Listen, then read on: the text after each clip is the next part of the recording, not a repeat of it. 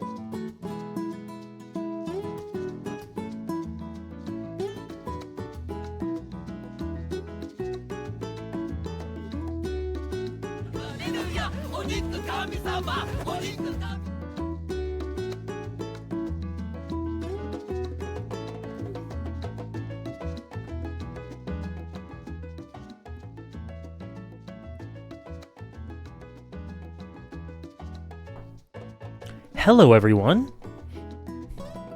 Hello, hello.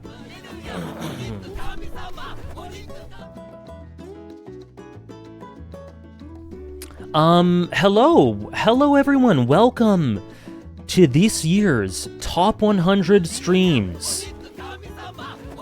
I was gonna say hello to everyone. I don't think I can. Hello. Hi, everyone. Welcome in. I am so excited to be back. I'm super excited to be back. I can't wait. It's only been a week, right? But it feels like quite a while.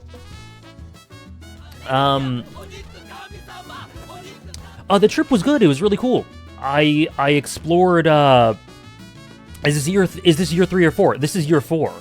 I explored a part of Canada I had never explored before, and that was lots of fun. It was really good. Thank you for the shirt compliments. Welcome, everyone, to the 4th annual Top 100 Streams. For anyone who is unfamiliar,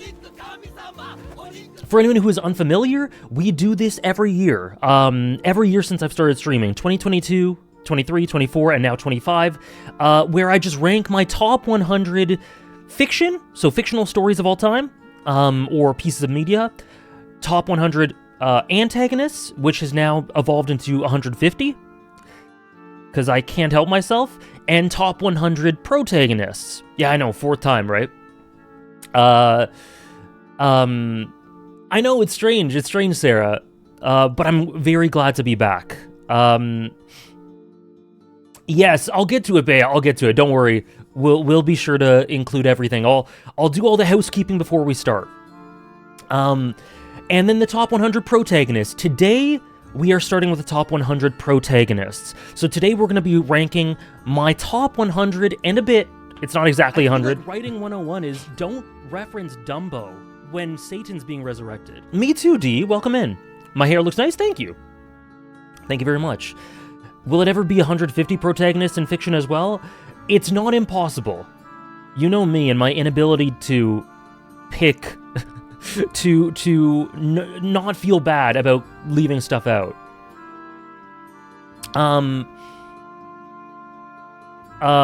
Thank you, by the way, for all the resubs and the bits and everything. I'll go through that, of course. But yeah, that's what we're doing today. I guess that's a run-through, an explanation. We will not complete the list today. There's no chance we'll be able to complete the list today. Right, Nora? It's a pretty good one. It's pretty good. Hello, Toomey. Hello, Jasper. Ray. There are so many. It was tough to narrow down. It was tough to not go to 200. It was tough to not go to 200 for antagonists and 150 for protags. But we did it. Welcome in. A lot of first-time chats today. Welcome in. I hope you guys are excited, because I am. We've gone through so much awesome fiction this year. On stream, off stream, and Downpour reminded me of something. Also, thank you so much for the resubs, guys. I'll get through them all once I'm done this little bit. Downpour reminded me of one of my favorite things about these is that sometimes people watch these lists and they learn about stories in a different way. Maybe I tell you about a series that I really like, that entices you to read it or watch it or play it. And then people have come away from these streams having seen me gush about these stories, and they tell me over the next months, holy shit, I love Naruto. Holy shit, I love Final Fantasy XIV, you know? And that's one of my favorite things. Hello, Fiji. Welcome in. So yeah, so we've done this every year. For anyone who is not familiar, we have done a couple of things this year, but before we do, before I share those things we've done as a community, this is last year's. I divide the top 100 into tiers. Last year, I listed 105. There are honorable mentions. There is a legend that shows how they've climbed, how they've gone up, how they've gone down compared to the previous year. Top one as he should be. We'll see if he is this year. So yeah, for example, Agni from Fire Punch. I can't play this song. I'm gonna cry. Agni from Fire Punch went down 6 spots from 2023 to 2024, and it's gonna be the same. It's gonna be the same format. I'm glad you enjoyed it, Claire. It was a great chat. It was a great chat. Will there be any newly named tiers this year? No, I don't think so. I don't think so. I would not have expected Clive in your honorable mentions. Spoiler alert, he's not there anymore. But it was nice while it lasted. Tom. Anyways, sorry, I can't... I want to say hello to everyone, but there are literally too many of you. So let me get through the... actually, before I get through the alerts, there are 2 things that we've done this year as well. One of them we did last year, the other we did in previous years. So let me just get it ready here. Sorry, the other that is new this year. One of them is...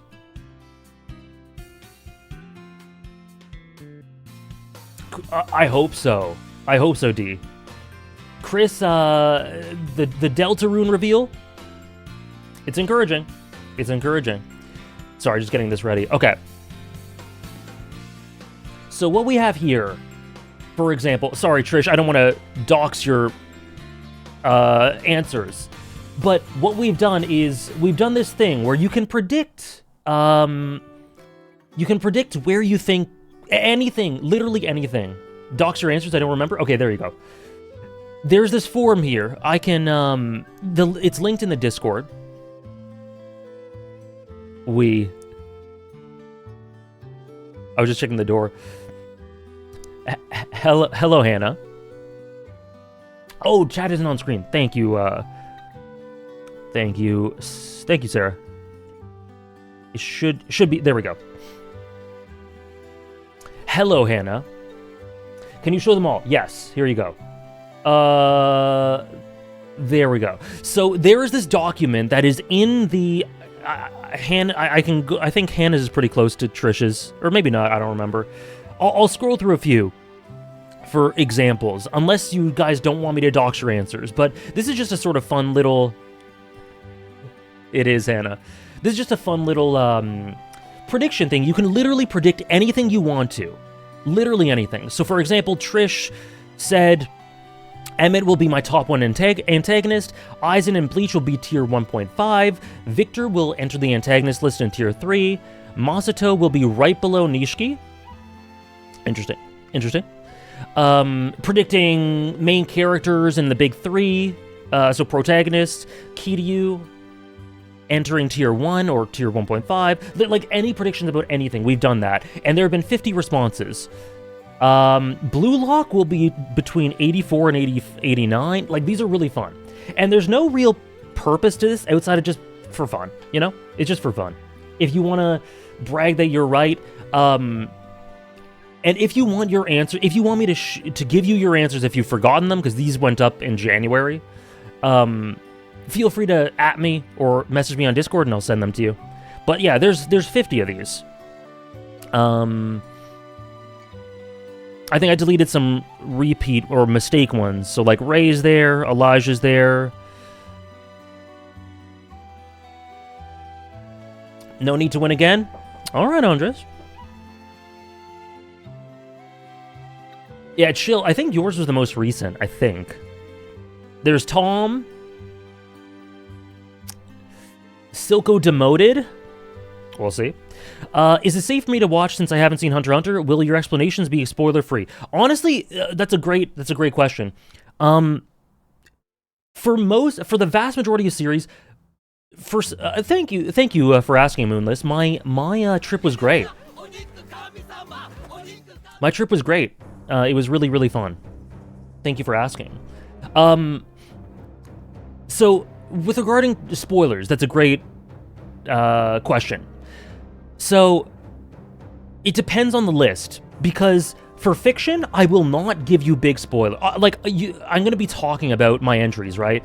I'm not going to just go, okay, Hunter x Hunter's number 69, next, number 68, Haikyuu, you know? I'm not going to do that. I'm going to explain it a little bit, but I think that's a given. For protagonists, in some cases, some may consider the identity of protagonists to be a spoiler, and a few of these are pretty, like, I think a few of these, for example, there are Trails protags that, if anyone getting into the series, you may not want to know that. So I'll give warnings for ones that I can imagine will be kind of spoilery. Foreshadowing, maybe. And then, yeah, people tend to mute sometimes, like Thomas says. So that's, I tend to do that with protags. It can be a bit spoilery. For antags, a lot of times in series, the pure identity of antags can be spoilery. So, antags are the biggest one to tread with caution about, is what I would say. I will, in most cases, I will not explicitly spoil stuff, and if I do, I'll give a warning, but for something like Hunter x Hunter, honestly, it might slip out. It might slip out, because I've talked so much, so intimately about Hunter x Hunter, it's just something I spoil, just like that, you know? So, be warned for stuff like Hunter x Hunter, Haikyuu. I won't be explicit about 14, Final Fantasy 14, but like Haikyuu and Hunter x Hunter, Attack on Titan, those are series that we've talked about for years and years that I might accidentally just say something, because that's just how I talk about those series. Yeah, I mute and avoid chat for a bit whenever it's something I don't want to know. Yeah, I think that's the way to do it.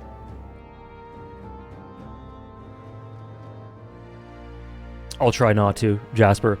So yeah, that's someone wrote a response or a prediction literally as we were doing this. There's Thomas. Eyes in top 12, interesting. Time Lord Pepino. Yeah, so there's a bunch of responses. There's Bea. Ambessa, interesting. Hannah. Xenos falls a smidge, we'll see.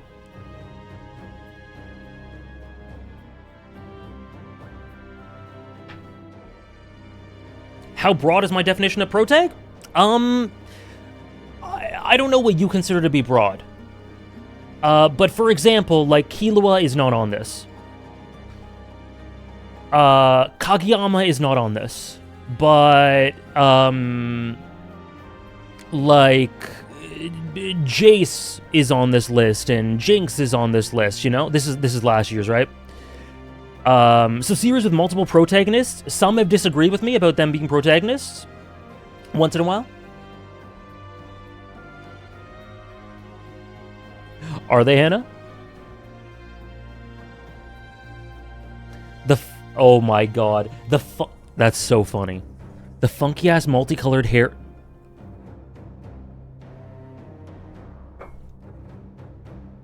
So yeah. To the alerts, thank you Killjum for the 17 months with Prime. Thank you Tom for the 31 months with Prime. And thank you for all your help, as always. Here for the eventual Kiryu top 5, we believe. Will Kiryu be top 5? I didn't read it out loud, Hannah. But it's in the VOD. I can delete the VOD. I can delete the VOD. Hello, also, I saw Kef came in. Hello, Kef. And speaking of Kef, what a great segue. Thank you, Tom and Killjum. I'll continue in a second. For this. This is a community top 100 protagonists poll. Bea, thank you for reminding me about that. Kev has put this together.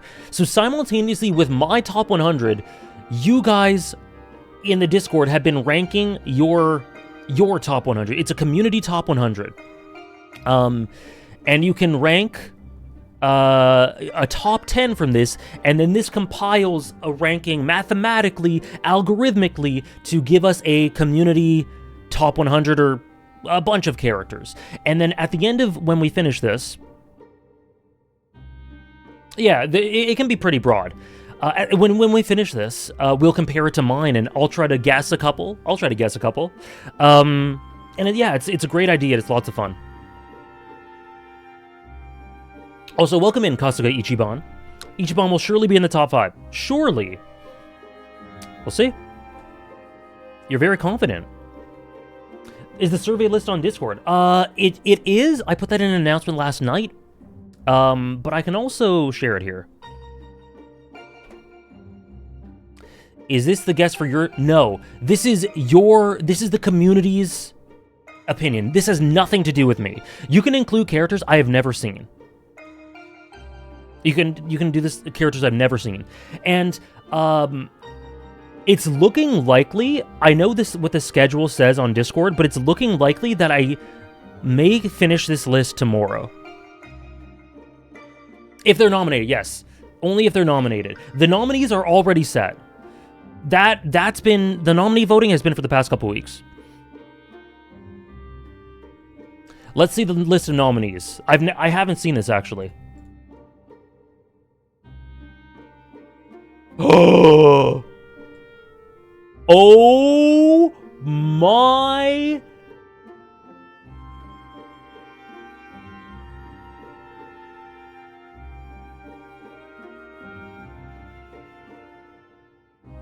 I didn't look at the ranking. Oh, okay.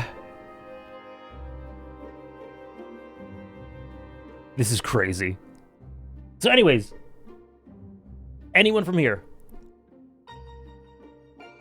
Oh, thank you, Trish. Is the same happening for antagonists in fiction? Yes, it's happening for all of them.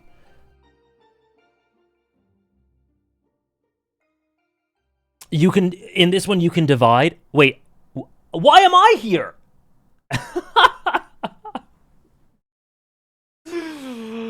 What the hell?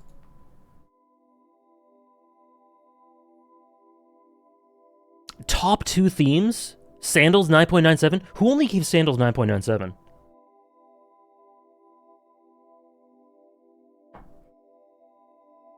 This is crazy. I am going to only vote you? I'm honored. I'm honored to even be selected, to be chosen as a nominee. Scandals. If AJ counts, I need to rethink my list now? Rachel, I'm honored. I am honored. Submitted? Hannah, I'm honored. Who would be my antagonist? Chat. But not today. Not today. Chat sometimes. What's my tragic backstory? I started watching anime. There's another joke nomination. Oh boy. And so anyway, so thank you again, Kef, for putting this together. Thank you so much. This is so cool. And vote away if you'd like to. And you can do that while we start the list. Again, I put the link in chat. I can put it again. Oh wait, that's not it. That's the nominees. You're right. Twitter is my antagonist. You're right. Your tragic backstory is that story about that Canadian TV show whose name I forgot. The Zone. Thank you, Sarah. 594 characters. The odds are your character is probably in there. So yeah, that's the housekeeping. Thank you again, Kane. Sorry, not again. Thank you, Kane, for the 500 bits. Only stream in the world that could get me up at 7 a.m. for 4 weeks in a row. So hyped. Holy, let's go. I'm honored. West Coasters, everyone watching, but especially people who have to get up at ungodly times, or it's a really awkward time. I'm always so grateful. So thank you so much. Did I finish my Better Call Saul rewatch? Hannah, did we finish it? No, I really appreciate it. Thank you so much. No, we did not. We finished at season 5, episode 2. We just stopped. There are nominees that won't get votes. There's still time. Thank you, Power Flare, for the 38-month resub. Thank you so much. Thank you, Blackhawk, for the 31 months. These streams are always so exciting. Speaking of which, I started Fata Morgana last night, and I've been wanting to read it since I saw it on your top 100 list a few years ago. The art and OST immediately have me levitating. See, this is the beauty of top 100 right here. Oh, beautiful Nora. I'm always honored whenever people say they fall asleep to any of my content. Did I read Gear 5 Luffy when I did this list last year? I think so. I think we did. I'm pretty sure.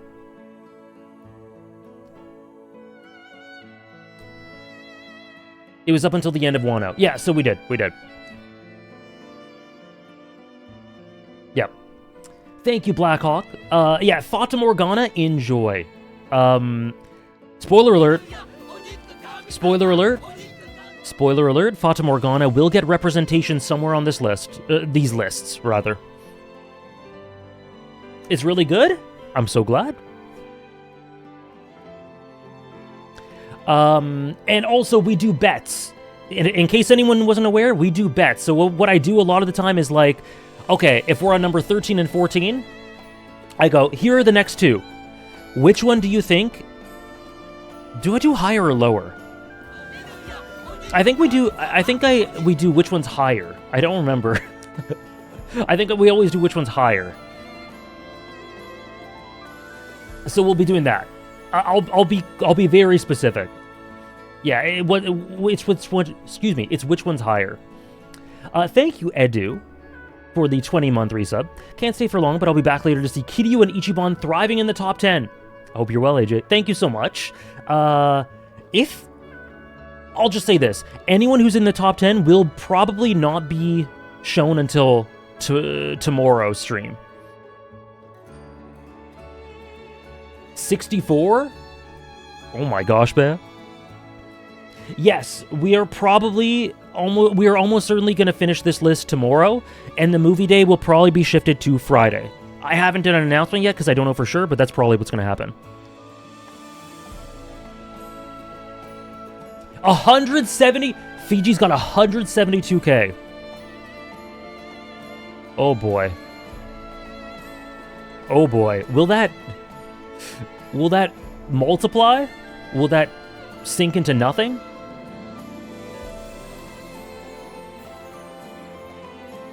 320k, 351, 596, 144, 142. Oh my goodness. I believe Gio. Anyway, we gotta get the show on the road. Thank you, OK, for the 14-month resub. I really enjoyed your Blue Lock video and was pleasantly surprised to discover you had several Witcher videos. Yes, I do. The earlier ones are a bit rough, but I do indeed. Thank you, OK. Oh my god, all these points. Tom has 850 points. How is that possible? Tom's here a lot.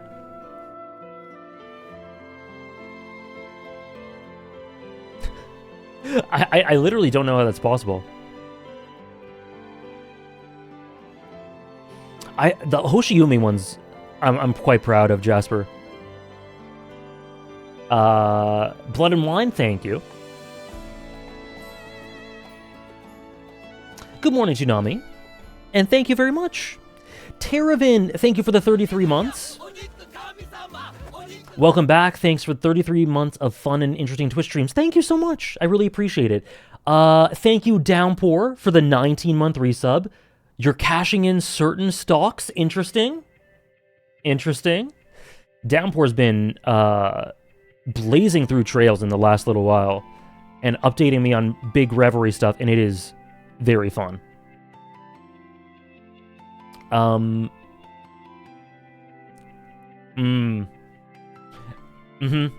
We'll see how it goes. Thomas, thank you for the 38 months and for all the work you do. Thank you so much, Thomas. Another top 100. So excited to see how it stacks up. I have less than 5 volumes left of Nana manga content. It is peak. Kaladin Stormblessed top 100, you think?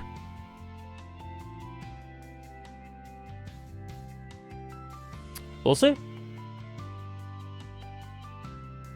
Yeah, Downpour's on Reverie. Rose is currently playing Azure, which is apparently really good too. Rose? I saw one of your tweets. Rose is playing Peak Trails. Peak Trails.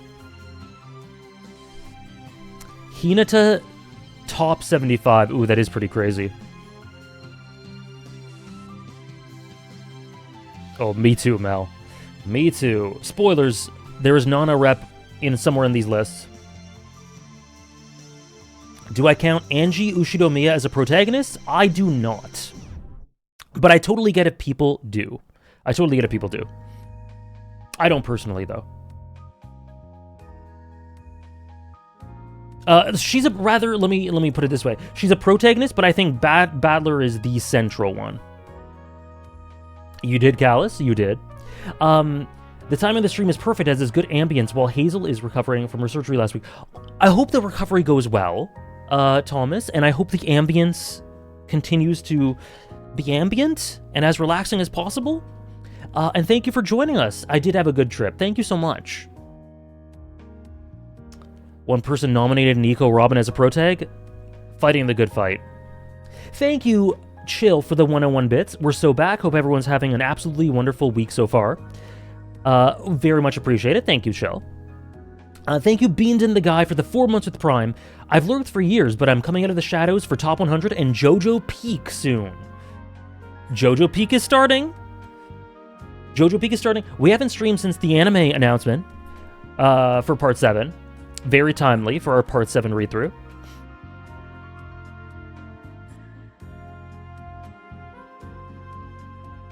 Oh yeah, Trish? Thank you, Rachel, for the 11 months. Sorry it's taking me so long to get to these. Hello, Protagonist enjoyers. We do enjoy Protagonists. Me and Hannah were talking about Naruto a lot recently, for no particular reason. I don't know, Mono. I'm not sure. I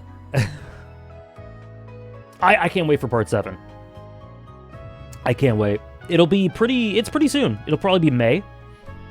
Thank you again, Rachel. Thank you, Chill, for gifting a sub to Rose. Thank you, Zeno the Wise, for the 3-month resub. I don't know how it's possible to even have experienced enough media to know 100 main characters in the first place. Oh, it's very possible. Just experience, like, hundreds of games. Hold on, let me show you. This is how. Let me show you how you get 100 protagonists.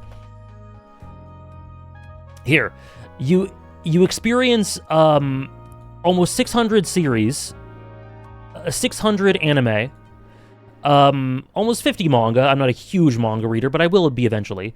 And 458 games. You just need to experience the 100 media? Yeah, I guess then they'd be defaulted to every single one being in it, but yeah. So yeah, I've experienced a lot of games, a lot of anime, decent, getting there in manga, TV shows, movies, books, you know? Yeah, movies, yep. Yeah, either way, thank you for the resub. Thank you, Lila Dial, for the 32 months with Prime. Thank you, Nick, for the 15 months with Prime. And, I think that's it. Is that everything? Oh, boy. Oh, and you want me to say one nice thing about C from Trails? I'll put it this way, Callus.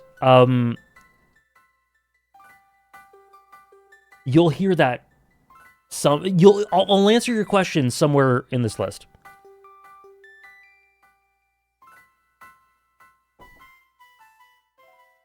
Will this stream be available to watch as a VOD, or is it moving to Patreon only? This stream will be a VOD on here, and I'll be putting it on my Cool Calf. Good to know. And I'll be putting it on the YouTube channel, the YouTube VOD channel. This doesn't go... The stuff only goes on Patreon if it's anime footage or manga. But for stuff like this, we're good. Andres asked me, games or anime? And so, my favorite medium... Feel free to answer what yours is. My favorite medium ever, at the moment, right now, is games, video games. Video games are my favorite form of media.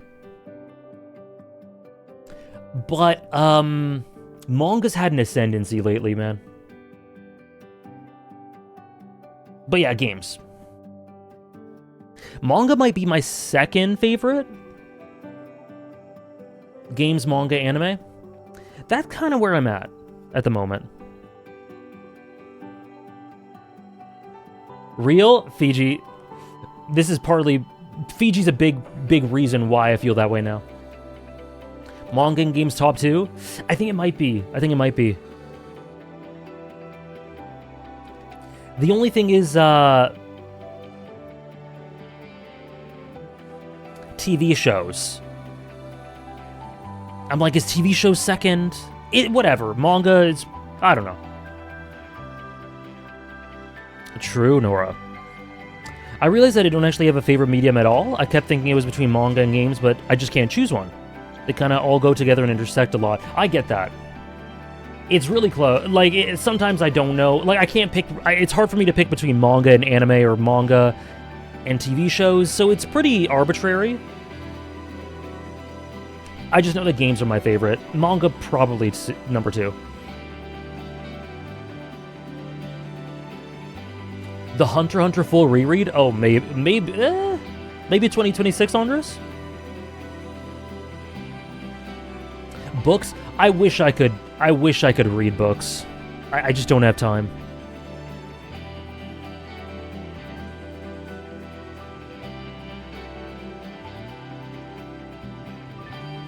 Visual novels? Yeah, not for me. I can't say I can't say visual novels is my favorite. I don't really know. I can't really... I had a visual novel phase, and then I had trouble getting back into them. Oh god. Bleach songs need to go.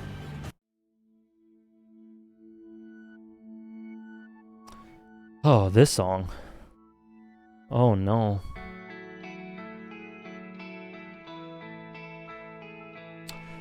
Reverie, Callus. Say one nice thing about Kiryu Kazumina. About Kiryu Kazuma. Let's...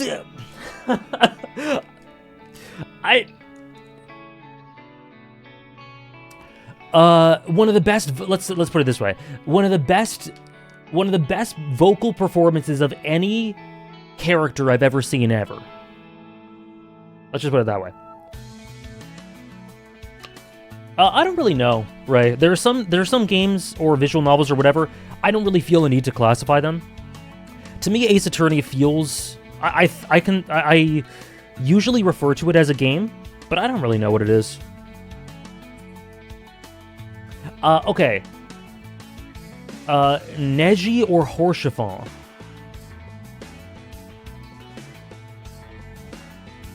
Probably Neji. That's a crazy comparison. Kagura, say this in my YouTube voice. Kagurabachi will be top 1 on every single list. Say one nice thing about Clive Rossfield. Really great performance from Ben Stark. Really great performance. Maybe the best one in the game? Anyways, shall we get started? Let's get started. We got so much to go through, and this is the first step. I saw, Sarah. You finished Red Dead Redemption 2. I saw. I can't wait to play it. I'm so glad you enjoyed it so much, Sarah. That makes me really excited.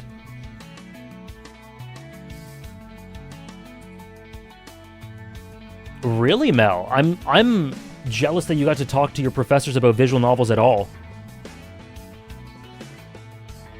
Okay, let's do it. So, to start, let me just put it, there are a lot of drops, there are a lot of rises, there are a lot of new characters and new entries in all 3 lists. This is my honorable mentions. Some notable things I want to bring forth are...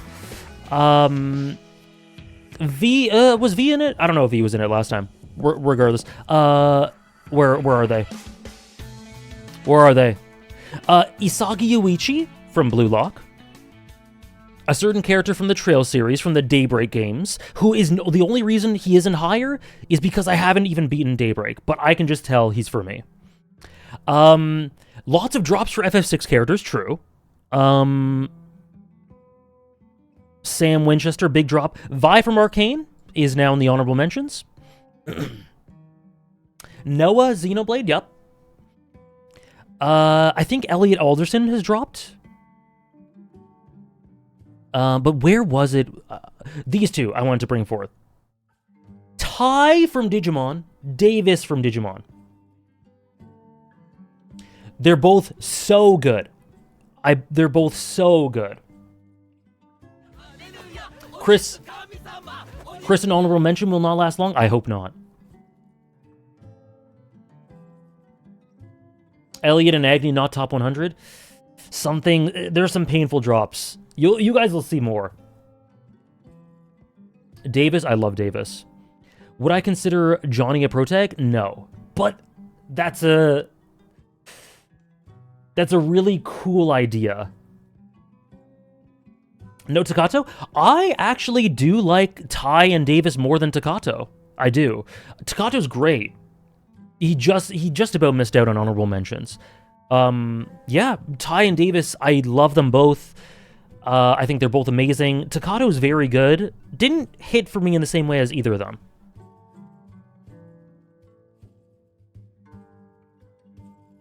Yeah, there's some drops that had to happen, basically.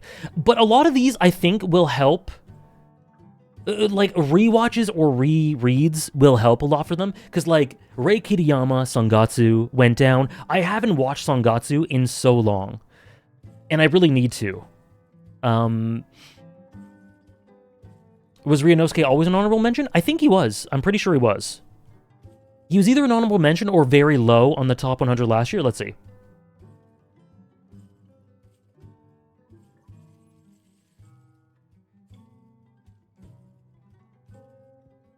Yeah, he was an honorable mention. I heard the Sangatsu manga is really good. So yeah. When was the last time I watched A Silent Voice? 2-3 years ago? Pretty recently. Did the prequel trilogy do something for Anakin for you? Yes! Yes, that's another one. Anakin, genuine... I don't know if I'm a boomer for thinking that people will think this, but I think Anakin Skywalker is great. He's awesome. He's awesome. You can thank Hannah for me watching episodes 2 and 3 with her, for me realizing Anakin is really good.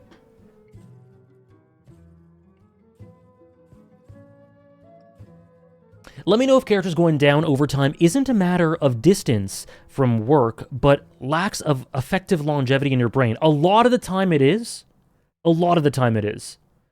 Yeah. That's a great way to put it. Effective longevity in your brain. That's a great way to put it. And that's the case with, some characters in here who I just love. Miles Morales is a great example of that. Spider-Verse, I think he's great, but I don't think about him a lot. Also, Downpour, I saw you excited about Mr. Von Arkride. I'm so curious about your take on him. Did Yugi move up into the list proper? Was Yugi? Oh, Yugi from Yu-Gi-Oh! Was in an honorable mention. Interesting. And then, yes, new stuff just comes in and bumps stuff out, like Nora says. Exactly. I think more about Gwen. Me too, I think. Me too. Hello, Strange. How are you? I hope you enjoy. Can't wait to see where Namba ranks. Peekba. And yes, for Phoenix Wright, that's a good question. For Phoenix Wright, this also integrates stuff from Apollo Justice. I think he'd probably still be here just with the OG trilogy, but Apollo Justice makes him a stronger honorable mention. Okay, thank you, Time Lord, for the 34 months. Thank you so much, my friend. And what the hell, Sebastian? What is this evil question? Top 5 honorable mention protags? I don't know. Okay, they're unranked for a reason. Oh my god. Rated character dynamic, Anakin Skywalker and Sand, Triple S. Top 5, okay. This isn't for sure. This is just off the top of my dome, okay? Tara Branford, Celis Share from FF6. Ty Digimon.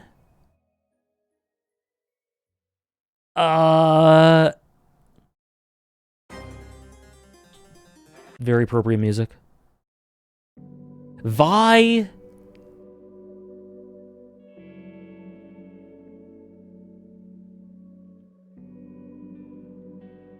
Mau Mau? Or Noctis? Noctis or Mau Mau? Those are good ones. Holden Ford is great. Lelouch as well? There you go, that's a top 7. I love Haruhi. She would be really close as well. Noctis moves me out of principle. Mel, even if you hate 15, I feel like you'd really like Noctis. Sorry for the evil question. It's okay. You've now primed people to ask that about the honorable mentions for Antags now. Raphael? Oh, you know what? Well, oh wait.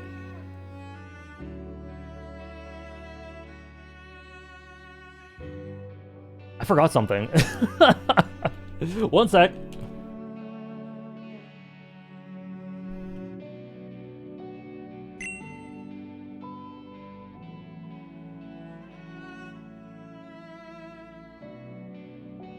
Hold on.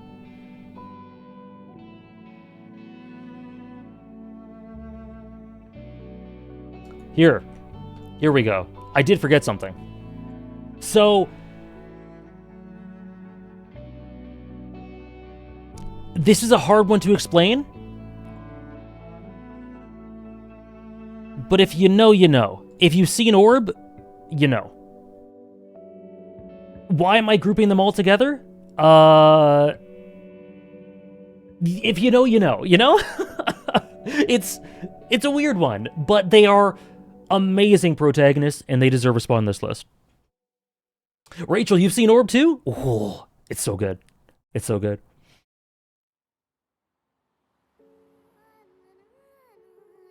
Say one nice thing about Mau Mau from the Apothecary Diaries. So I could do the boring thing and just say the, oh no.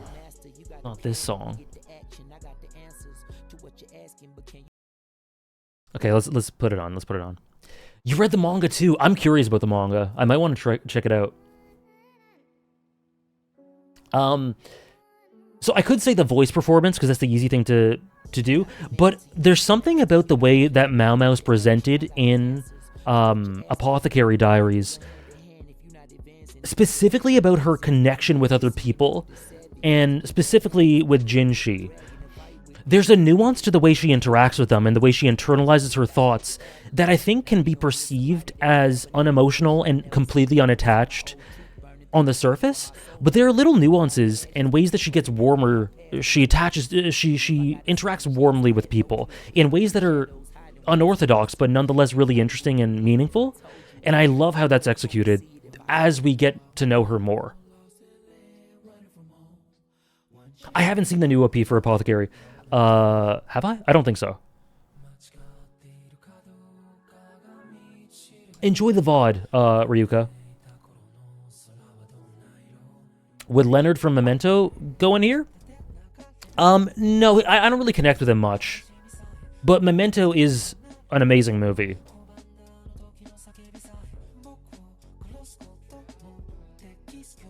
Mau Mau and Frieren do the same thing so differently. Interesting. Is young Sheldon here? No. Sorry. Say one nice thing about Laios Toden. Basically, I'm going to try to repeat what I said last year about him, which is that he's on the surface a character that is really sort of engaging and enticing and likable, but in really specific moments, there's a bit of a wrinkle in his morality, and he does things where you go, holy shit, that's a bit fucked up. That's kind of a conflation or an exaggeration of his gamer mentality. I don't know how to say it. His gamer, his dungeon diver mentality. And that little wrinkle in his psychology is really interesting when it unveils itself. I've talked to Andres about him a lot. Can I ask why Simba wasn't qualified as an honorable mention? He's good. I don't love him.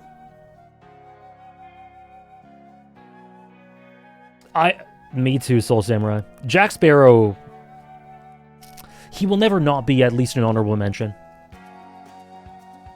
Why do I think Vi went down to honorable mention? Honestly, a lot of it is a mix of new entries pushing her down. Arcane, I have a problem with one Vi scene in Arcane. And, the ramifications of that are pretty significant. But overall, outside of that scene, I'll go to bat for Vi. I think she's done really well. You can check out my reactions to Arcane. I discuss her for ages in there, and I talk about why her arc is really, really good. But I think that when it comes to Vi, because of the role she had in the show, other characters sort of jump ahead of her in prominence in my mind.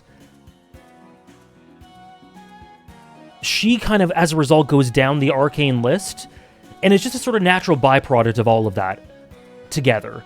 I don't think she's a worse character. I think Season 2 made her a better character, but it also made her a character that I connect with a bit less, you know? A bit less. Whereas, on the other hand, I connect with characters like Ambessa or Jinx or Victor more than I used to. Vi went down. Vi was, again, you guys can check this. You can keep a tab open of last year's if you want to just control find. Vi was oops. Vi was 81.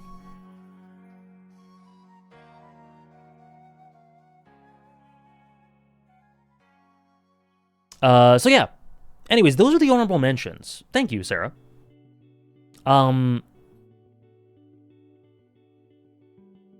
Anything else? Anything else? We can always go back to this if you forgot a question, if you want to go back, feel free.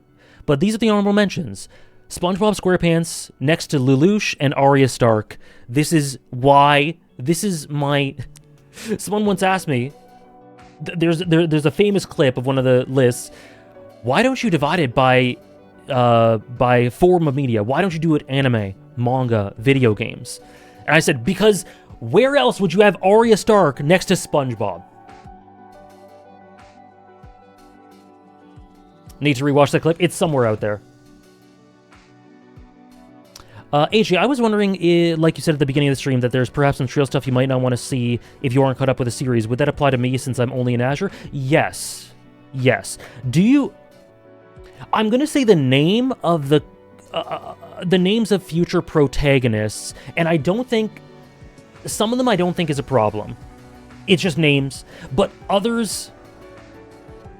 There's a bit of a surprise, so I'll give a spoiler warning for a couple of things.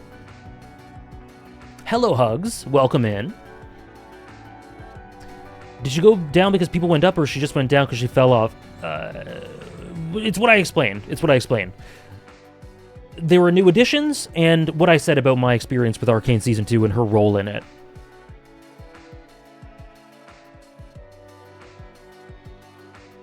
I said AG? Oh no. It's over. Oh no. Okay, let's get started. Number 106. What about the Denji drop? That's just because I don't love Chainsaw Man. Part 2 of Chainsaw Man is losing me. I don't really care too much about it anymore, and as a result, Denji caught a stray. Denji caught a stray. Denji, I still love him. I think he's great, but my connection to him is less because I don't like Chainsaw Man as much anymore. Patrick Bateman is awesome. Very true. Denji dropped, he was around 70 or 80. I see a lot of people that love Chainsaw Man Part 2. I think, like, I don't think it's bad, but it just doesn't have the same draw for me as Part 1 did. And I think it's a bit... I get the thought behind a lot of it, but the execution of it is not done in a way that I think absolves it of criticism.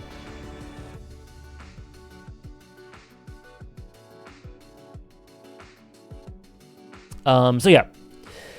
Okay, number 106.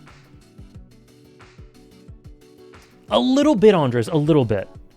A little bit. I do feel like the character is being misused a little bit, but there's some good stuff too. There's some good stuff too. My Bleach reactions are on Patreon. You can check Patreon. Most of my Bleach reactions are on there.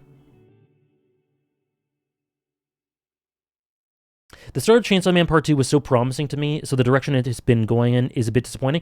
So yeah, so I don't want to be a coward and just ignore, like, say that I don't enjoy it as much without explaining myself a little bit. Basically, what I think Fujimoto's doing is, in a lot of ways, with Denji, showing how cyclical his trauma is, putting him in situations where he experiences very similar things, very similar regressions, and ultimately, part of the point is that it is so difficult for him to progress as a person, and it's so tragic and believable and realistic, when he's put in these new situations and cannot find it within himself to progress past them, and constantly is being made a victim in one way or another. And I think that in theory, that's the type of story that's being told. I think that's fine. That could be great. But when you're repeating the certain notes from the structure of Part 1, and in my opinion, the story is so much less compelling. All the characters are less compelling. I haven't connected with anyone except the main two women. like I have with Power, Makima, Aki, Himeno, Riz. You know, I have not connected with anyone to that extent. The characters are far less compelling. The story is far less interesting to me. So the structure of that, I get it. The themes, it's all fine. But the way it's presented to me, the way the story is being handled, it's way less compelling for me. Part 2 might be better as a binge. I binged it, and I think I've enjoyed it more as a binge than weekly. Yoru Mandela. Asa and Yoru are great, but they're the main highlights. And I do think the art is a little less good. Say one nice thing about Punpun from Oyasumi Punpun. Sorry, I missed that, Blackhawk. Punpun is the most... Now, realistic does not equate to good, necessarily, but in this case, this is a compliment. Arguably the most realistic depiction of just the trials of every day, the cycles that I kind of equated, that I kind of characterized Denji with, I think apply in some ways to Punpun. And I think it's the most realistic depiction of them that I've ever seen in a way that makes me miserable. And that's a compliment. The thing with Punpun is the quality of Punpun's writing and presentation is enough to put him 40-50. But as a byproduct of the type of story that Oyasumi Punpun is, I just cannot really... I just get really miserable in a way that you guys know my favorite stories. I love Fate Zero. I love Final Fantasy XIV, which has tons of sadness, Berserk, and I find them fulfilling in their sadness. Punpun, it makes me miserable in a way that doesn't allow me to love the story. That's not a criticism, it's just how it's always been. Yes, Golden Nocturne.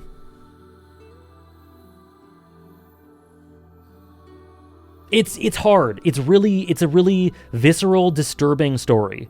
It's triggering. I don't think it's exaggeratory to say it's triggering. And because it's done so well, I find it a bit difficult to connect with it, or maybe I hesitate to try to connect with it, to open myself up to it even more because of what it'll make me feel, you know?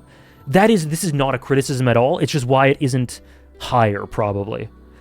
And I think it's part of my personal journey to find myself in a place where I can reread it and be able to fully appreciate it correlational to the quality.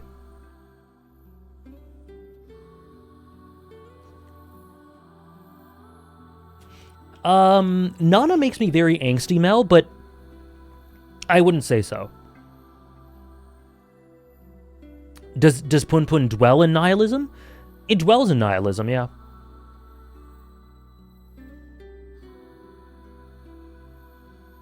Yeah, I'm similar. I'm similar, Ray.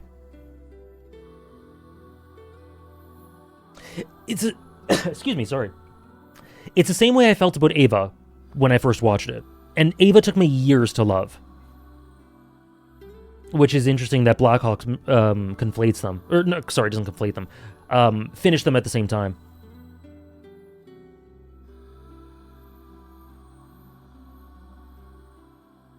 Okay.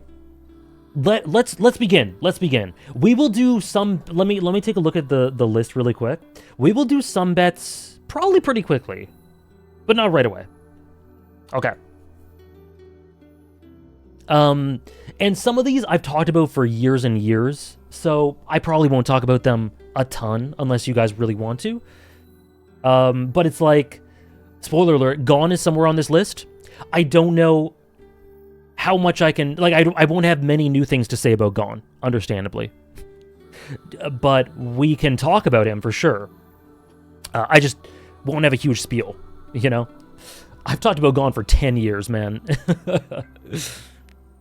Hello, Recon. Welcome in, Recon. Welcome to the peak fiction celebration of 2025.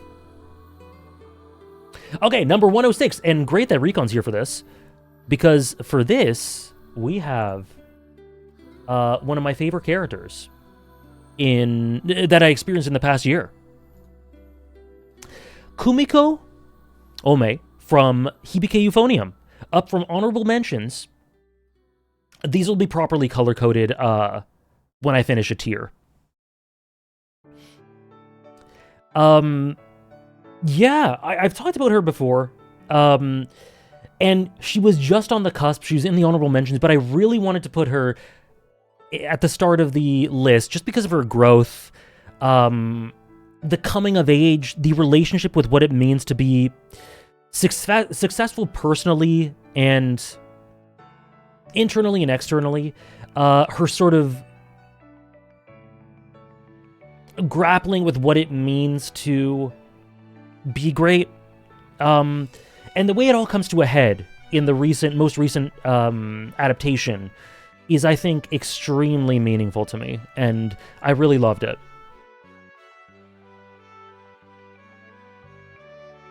All big 3 available this year. True. So yeah, Kumiko. I think she's awesome.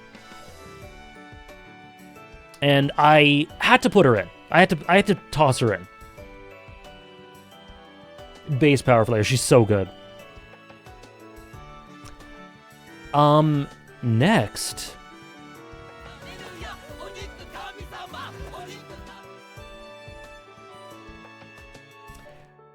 So, like I said, remember, there are drops, but honestly, when it comes to something like this, a drop of 4, basically expect a lot of -10s, -15s, and that does not mean anything.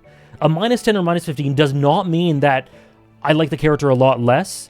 It just means new additions, things have shuffled around. So when Violet Evergarden goes down 4 spots, honestly, that's not much of a drop at all. I don't really consider it one. But yeah, Violet Evergarden is a great, amazing personification of Violet Evergarden's themes. I connect with her a ton. It's one of my favorite vocal performances from Yui Ishikawa. Probably my 3rd favorite, maybe 2nd. And I'm just extremely emotionally connected to her. And, she doesn't connect with everyone. Understandably, because of the type of character she is, but I found her progression and growth to be very genuine and deliberately done, and really, really great. Thoughts on Nozomi and Mizure if I've watched Liz and the Bluebird? I need to rewatch it. I did like Liz and the Bluebird, but I think, I don't know, I probably wasn't in the right headspace for it. I like the relationship, I like it well enough. I just wasn't really super wowed by the movie, when I felt like I might have. Maybe if I watched it at a different time in my life, I might have been. But I like them. They're good. They got a really good relationship. Ishikawa? Yeah, it's kind of a rise, like Ray says. Yeah, and Sebastian says. Oh, my door just opened. One sec. One sec.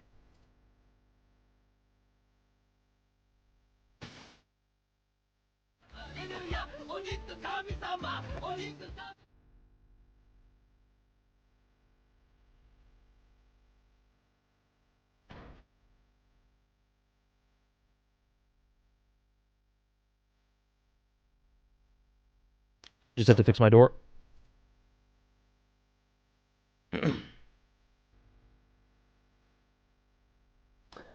Thank you, Crimson O Cat, for the 4 months. Have a pretty good idea. Oh no, this song! It's gonna get muted. Have a pretty good idea on the Yakuza series placement, but I'm most excited to see Trails, since I know nothing about your takes on it. Cool. Cool. We may see it. We may see it. And thank you for the 4 months. And thank you, Simba, for the 21 months. These streams are always a treat. Looking forward to all the lists. Awesome. Thank you so much, Simba. Hope you're doing well. And thank you for contributing to some of my Yakuza love with your screenshots. Okay, next. Again, a lot of these are repeats that I've talked about a lot, so we probably won't dwell on them a lot unless you guys want to. But Mikado Ryugamine from Durarara. I talked a lot about how Mikado, I think, is a perfect reflection and mirror of the evolution of Durarara and the ever-changing yet unchanging nature of it. Whereas Izaya, to me, is a reflection of the entropy of it, the chaos of it. There's two sides of the city, I think, and two sides of the story. And I think he's great. I think he's really awesome. Hello, Kylov. I think he's really awesome. His arc is really kind of interestingly Persona 4-esque. Really, really effective. And yeah, I think he's great. I think he's amazing. Who is Mikado most similar to in Baccano? Not many characters in Baccano. He is. I think he is the best part of the later seasons. It's so good, Claire. It's so good. Durarara is amazing. So yeah, he's still on the list. Which Baccano characters is he most like? I don't know. Anyone who's seen both, feel free to share, because I don't really know. No, I totally get that, Foot. The setting is a character in Durarara. It's one of the... You know how people talk about that concept of settings being characters? It's one of the first series that comes up when I think about that idea.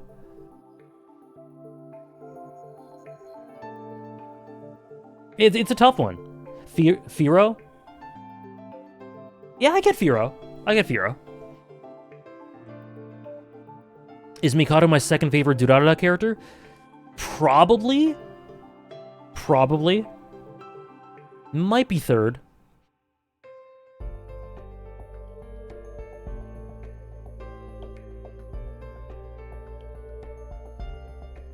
Yeah, if you guys like Baccano, Sarah kind of brought it up. If you like Baccano, haven't seen Durarara, if you want a similar sort of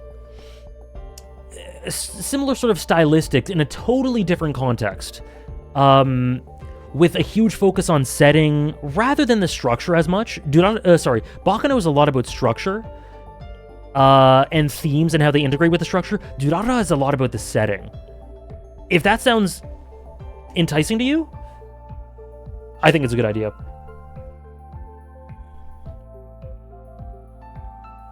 Shizuo, Sebastian. Next, the first new addition to this list, Leon Kennedy, Resident Evil. Big Leon, Big Al, no, never mind. No, just Big Lee. Big Lee. Huge L. No, Leon is so honestly, I started playing Resident Evil earlier this year. The streams are out there, the VODs are out there. A lot of you guys in chat right now were with me during that journey. And we still have more games to go. And I started Resident Evil 2, and I really thought that Leon would just be cheese. Would just be cheese and fun, and that's it. And not only was he more cheese and fun than I thought, which is a huge positive, but he genuinely has a very, very well done character progression, character arc, great relationships, great ideas and great internal relationships with idealism and hope, despite the brutal setting. He's got aura, he's got growth, there are facades and masks, and there's complexity. Leon's awesome. He's genuinely awesome. I think he's great. I'll go to bat for him every day of the week. He's far more than I assumed him to be, and I was so delighted to have come away from the series really loving him. And a lot of you guys predicted him to be on this list. Big L in town. Oh dear.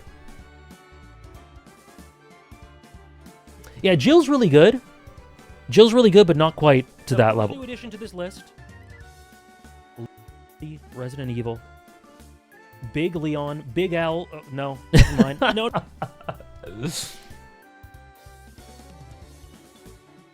Oh, that's amazing, D. Thank you nonetheless for intending to do that, for wanting to do that. I really appreciate it. Chris?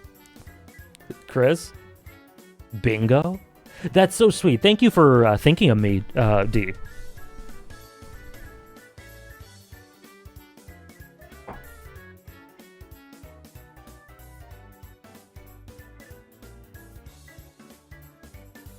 Let me just check. Sorry, let me just check one thing really quickly.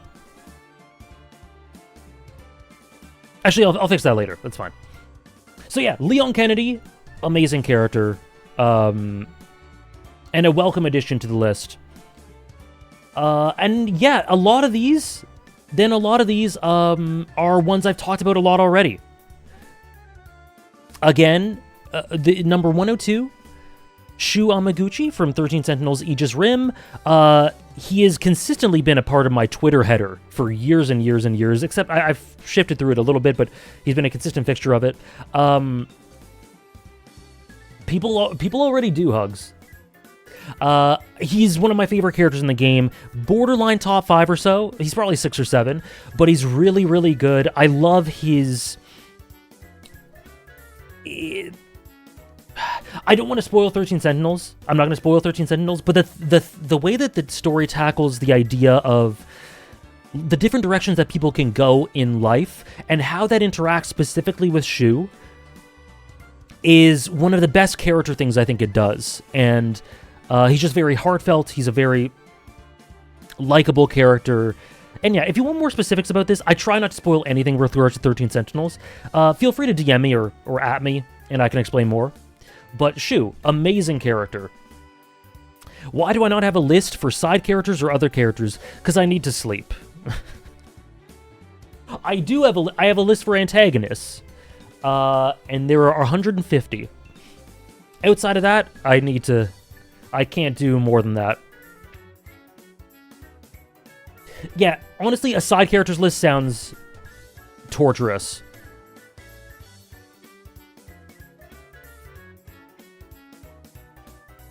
I rank them as a block together like you did with the orb ones. I get that. Yeah, I get that for sure. How many hours is spent on this list? I have not counted, but it has taken me a lot of time. Yeah, 300 side characters next year. Do I have a top 1 side character? If you mean Protagonists, probably. Would I consider a top 100 arcs? I wouldn't do top 100 arcs. I don't...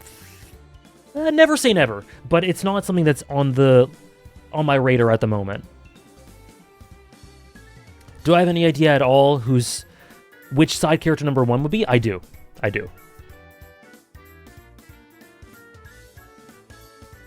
do indeed. Play 13 Sentinels. Yeah, some stories don't have arcs, and then I'd feel weird about not including, like, Fate Zero, you know?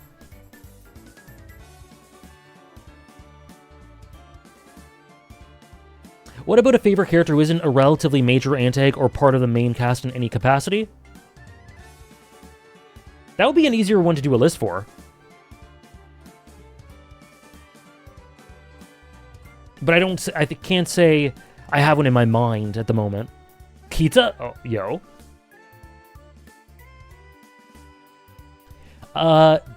Next on the list? OST?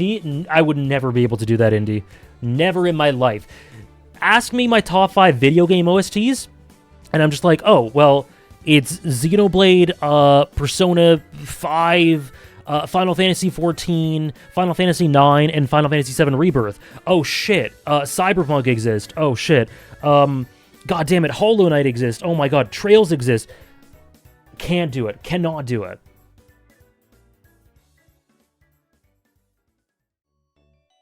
Chrono Trigger, of course. FF6, FF8. Great Ace Attorney, one of the greatest of all time.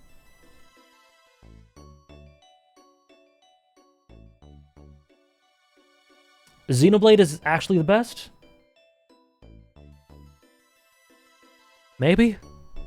Maybe. Nier, oh, Keiichi Okabe.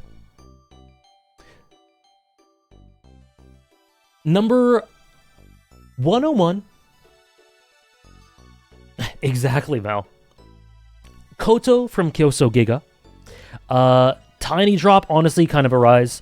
For the 4th year in a row, I am begging everyone to check out Kyoso Giga. Still criminally underwatched.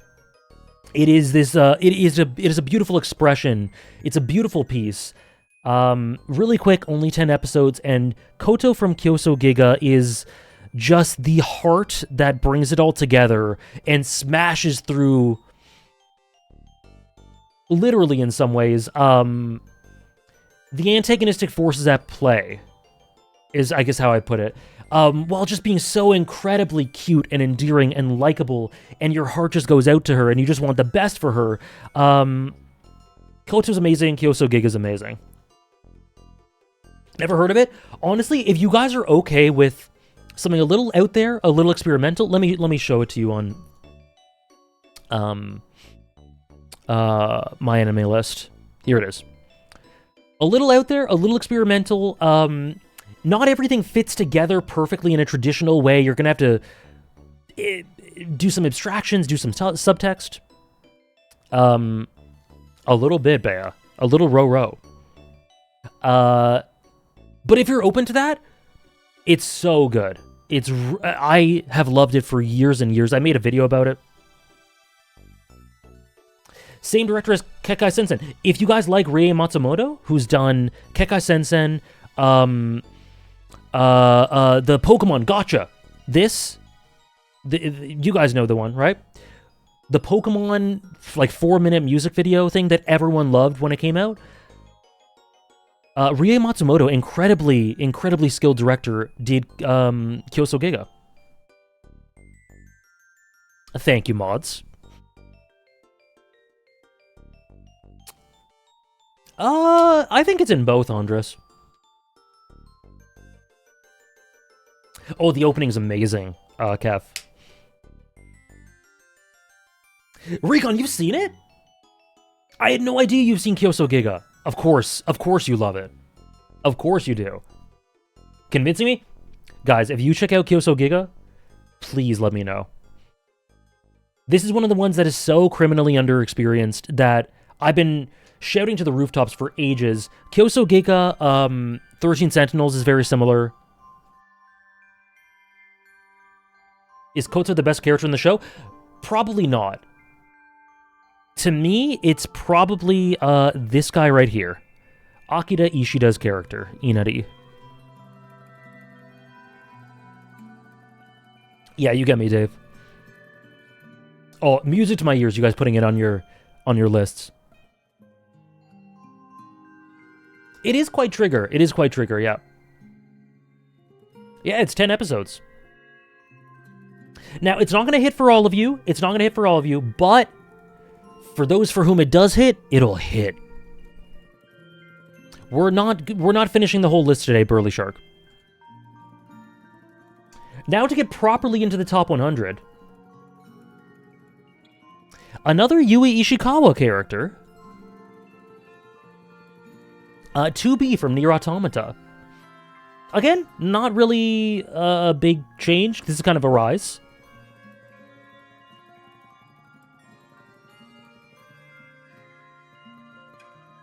Oh, maybe, Andres. Maybe.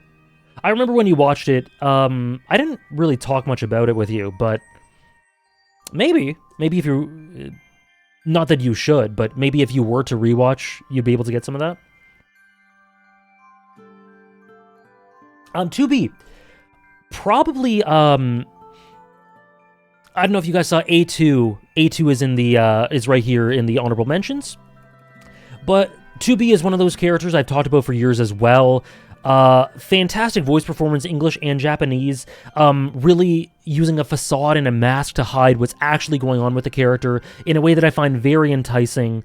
You know, 2B is the mascot for Nier, you know, not mascot, but the most recognizable character because she's hot and people want ass and whatever, but 2B is genuinely a really, really good character, and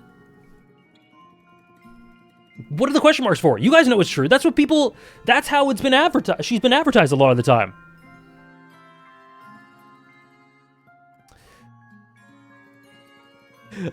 Am I wrong, though, Hannah? That's what people think. That's what a lot of people who think of 2B think of. So that's how the wider world perceives her. But her actual character writing and character presentation is incredibly, incredibly good and very emotional and even better on replay, I think. She's not Yoruichi? 2B is way better than Yoruichi.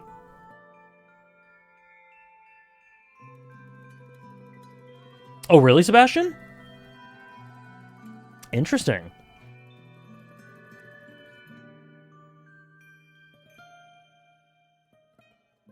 There's a really interesting through line go with the protagonist.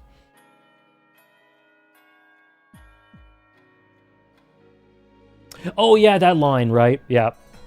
I actually think that sexualization works incredibly well within the narrative, and I think it's a shame that she gets sexualized by the creators in a way that goes against the story sometimes. The thing you can... Yeah, there's something you can do... I won't get into it, but there's one thing about it that I wish wasn't really in the game. Anyway. And then the discussion about it, yeah. There are some really interesting things, and there's one line in particular that I think is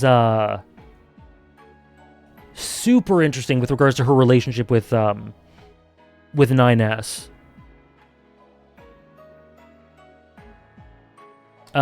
Anyways, amazing character. My third favorite in Nier Automata? Maybe. Either way, amazing character. Yes.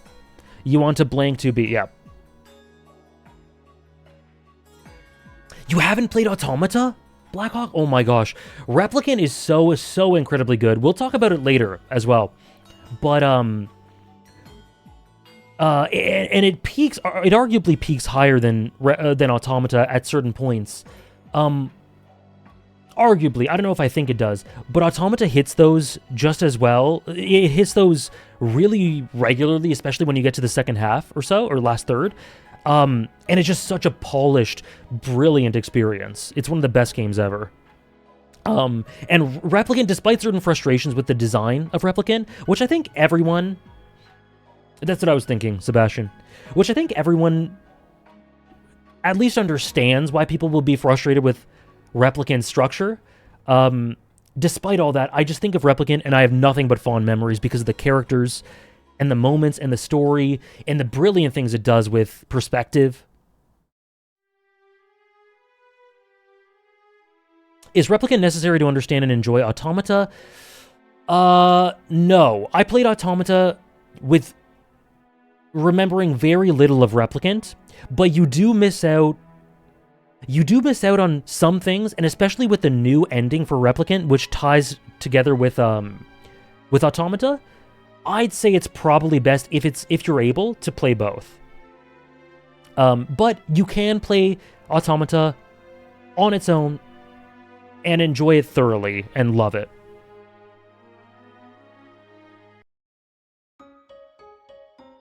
Yeah, Replicant got a new ending. No, I totally get preferring Replicant over Automata D, for sure. I think the character work is overall better in Replicant, and it hits on very specific moments and themes in a way that's totally different from Automata and hits totally different chords and strikes deeper in some ways, with the way it affects the characters and the conclusions it reaches. It's just play Nier, man. Play Nier. It's so good.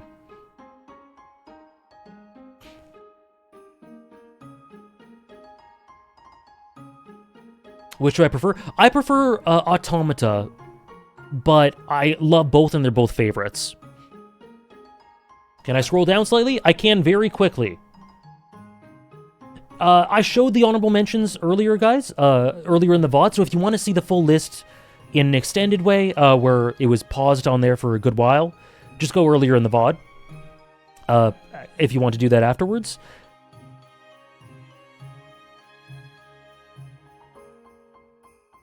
Orb is every character, every protagonistic character in Orb combined, basically. Yeah. Big 2B, gotta show love to the novels again like last year. 2B, 9S, and A2 all shine brightly, beautiful stuff, but it's such a special game. I totally agree. And there's lots of extra stuff with regards to Nier. There's stage plays, there's books, there's like, what is it called? The recordings, like, the voice actors doing recordings, or I don't remember. I don't know what those are called. And they're all worthwhile too. Do I think games having multiple endings is a good thing? Sometimes I feel like I would prefer one solid ending that everyone experiences. It depends on the game. Yeah, what Hannah said. Sometimes multiple endings show you different interpretations of the same story, or different things that are in character that help flesh out other characters that may not get as much focus, but they're still a true ending. I think that Nier is a good case of that. Sometimes multiple endings show you, sometimes multiple endings show you different, like, it's kind of like a puzzle, and the different parts of the endings, the different conclusions of all the endings put together gives you a cohesive message of what the story's trying to say. I think that Cyberpunk's like that. And sometimes I do think it can be underutilized, but most of the time, in the really good examples of it, it's all done for a purpose, and if the writers make a deliberate decision that this has artistic merit, a lot of the time it works out. Do I think a true ending is necessary for a game with multiple endings? Definitely not, because I don't feel that way with Cyberpunk. I get that, Mel. I get that. Do I think Sekiro did it well? Yes. I did a video about Sekiro and its multiple endings. But I get not liking it have a true ending. It depends. It's all dependent on a lot of things. Three Houses? Three Houses has millions? The music is in the top right of the screen. This over here. It's Homestead. Detroit does the multiple endings really well. I don't think Detroit's very good, but Detroit is an example of the third type I said. Oh, no worries. Sorry, P. I assume you're counting Byleth as the protag and not the house leaders? Yes. All three house leaders would be on this list if I counted them. In some way. Top 5 fiction similar to Technolize? Steins Gate? Lane?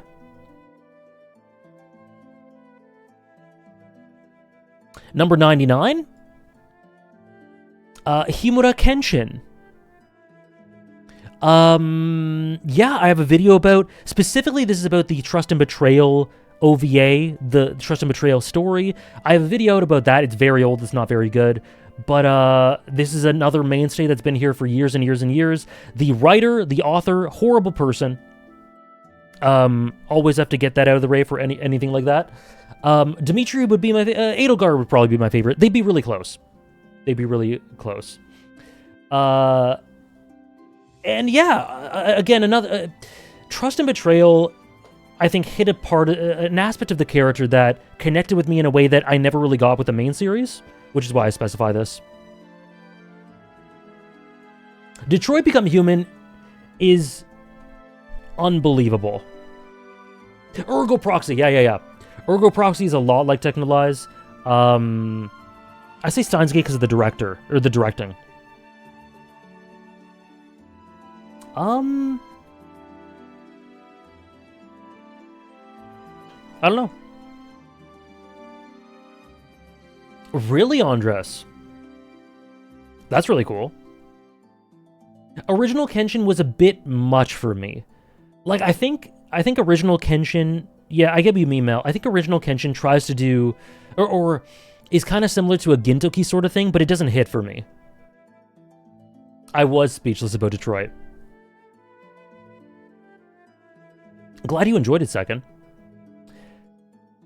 Can we do... No, we won't do a bet just yet.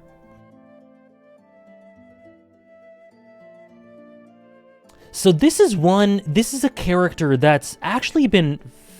See ya, Jasper. Enjoy the VOD. I know, I get that for sure, Ray. I never had a connection to Kenshin in general. The main series. But I can relate. Yes, I was gushing about Tai, Noctis, and Davis earlier, Hannah.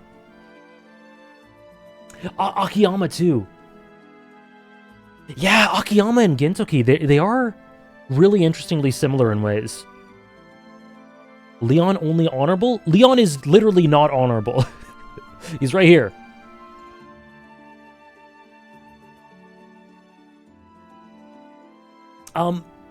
Bazette, this is a story that I don't think a lot of you have read.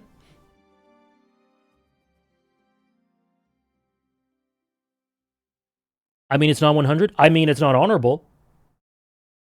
It's not honorable. Go earlier when where were you when I was gushing about him? Go with earlier in the VOD. A rule of these... go, what you're looking for is earlier in the VOD. Go back. This is AJ's list. We'll see the community list later. Big L! No, sorry. I've actually been brain rotting a little bit about Bazette. It's tough to reread visual novels, but I really, really love Fate Hollow Ataraxia. I really love her dynamic with the main character, who we may talk about.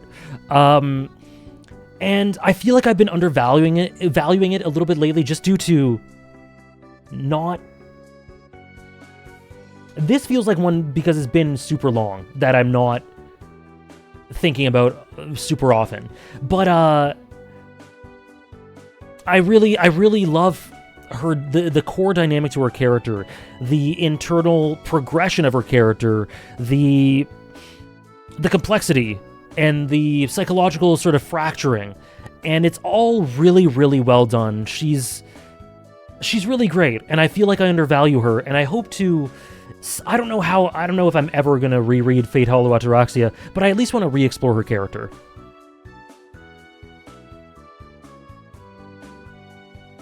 I got you, Recon. I got you.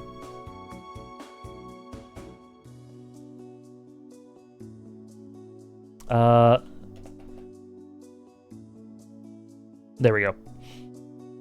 Have I played Ghost of Tsushima? Yes, you could check out my backlogs for like ratings and stuff, but yes, I have. I think so. Or like she's at least an essential part of it, Ray. The remaster for Fate Hollow Ataraxia? I didn't know that. Yes, there is. There is a reason I stopped at 106 and put the rest in honorable mentions. It's because there's a division. There's division. Once we hit 106, it's characters I definitely wanted to put on the list because I really love them. Am I done with the rankings? No, we're just starting. We're just starting. You're just in time.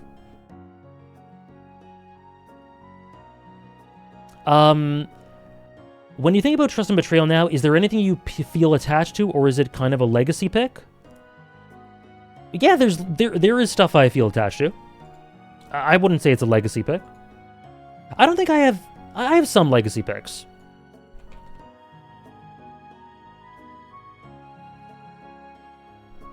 But not... I only ranked from 98 to 106.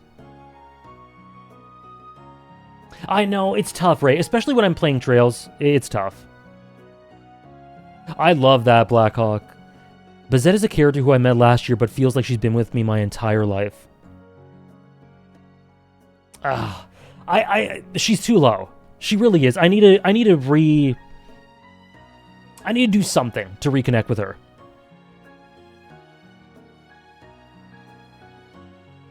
Please do, Kev. Please do.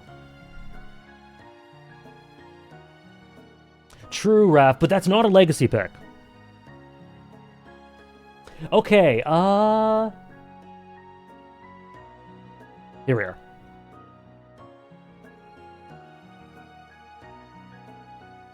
Number 97 is Yomogi Asanaka. I believe my favorite character in all of SSSS. I forget the voice actor's name, but he plays Yuji Itadori. And for a long time, he was actually my favorite performance from that character, from that voice actor. Just all around the most lovable, heartfelt, endearing character that is so, like, you just want to see him succeed. You want to see him make connections. You want to see him get value out of life. But also, what I think really sells him, what I think really sells this character is the little details surrounding how he's presented and how you learn these things about him. Literally, his first scene or two, there's a little tiny touch where he just see a little visual detail, and that tells you so much about the type of character he is. I think I talked about it in a video. He is a beautiful, beautiful soul, and the connections and dynamics he makes with all the other characters within the series are incredibly authentic, and just are so... There's something about Dynazenon to me that connects you with its characters in a way that is really special, and Yomogi's the best example of that for me. He's one half... That's a bit spoilery. He's one half of one of my favorite relationships in anime. I get that, Andres. I feel that way with certain stories that we'll talk about when we get to the top 100 fiction. I get that. I definitely have some like that. And there's probably characters that I feel that way with. Maybe some honorable mentions. Like... some FF12 stuff.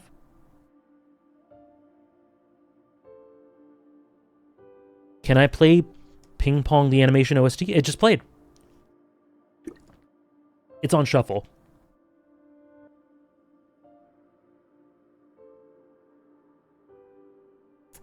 I know. Yomogi just makes you proud and wishing that you had a son like him. If you ever have one. Next is...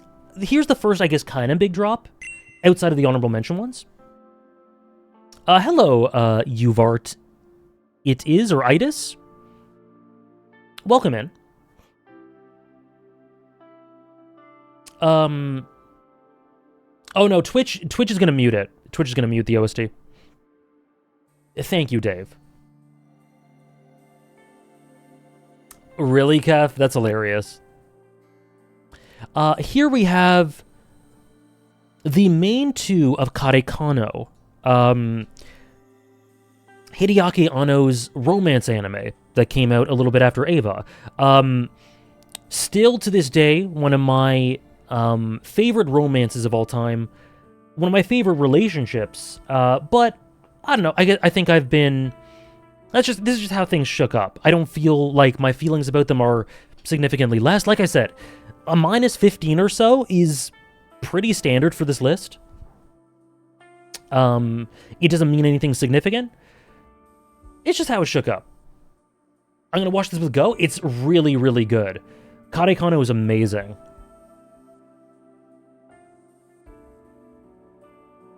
Yeah, it's not huge. And actually, speaking of minus 17, too low. We do have a too low command. An interesting one. Daenerys Targaryen has gone down minus 17 as well. Daenerys strikes me as a character that I really love. I think she's great. But I think for her to really hit for me, I need to see the true full vision with where her character's going in the books, and we don't have that yet. All I have is the pale imitation that is the show. A Song of Ice and Fire gets a major drop. We'll see if it continues. We'll see. Yeah, well, so I haven't thought about her a lot lately too. Not really. I've thought about Danny a decent bit. I just think that my feelings about her have started to slowly, like, to hold a higher position in the top 100 requires more than it did 3 years ago. So I can't justify keeping her there on hypotheticals that don't exist yet. I need to see it. Basically, I need to see the rest of the books, and I need to see where her character goes. I think she could totally jump up 50 spots, or something like that. But as of right now, her story's incomplete, and what we have is an amazing character, but not one that super hits for me. Oh yeah, I absolutely plan to read Winds once it comes out. I did see it, Kef. I did see it. Pretty much, Mel. Yeah. Once Winds of Winter releases and I read it, we're cooking. Do you think her pale imitation in the show could be really good if well executed in the books? Certain elements of it, for sure. Actually, Danny's arc in the show strikes me as one that could really deeply hit me if it's done properly in the books, but it just wasn't in the show. It was far too truncated. It was far too drastic. It didn't feel organic. But if done in the books with a lot of internalization, I think it could be incredible. Kind of, Andres, kind of. Nina Tucker and Alexander from FMA, rated character dynamic, F. Oh, I had to be very ruthless, Eve's Morph. It was very difficult. These lists are excruciating. Hey, Chasing. Number 94. I'm thinking about that first bet. Okay, I think we'll do the first bet between 92 and 93. You're expecting A Song of Ice and Fire to still be extremely high? I guess we'll see. I do have a... It is in the top 100 fiction somewhere. Okay, so 90... Before we get to it, 94 is my second favorite, pretty definitively. I've decided on this. My second favorite character in Final Fantasy VI. Another minus 17. Locke Cole. 1 second, let me just make sure. Okay, cool.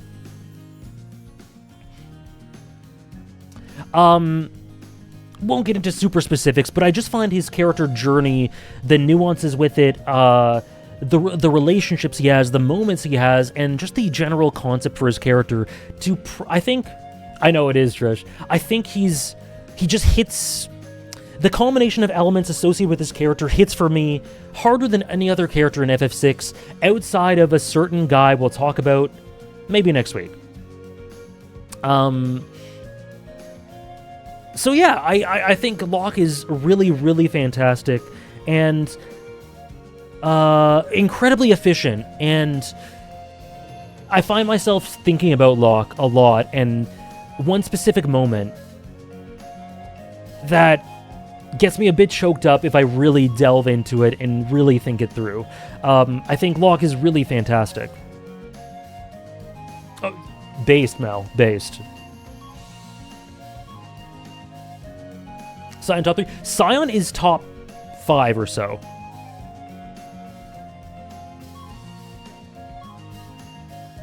And yeah, another drop, I think, pretty similar reasons to, both of the others. Pretty similar reasons to both of them.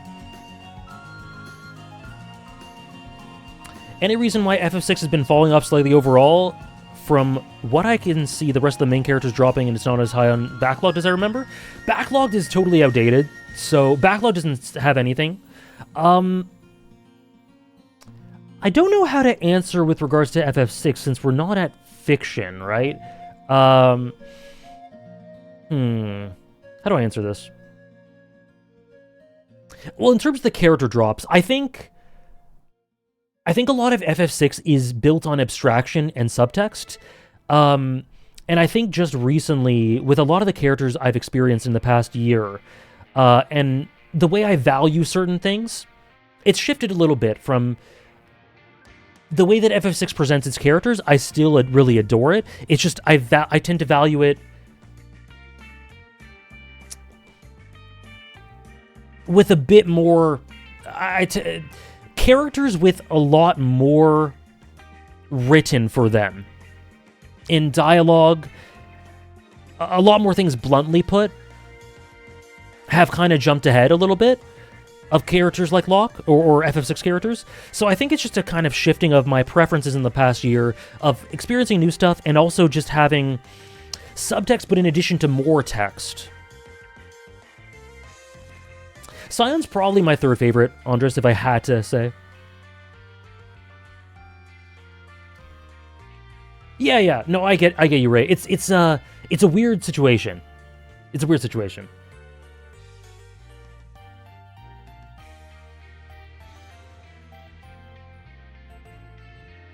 Good luck, Fiji, by the way. I know, Andres. Okay, bet time?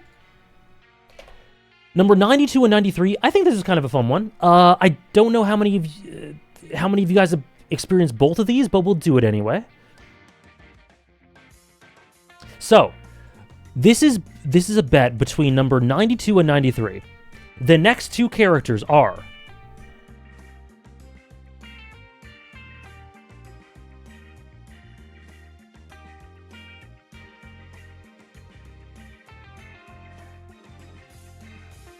Vash the Stampede, Trigun Stampede, or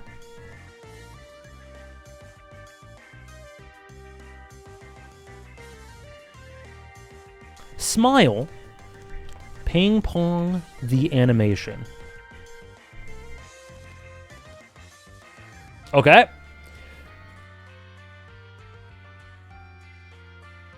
You know both of these? Looks like you guys know both of these. Oh, hold on. I need to open up Twitch.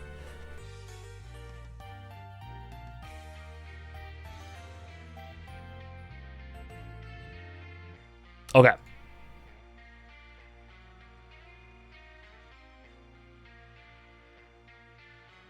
Prediction time. So what you guys are voting for the one you think is higher. Okay? Which character is higher on the list? Boom.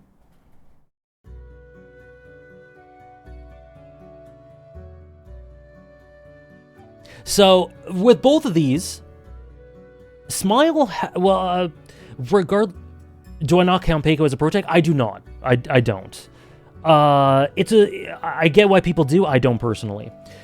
Vash the Stampede. Vash is just... I rewatched Trigun Stampede recently, a few months ago, and I just find myself in awe about how beautifully efficient Vash is as a character, his enduring heart, his sort of hypocrisy in his idealism. And Matsuoka does such a great job with his voice performance, and his dynamic with Nai at the end is so unbelievable. It always gets to me. It always destroys me. He's just a fantastic character, and my favorite iteration of the character. Wow, that's awesome, Ray. I didn't know that. Trigun Stampede's amazing. Did I ever watch the original? I did. It's not super my thing. I didn't really enjoy it that much. But I'm really excited for Season 2. And then Smile and Ping Pong the Animation. Hannah and I just rewatched it a couple months ago. And I felt like I'd been undervaluing Smile a little bit. I found that I connected with him a bit more than I did before. His dynamic with Peiko is one of my favorite sports anime ones, but also his dynamic with Joe, with his coach. And just the little... Ping Pong is so much about the little moments the candor, the little moments that have so much efficiency and richness and emotion. And Smile is like the scene of Smile alone in the dark with his cake, you know? Just running on his own. The scene where he ran on his own just because he had to go somewhere and he was just running away. Like, oh, I connected with him so much on this rewatch. Wenga? Oh my god. Yeah, he's very melancholic. Anyways, let's see the vote. 60. Oh, this is good. This is a good split. 63% say Smile is higher. 37% say Vash. Well, let's see. Let me just make sure I'm not spoiling.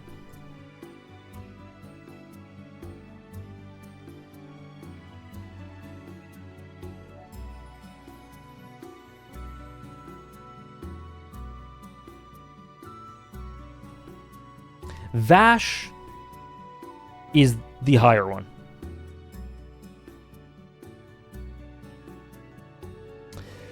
Smile's gone up 10 spots. By the way, I didn't say it, but Tier 8 is done. This is Tier 8. Love's an appropriate word. Tier 8 is done. We are now into Tier 7. Already taken an L? It's okay. We got next. We got next, Fiji. So yeah, this is how things shook up. Vash went down 1, which is basically a rise. Smile, hell of a rise. So congratulations on the winners. Easy? Good job, Hannah. Good job. Good job, everyone. Congrats. So the outcome is Vash. Matsuoka, man.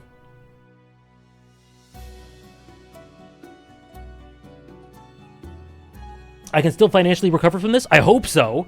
This is the first of many streams and many characters. This next one's really fun. 100k plus points? Ooh. Ooh. If you're confident, you could clear 1 million. Or very risky. I do really like Vash, but damn, I'd love to see the smile rise. Sarah, if you're interested, I think you'd potentially like Vash more in Stampede. I haven't read the manga, but the voice work and the expressiveness and the structure of the story and how it feeds into Vash, I think you could.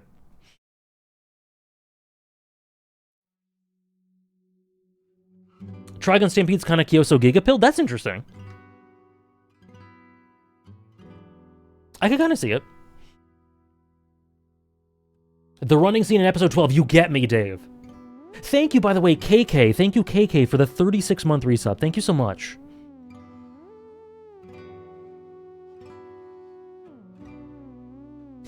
Number 91, Kratos. God of War 2018, Ragnarok, and Valhalla. What has changed? He's risen up from honorable mentions. What's changed? Valhalla. Valhalla is a fantastic introspective character piece about Kratos and his reflection on his legacy, and the game itself is an expression of the character. It is a pure character piece in subconscious, in his own feelings towards himself, his own self-acceptance, his legacy. It's a fantastic, totally brilliant character piece, and to me, it's the best Kratos ever is, and it put his character together in a way that made him properly a favorite. I think he's so good. Valhalla's amazing. I'm so glad you guys love it. Oh yeah, Gil, so your peak? Your friend paid you an incredible compliment. Yeah, God of War 2018 is really good. Ragnarok's really good. Neither of them are favorites. Something about Valhalla really hit me. No, I didn't, Andres. I really didn't expect Valhalla to hit me in the way it did, but it really did. And it's free. It's free. As someone who played 2018 who enjoyed it but have it as like a 7 or 8 out of 10, do I think it's worth playing Ragnarok and eventually get to Valhalla? Because I heard mixed things for Ragnarok, but good things about Valhalla. I have 2018 exactly the same. I have 2018 as an 8 out of 10. A light 8 out of 10. I have Ragnarok as about the same score. And this is how I feel about Valhalla. No, I get that, Hugs.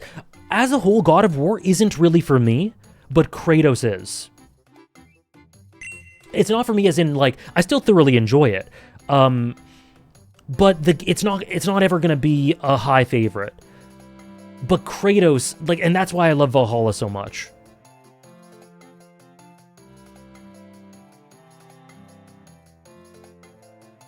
Next is Ichigo's placement last year, Tears. Let's see if he rose or stuck around at 90. Was Ichigo here last year? Okay, guys, let's see. Is he still here? That's fair, Stromboli. I get that. Is Valhalla a DLC? Yes, it's a free DLC. Ichigo's honorable mention, I believe I saw him there. Big if true. Oh, he was 93. Bleach was 90, I see. Damn, Smile took his spot. Yeah, he was 93.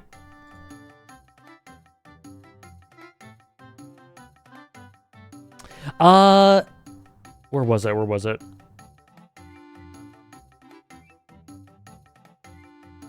Oh, Downpour said, Valhalla is unbelievably gratifying as an enjoyer of the old games in a time when so many people trashed on them in comparison to how the new era added new layers to Kratos. And I'm over here saying Kratos is actually always a better character than people give him credit for. I've never played the old ones. I would try them out. I would be open to trying them out eventually. I'm sure he probably is. He's by far my favorite thing about the series. But Valhalla must hit even more for people who have played the whole series, because there are definite Easter eggs and allusions to past things in Kratos' life that I didn't know what they were talking about. And you can still love it, obviously. I did. But for someone like Downpour, I imagine that stuff hits extra.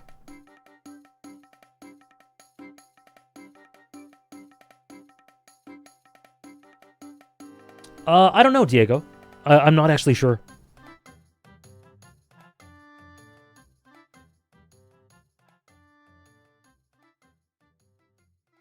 Yes, and I love games that are celebration of their own legacy. I don't know if you guys have heard of Yakuza. And it seems to do that. I don't know if you guys have heard of Trails, or 14, or Rebirth. A little bit, Andres. A little bit. Never heard of it. Fiji, I really think Kratos is such a Fiji character to me. I think you'd really like him.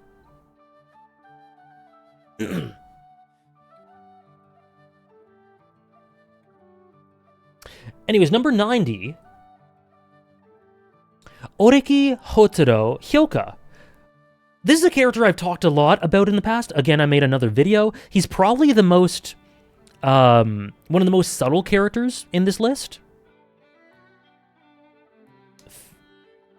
One of Yuichi Nakamura's more famous roles, but yet... This is generational. Lives are changing. Thank you so much. Thank you so much, Tarnished, for the tier 3 for 38 months. Thank you so much. The tier 3s are so appreciated. Thank you so much, Tarnished. Welcome in. Welcome in. Thank you so much, my friend. I hope you're doing well. And yeah, he's one of my favorite thing, the defining thing about Oreki, outside of the beautiful visual presentation in Hyoka, and the relationships, which are to die for. Oreki's character growth is so subtle. It's the little moments, the little things that change, that are so true to life, and so, as a result, heartwarming and relatable in some ways, and empowering in some ways. As as he changes himself in ways that are positive, but the changes that result are the changes that show that result are minimalistic and tiny, but they're still defining. And he notices them, and you notice them, and you go, this is big. Like, these little changes are defining. And I think it's something that I try to apply to my life, to myself. And Odaki's very encouraging in that way. Satoshi Hyoka, amazing. My second favorite in Hyoka. Yes, the last scene specifically of Hyoka is really, really good. I know. Isn't it crazy that Odaki was Yuichi Nakamura's big role for a while? Then he did... Now we associate him with Gojo and Kudo.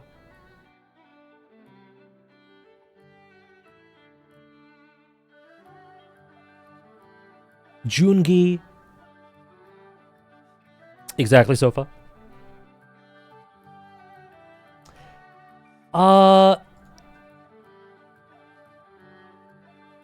Orb, yep, he's great in Orb. The main Hyoka ship, it's great. I really like it. I think they're adorable. Number 89, the Takakura siblings, Mawaru Penguin Drum. -1. Kind of a rise, I guess, if you think about it. Just the most beautiful trio of characters, incredible relationships, relationships among each of them. Recon, did I know you've watched Penguin Drum? I'm learning so much today. Either way, amazing taste. And there is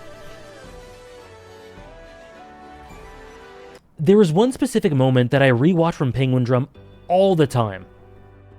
Oh god, this song.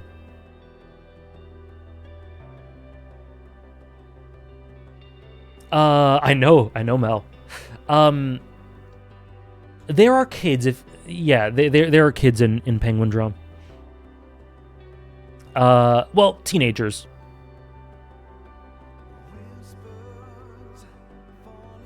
Oh, are there kids? Oh, sorry. No, D. I think it's the end of episode 21, where it's like, I can't play the song.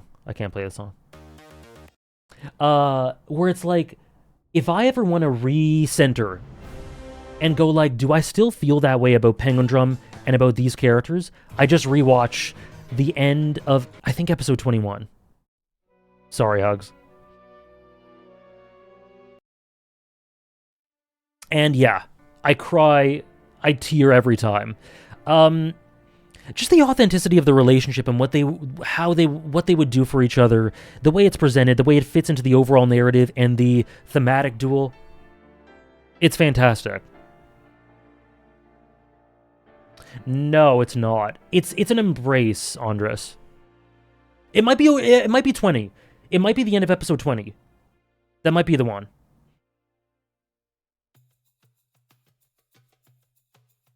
Oh, interesting, Kev. I don't think I heard about that. The scene, I don't want to spoil, but I think it's the last scene in episode 20 or 21.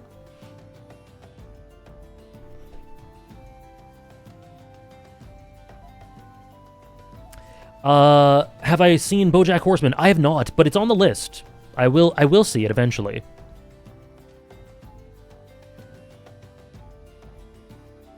Number 88 is another mainstay on this list, but one that I don't think a lot of people know of. Ash from Final Fantasy XII. This is a sort of character, and I know there are quite a few people who maybe have not played FF12. So I won't go into it a lot here. But she is an incredible character. She is one of the best protagonistic characters in the series for me, and her character and the dynamic she has with an antagonist is such a really interesting use of perspective and differing paths, and thinking about how the little touches in the little decisions and little things in one's life can cause one to go in a completely different direction. It's all done in a really emotional way. It's really good.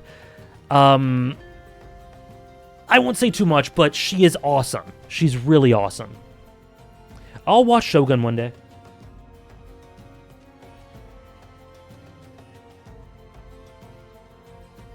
Oh, I see, Recon. I must have missed it.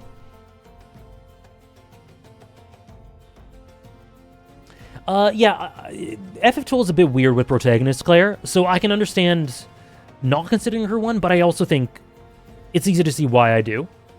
FF12 is a bit weird. Hello, Alice L. Welcome in. I hope you enjoy it, Weaver. I think FF12 is really, really good. Okay. Ooh, okay. I think I'll do a bet, if you guys want, between 85 and 86. 87 is Natsuki Subaru from ReZero's anime, specifically, because I haven't read enough of the light novel. I think I've kind of slowly accepted in the past 2 seasons that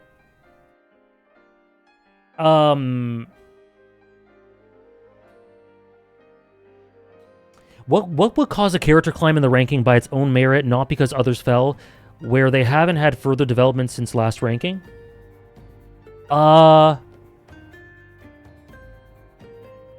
You mean, why would a character rise? Sorry, Mixed Toast, are you asking why would a character rise if I haven't seen more of that character?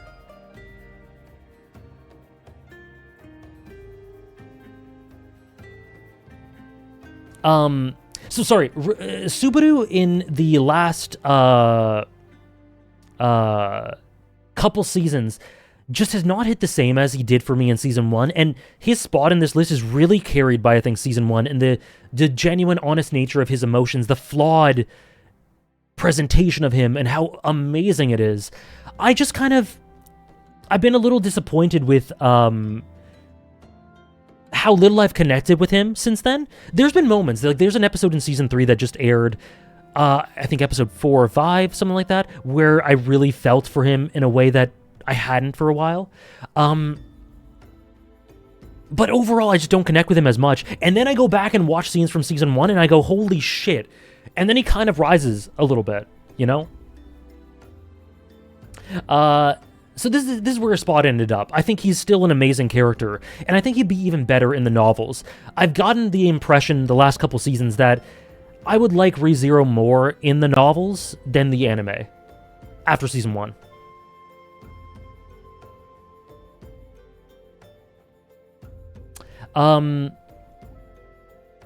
Yes, indeed. I can imagine it may come from the influence of talking with other people in the matter. Rewatches, rereads, replays, and or just maybe sometimes discussing it with other people. Maybe sometimes just thinking about characters, like Kylov said, in the shower. Thinking about them on your own time. It could be any manner of things. Not gonna lie, one of the characters I appreciate a bit more now, even though I think my opinion of him post-Season 3 is still the same. Interesting. Interesting. That was vague. Vague enough to get me wanting to read it.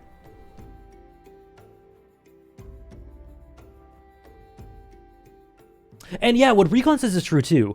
I think you can read or experience something new that makes you think about characters in a different way, or give you a new complexion for them.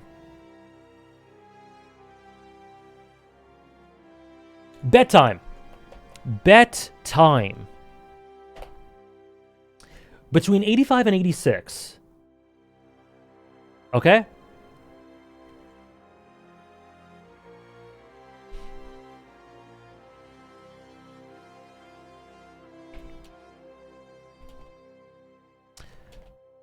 Spike Spiegel from Cowboy Bebop.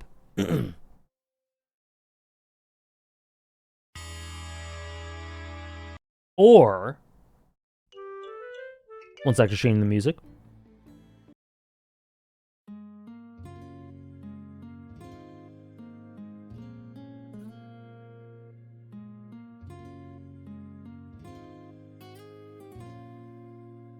Or, sorry.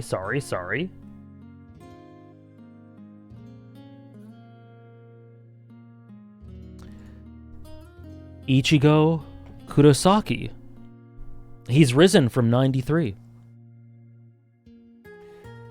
No, I'm kidding. I'm kidding. There's no way. No one who watched my Bleach streams would have believed me, right? Too high.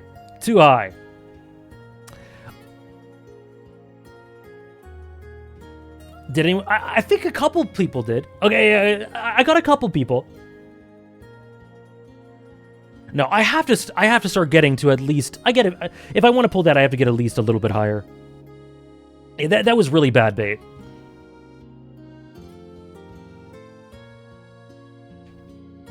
I don't know if you got anyone. Look above chat. People have admitted. See? Someone just said, I fell for it for a sec.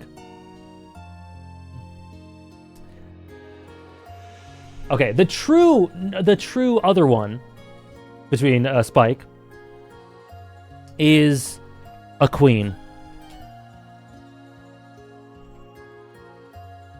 Akane Osaki from Akane Banashi. We have two goats right here. Some of you guys have not read Akane Banashi, but feel free to vote regardless if you want to be a little risky. Or you can abstain. So, which character is higher on the list? Spike or Akane? This is another one of those series that I have to shill. Just like Kyoso Giga or 13 Sentinels. If you like shonen, if you like sports anime, if you like Rakugo, if you like if the idea of an incredibly strong female lead protagonist entices you, read Akane Banashi. It is so good. It says so much about art and passion and intermingling. It does the sports. It does a lot of things that sports anime like Run with the Wind, Haikyuu, Ping Pong does, but in a totally different context and with the narrative and story element to it that Rakugo brings. And it does it really well. I've only read a little bit of Rakugo, the series in manga form, but Akane Banashi presents it beautifully. Balancing between what I actually think versus numbers is so hard. Let's see. Underdog returns are very appealing, aren't they? Thank you, Chill, for gifting a sub to Recon. Enjoy that, Recon. Enjoy that.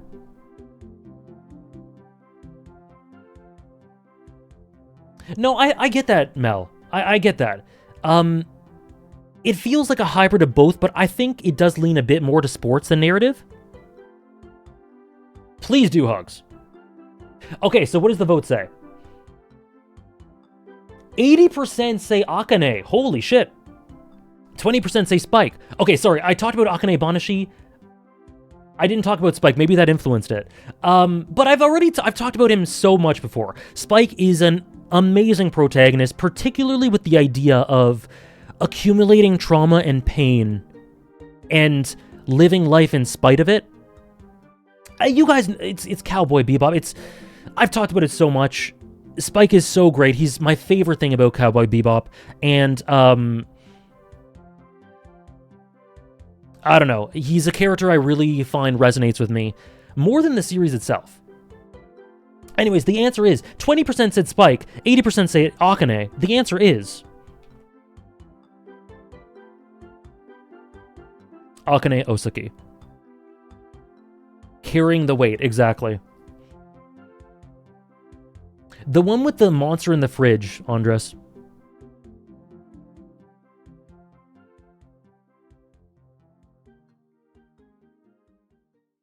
It kind of is, Ray. I get that. Yeah, it kind of is. Congratulations. Me too, Weaver. These are both really great rises.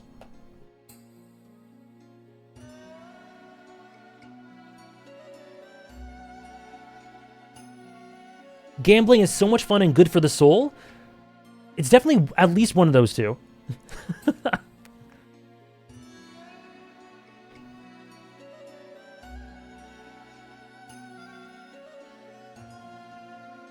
Ooh, for now, 9 out of 10, Steven. So yeah, Akane went up 14. That is a huge jump. That is a huge jump. And Spike went up 3, which is very notable as well. I guess I've just been Spike-pilled lately. Oh no, we were. Oh no. Okay. Let me just fix something right here. What? Okay. There we go. Next. The first character who stayed in the same spot. Squall Leonhardt, Final Fantasy VIII. We're talking about Final Fantasy VIII. I've talked so much about Squall before. And again, I won't spoil, but I'll just say generally, Squall is such a misunderstood character, partly due to some things with the localization, but also because people I just don't think give FF8 the respect it deserves in terms of the writing. He's a very different sort of personality than you would see in a lot of JRPGs or video games in general. He's similar to Cloud in some ways, but totally different at the same time, and so properly understanding what he's all about requires you to think in a little bit of a different way. And I think that a lot of people who hate on him don't tend to do that, because if you do, you see an incredibly layered, multifaceted, sympathetic, and emotional psychology that I really connect with. He is really, really good. Really, really amazing. Is he the best part of the game? To me, the best part of the game is probably the atmosphere and vibes. And the music. Squall having too much internal dialogue is one of the oldest pieces of fake-ass video game criticism. The FF10 laugh, too. The soundtrack? The FF8 soundtrack is in the conversation for the best in the series. No, Andres? Maybe subconsciously.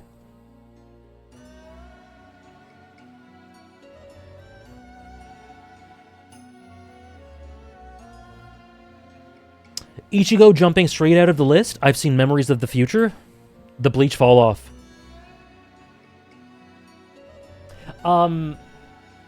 So yeah, he's amazing. You can indeed, Weaver. You can indeed.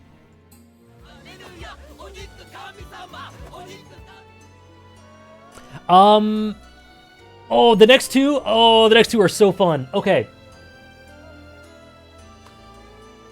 Anyone who's interested... Okay, hold on. Give me a sec. Thank you, 7MSN, for the 9 months with Prime. Thank you very much. Really appreciate it. The next one, I am going to be talking about the series entitled The Legend of Heroes Trails, from Zero and to Azure. I will not be spoiling, but I'm going to talk about general things with regards to a protagonist.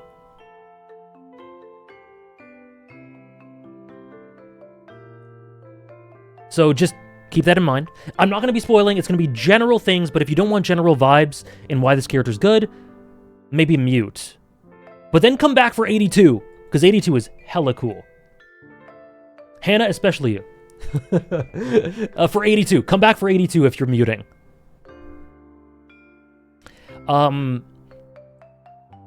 Congratulations, Weaver. Number 83. I don't know, Sebastian. Lloyd Bannings from the Trails series. A new edition?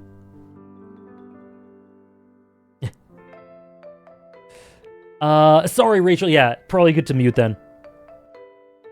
A new addition to the list because I have, in the past year and a bit, maybe just a year, been embarking on my Trails journey. I played Trails 2nd chapter, 3rd chapter, 0 to Azure, Cold Steel 1, 2, 3, 4, Reverie, and now I'm in Daybreak. Lloyd Bannings is a character that I think is really easy. If you know, maybe you know what I mean. I think Lloyd Bannings is a character that's really easy to sort of just find kind of like a good boy and nothing else more. But to me, the beauty of Lloyd is in the way that the setting... Risk it all, Hannah. I won't spoil anything big. The way that the setting integrates with him. Because a general thematic thing for Trails from Zero and Trails to Azure is that this setting is in between. It is in between two huge superpowers vying over power.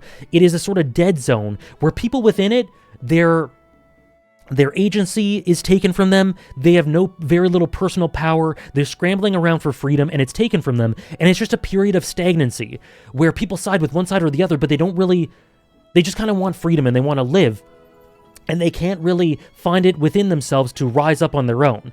And it's just a sort of period of stagnancy where people in Crossbell, the setting, aren't able to move forward. That is exactly what happens with Lloyd with regards to a certain element of his trauma. And I think that there is a lot of subtext with regards to the way he talks about a lost loved one, his own trauma, how he compares himself to idealistic things that he can never hope to live up to, but does it anyway. And then by the end of the series, he's able to move on. By the end of the games, he's able to take steps forward in a way that's really gratifying. And so I think he's a character that could be really nothing special for some, or you might not see that subtext. You might not agree with me that subtext is there. I think it's very much there. But hey, so he might not hit for some, but for me, that element to his character is everything, and it makes me so emotionally attached to him, and I think he's amazing. Exactly, he is Crossbell. Mine too, Downpour. One of my favorite fictional settings, me too.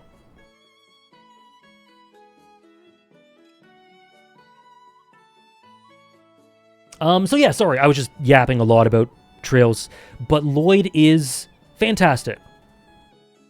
I'm glad you enjoyed Recon. I don't know why, I almost called Recon Reen. What the fuck was... If you go back, I almost called Recon Reen.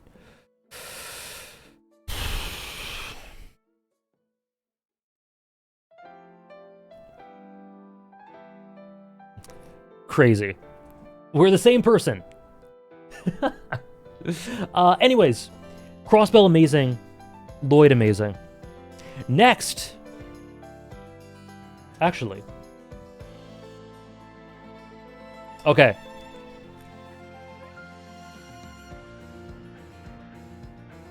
I'm so glad, D. I'm glad it's engaging for people who have no context. One of my favorite aspects of Trails is characters living up to someone else's legacy, and how you can see other people view that, how others view that legacy, and that's so well represented with Lloyd and the rest of the Zero Azure cast. Yes, it's not just Lloyd. So many of the protagonistic characters and antagonistic are like that, and Lloyd's ability to have dynamics with them because he sees that in them is so well done. It's so well done. Thank you, D. Next one is another new addition. Oh, wait. It's not... okay. It's kind of a new addition, kind of not. Because half of this is from honorable mentions, and half of this is new. But here we have Yugimoto and Yami/Atem from Yu-Gi-Oh! Can you tell I rewatched Yu-Gi-Oh! And properly contextualized how much these characters mean to me? Thank you, Hannah. These two have one of the best dynamics in Shonen with one another, and to me, they're the two protagonists of the series. And there are other dynamics that come close, Yugi, Joey, Yugi Kaiba, but these two are my favorite. Everyone thank Hannah for the inspiration and the influence. How long had it been since I rewatched it in full? 15 years. They just have a timeless, unbelievable relationship that I find so emotional and so beautiful, and seeing their journey throughout the series is so good, and it gets so emotional at the end. And I'm talking about the dub. I haven't seen the sub. I'm talking about the dub. Low key, I heard a bit of the sub. It was only like 3 or 4 episodes of the sub, so I'm biased, but from what I heard, I like the dub a bit better. But I'm very biased. I admit that.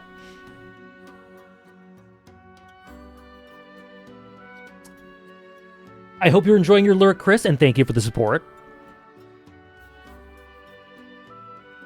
Kaiba's Japanese voice actor? True. That's true. Kaiba antagonist stocks? Okay. Here's the thing. I don't overall consider Kaiba an antagonist. He would be on the list, but he isn't.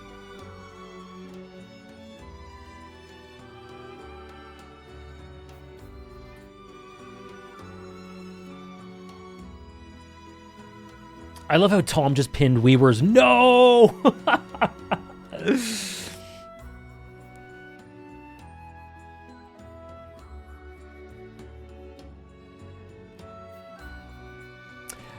You get me, Recon? Yu-Gi-Oh! Generational.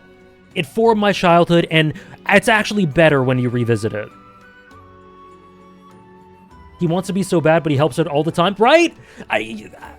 He was in the list, in the antagonist list at first, and then the more of the series I watch, I'm just like, sorry, Kaiba. Thank you, Dave, for linking the video I'm most proud of.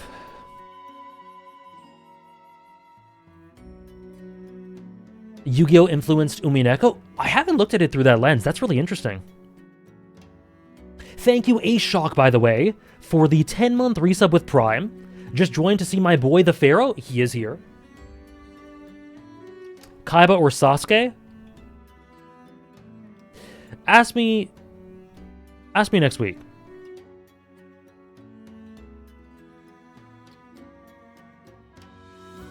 I love Kaiba so much. Pegasus? Okay, one sec. Okay. So, Trails people? Trails people? This next one is one that anyone who wants to play through Trails, or is going to play through Trails, or is currently playing through Trails and has not gotten to Trails into Reverie, probably good to mute and not look at the screen. And then I'll get rid of it. I'll get rid of it once I'm done. Okay. Spoiler warning. It'll just take a minute or two, like all these take. Should I mute? Downpour, I think probably, but I don't think it'll spoil you, but just to be sure. Okay. 5, 4, 3, 2, 1. This was one of the greatest decisions they've made in the whole Trail series, which was to make this character, Rufus Alberia, a protagonist in Trails into Reverie. So this character was awesome. He was really good. He was a really good character. I really enjoyed him, but I did feel like maybe I could enjoy him a bit more, and they didn't really flesh him out as much as they could have to make him a peak character. And then they made him a protagonist who brings it upon himself to make up for all of his sins, no matter what, his identity stolen, his trying to give up his life for forfeit, doing whatever he can to atone, in a way, and his journey to doing that was everything I wanted for the character and more. Oh, this music. It's everything I wanted for the character. It's everything that I felt was missing, that I didn't know was missing quite to this extent, and their decision to make him a protagonist in Trails into Reverie, in my opinion, the protagonist of Trails into Reverie, was one of the best things they've ever done. And I'll leave it there. Yes, I'm going to, Kef. I'm going to change this. To help with spoilers, I'll change it to C. And the new dynamics he has, specifically with Eustace and a certain doll, unreal. Oh my god, I couldn't believe it. Can you skip Cold Steel and play Reverie? Asking for someone who forgets the game order, but also, you can, Hannah. You absolutely can. Will you enjoy it nearly as much? Probably not. I know. It's incredible, Ray. It's incredible. It's so good. Oh, and what Lloyd says to him. Oh. Anyway. Is Reverie my favorite Trails game so far? I go back and forth between it and Azure. I have a list.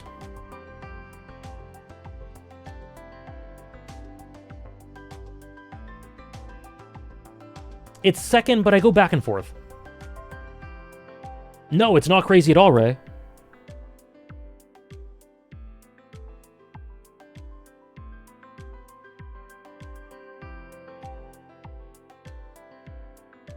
Anyways, C is so good. Say one nice thing about Pegasus from Yu-Gi-Oh!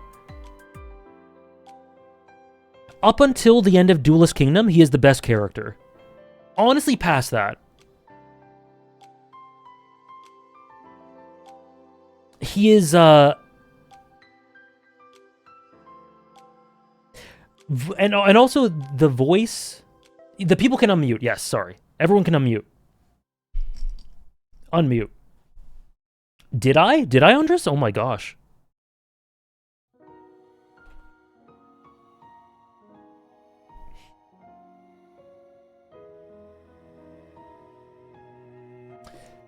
Okay. Sorry, that took a lot out of me.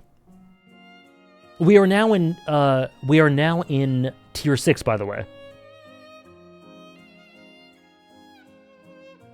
I was gonna do another bet, but it's been... We just did one, it's fine. Welcome back, Rachel. Yeah, Pegasus is, like the picture-perfect arc, shonen arc antagonist, like for one specific arc. I really don't think you can get better than him.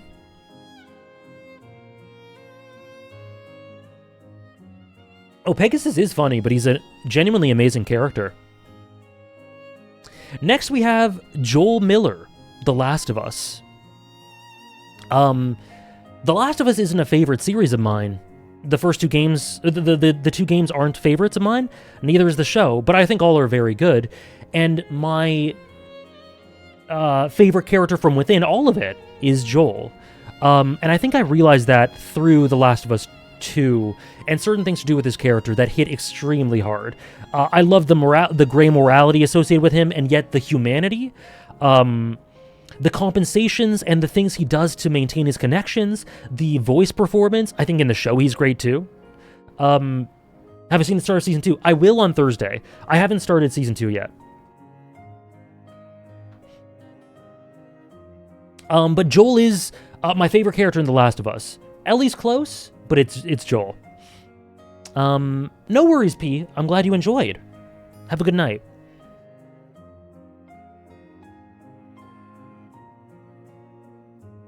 Do I like The Last of Us 2? I generally like it, but I found it very frustrating. It's okay. It's fine, is what I would say. It's fine. Oh, cool, Claire. Joel's incredibly compelling, emotionally and morally. Joel is similar to Spike, yeah. Joel is... The draw of Joel is similar to Spike, and it's also similar to Kratos, to me. You didn't know my opinion? Yeah, I think it's, like, it's fine.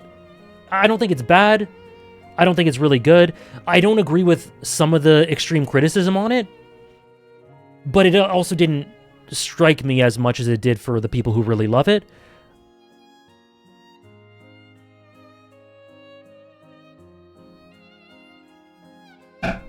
You thought I was a 2 kind of guy. I do like the first one a bit, but I don't know my ratings for them on backlogged are.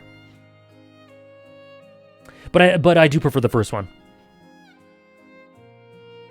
Neil's recent comments on Joel are a bit iffy, but I pretend to not see it. Oh dear, what did he say? I'm unaware. Which is the Yakuza 0 of Trails to jump in? Oh, I see. I have part 1 at 4 stars and part 2 at 3.5. Yeah, it's decent. I generally enjoyed it. I have some criticisms, and I like 1 a bit better. I pretend not to see most things, Neil says. Me too. I missed this one. He said Joel was completely correct, and there's no nuance to it.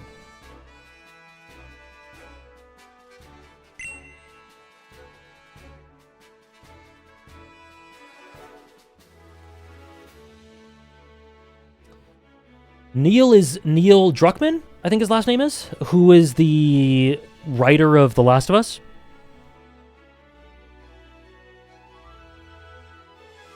Interesting, Kev. Right, Trish? It's crazy. That is insane. Yeah, oh!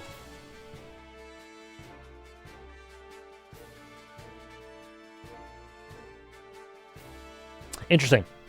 Anyways, Dash asked a question. Thank you for the follow. Dash asked a question a little bit ago. And the question was, I don't know. The question was how to jump into the Trail series. Interesting you asked that. You do it with Trails in the Sky, first chapter, which is getting a remake later this year. But I think first chapter has aged quite well. I think it plays really well. I think it's a very good start to the series. Someone's calling me. Hold on. Hello?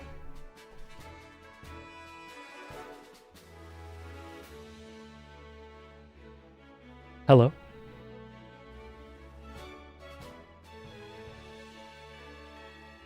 I think they malfunction. Estelle's calling me.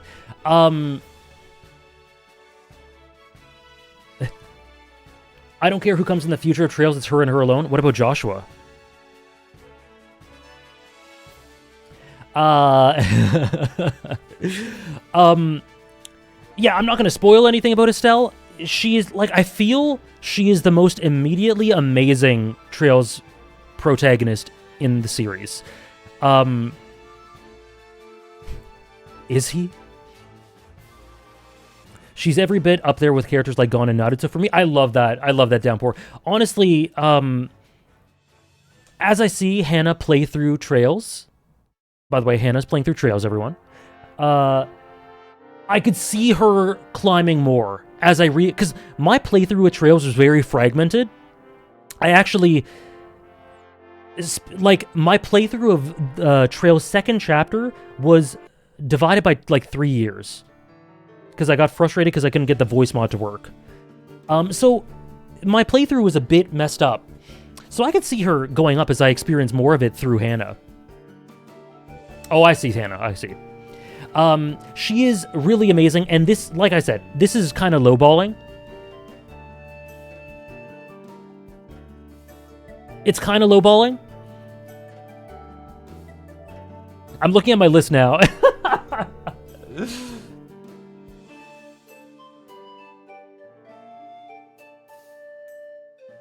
It's fine. I'll lowball, so if maybe she'll grow next year.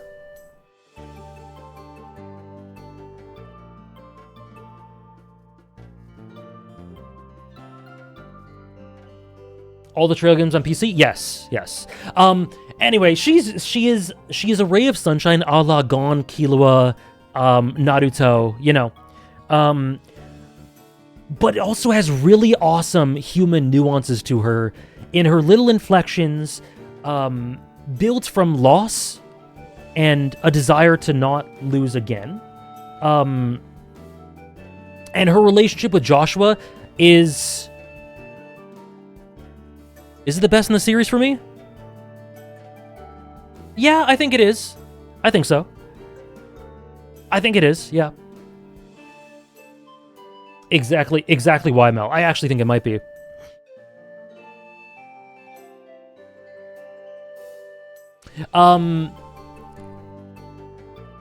So her relationship with everyone around her is so incredibly beautiful, with her and her father, with Joshua, with other characters down the line. I just love her. I don't know, man. Everything she does is great. Everything she does is fantastic. Is there a bet soon?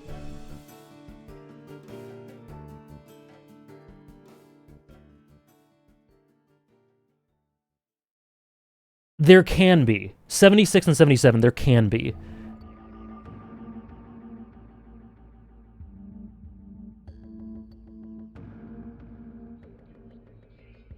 Yeah, there can be. We can do one. Anyways, Estelle Peak, Estelle Bestel, Joshua Estelle, amazing, incredible relationship. I think probably my favorite in the series.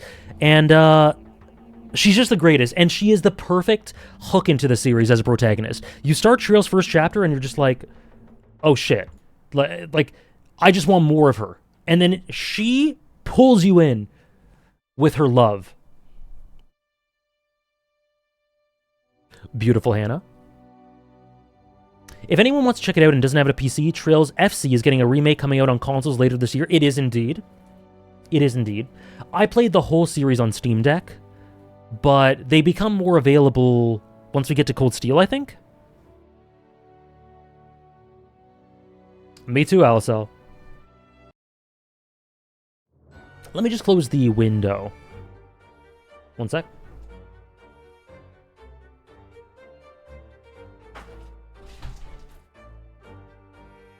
Oh, 0 onwards, okay.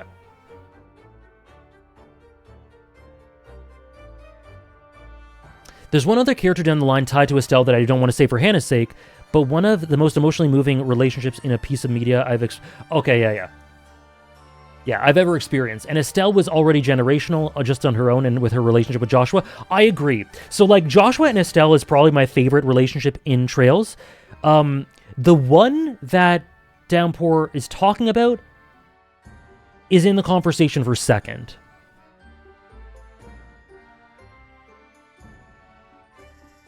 Just for Trails? Oh my gosh, Blackhawk. That sucks, Soul Samurai. Hopefully you can get the remake. Recon traded United season for this. I hope it's worth it. Hopefully you traded it for this and some good players in the summer.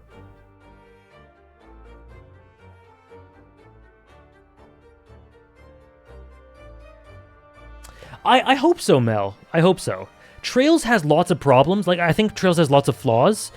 But it really deserves to be on that level, I think. Okay, next, sorry. I have gushed about this character a lot. You know what, though?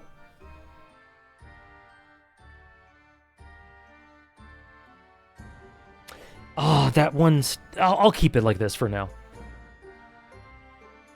Overall, not good, Kef. Not good at all. They're quite bad. What Downpour said. David Martinez Cyberpunk Edge Runners had a rise. I have a video about him. I explain why he's so good in there, and his conclusion in the anime is utterly fantastic, and it's one of those moments that you think of and it makes you so emotional and makes you want to cry, it makes you want to die, and it just, you hear the song and you just disassociate. Cyberpunk Edge Runners, I think, is absolutely fantastic and a great addition to the cyberpunk world, but my experience with David Martinez and why he's elevated is partly because I think he gets elevated through playing the game. And in the past year, I played the Cyberpunk game, 2077, and the Phantom Liberty DLC. And I think he gets elevated by that quite a bit. Quite a bit. And that's why he's gone up. A lot of it's indirect. A lot of it's indirect. But through a certain character conclusion in Phantom Liberty, I think their dynamic with David and what that means for the series as a whole is really special. Yeah, exactly, Downpour. I think David is fully fleshed out when you played the game. So I didn't actually have the full... I don't think I had the full picture until this past year.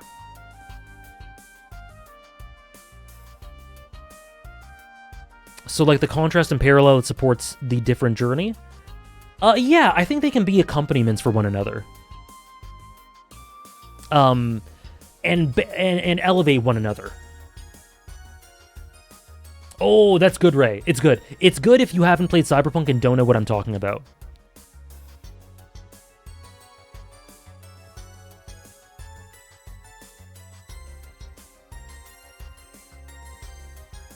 It is Blackhawk. So yeah, David Martinez. Next. Okay.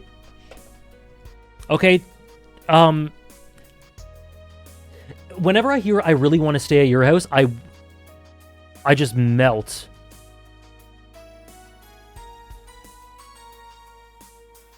Oh, you haven't played it. Interesting. The anime and David make the game feel more special and vice versa. It made me appreciate Night City in a way I didn't before. Cool, okay.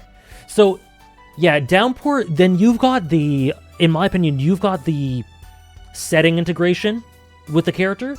There's also, like, a dynamic that Phantom Liberty brings forth to me. I get the criticism for Cyberpunk Edgerunners not being a bit too truncated and short. To me, that works and fits in with the themes really well, and it didn't... I think there were a couple of pacing problems, but it didn't really impact me too much, but I get that.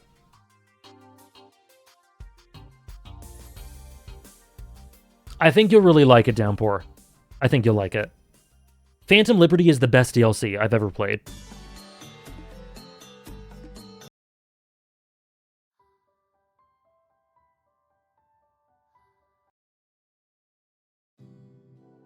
Night City looks like one of those potentially favorite world setting vibes because I love city settings that I can get lost in. Right? It's right there. It's right there for you. It's everything. I tweeted about it recently. It's actually my favorite video game setting, I think. It's at the very least top 3. Yeah, it's just ahead of Blood and Wine for me, Downpour. Yeah, over Old Hunters, yep.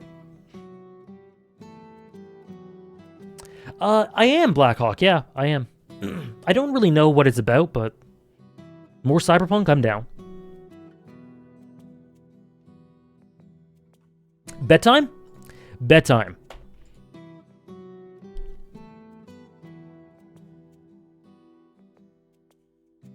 No dash. Okay. Trails people. Are there any Trails people? Tidus, Final Fantasy X.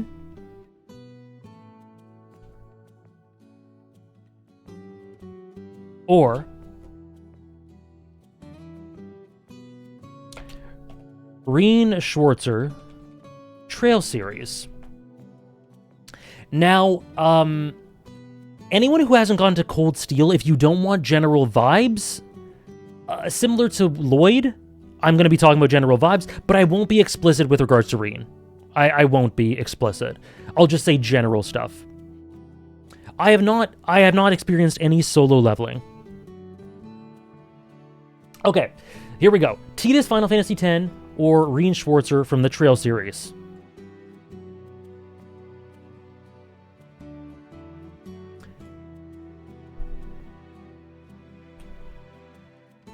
I'm putting everything I have on my favorite character of all time. Do it. Do it. So Tidus FF10, he's one of those ones I've talked so much about.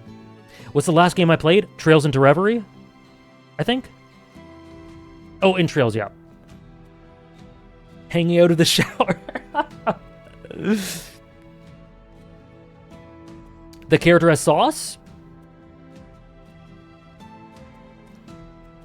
So, okay, this is let's talk about Reen. P is back? P is back? Let's talk about Tidus first, because it's going to be quicker. I hope you enjoy, Rasmus. I really hope you enjoy. Thank you for checking them out. Tidus is the perfect protagonist for FF10 setting. He is the perfect antithesis. He is everything that FF10 setting needs to be, and he is also one half of my favorite romance in the series. I'm pretty sure. At least until maybe part 3. Or top 2 romance. Maybe top 2 romance. I've talked about him so much. You know? Rian Schwarzer. So, the thing with Rian is he has a similar sort of thing to... What is this vote? Okay. 33% say Tidus, 67% say Rian. Yes, remake part 3. The answer is...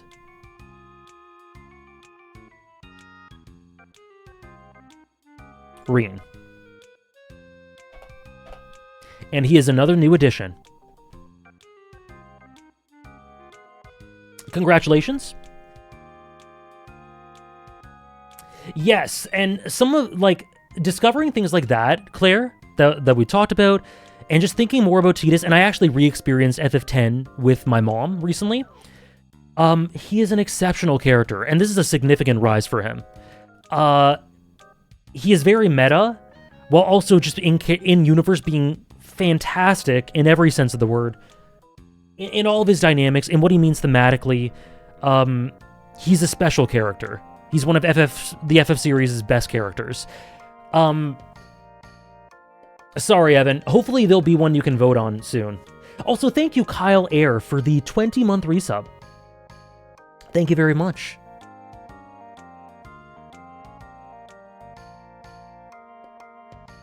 Misclick? Oh, dear. What's sad, Struggler?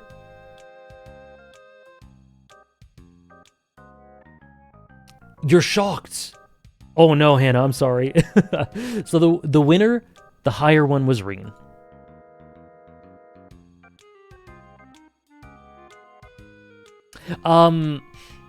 So Rian is similar to Lloyd in that I think he's the type of character where, again, you can, on the surface, see a character that is very kind of bland. Like, I think it's fair to think that he's bland. And honestly, I didn't fully buy into his character until Cold Steel 3. But there is so much... there is so much underneath the surface with Rian. And there is so much that is dressed up as... genuine compassion. Or that is dressed up as, like, just good boyisms, you know? Being nice, doing errands for other people, or just, putting himself out there and smiling and being really genial to others and just generally being a good boy. But really, Hannah, really? No, Tidus, he went up by 6 though. But yeah, there is a lot to miss with him, and there is a lot to do with a lot of internal machinations that are underneath the surface to do with, again, trauma, lots of psychological issues, abandonment, grief, and a lack of self-worth that is, I think, to me, expressed and presented in such an authentic way that could be, for some, bland or boring, but I think it's done in such a way that is so beautiful, and the relationships he has with others and the way he lifts them up, sometimes at the expense of himself, which is very painful, but it's nonetheless really beautiful. But the thing is, at the end of Cold Steel 4, I'll just say this, I don't want to spoil Downpour or anyone, at the end of Cold Steel 4, I'm like, I think Rian's great. I think Rian's amazing. I think he's great. There's something missing. I wanted one thing very specifically for Rian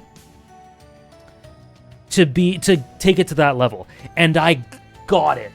I got it in Reverie. I got exactly what I wanted. Everything I wanted was in Reverie. And I got it, and I'm just like, let's go. And so I can wholeheartedly put him ahead of these great characters at the moment. What was the thing? Well, I'm not going to spoil it. I can't spoil it.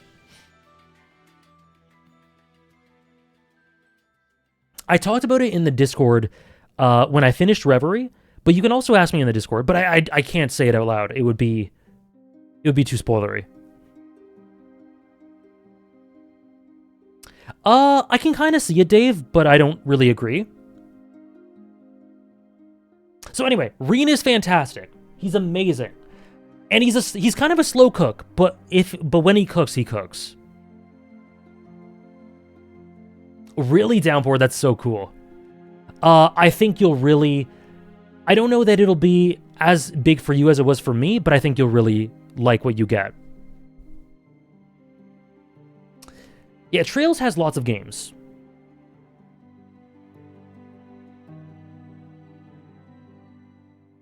$75. This is a new edition. Oswald Cobb from The Penguin, the HBO series The Penguin. To me, he is right up there with villainous primary protagonists. With such an incredibly layered psychology. He's very similar to characters like Walter White, Tony Soprano, Donald Draper, but also totally his own thing. And the psychology that's established for him, that you see was established when he was a kid, things to do with his disability and his inferiority complex and the way he views his relationships and his mom, it's such a masterstroke of a character that is presented to us through The Penguin. He's amazing. He's such a piece of trash. He is awful. If you can't stomach characters that are awful people, like really, really awful, despicable, it may not be for you. But he's undoubtedly unbelievable.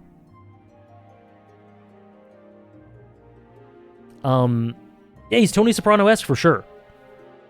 He is horrible. But man, what a character. He's so, so good. What was I gonna read?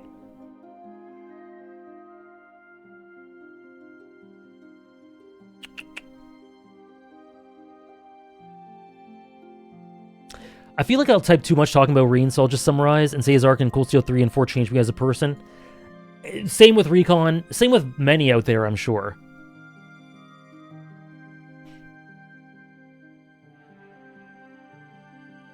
Me too, Stromboli.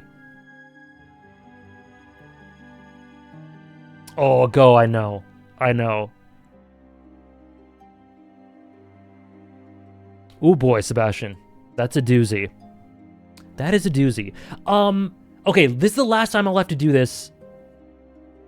But is there anyone out there playing Trails?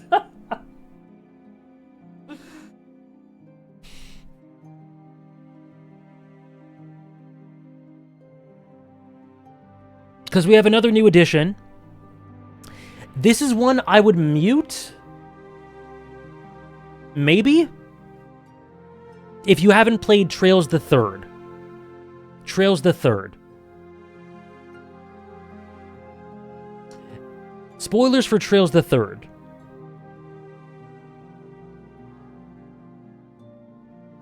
Hey, Cerdiest. Okay. Spoilers for Trails the Third in 5, 4, 3, 2, 1. And here we have it. This is currently, I don't know if he's my favorite character in the series, but he's in a top 2 that goes back and forth. He is effectively at least tied for my favorite character in the series. Kevin Graham, to me, it's really close between him, Reen, Estelle, Lloyd. But Kevin Graham is, to me, my favorite protagonist in Trails. At this moment, it's very close.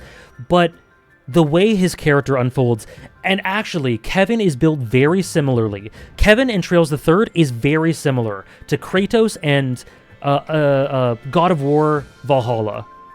It is very similar. As you make your way through, in terms of gameplay and story, we'll see, Downpour. As you make your way through the game, and you get all these stories about all these other characters, and this game, Trails the Third, is a celebration of the series, but we're talking about Kevin specifically. You slowly put together pieces of his past, and why he acts the way he does, and why he wears this crazy mask that is so different from what he actually feels, and the real person underneath, and his generational relationship with Reese, and Rufina and her role with it, and the way he just puts everyone at an arm's length because he considers himself to be hateable and unworthy and doesn't... it's just... The way it all came together for Kevin in Trails the Third is so special for me and spoke to me so emotionally and got me... This is what got me hooked for the rest of the series. Is this the best Trails character? He's one of them. It's between him or Randy Orlando for me. And a really close third we'll talk about at a later date. I'm playing Daybreak currently, yes. I'm playing Daybreak. Daybreak's protagonist is in the honorable mentions. This stream is just solidifying that I'm playing Hella Trail tonight. Let's go!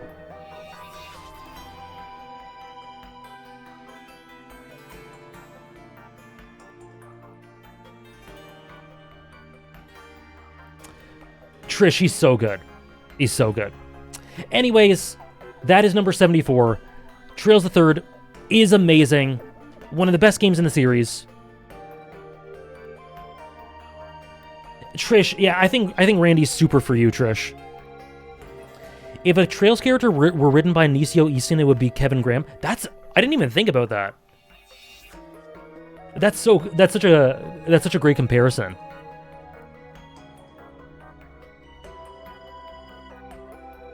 Yeah, Simba, right here. Right here.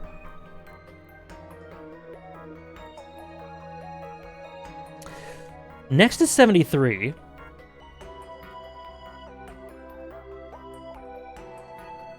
I think we'll probably be able to go through the next bunch pretty quickly because they're all repeats. The next few are repeats. Number 73, one of the best video game protagonists ever, and once again, another horrific person.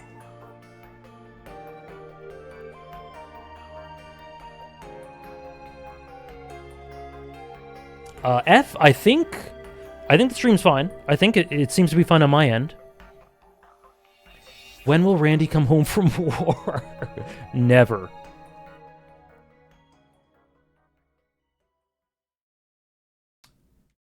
Thank you, Hannah. James Sunderland from Silent Hill 2 is one of the best written characters in video games, full stop.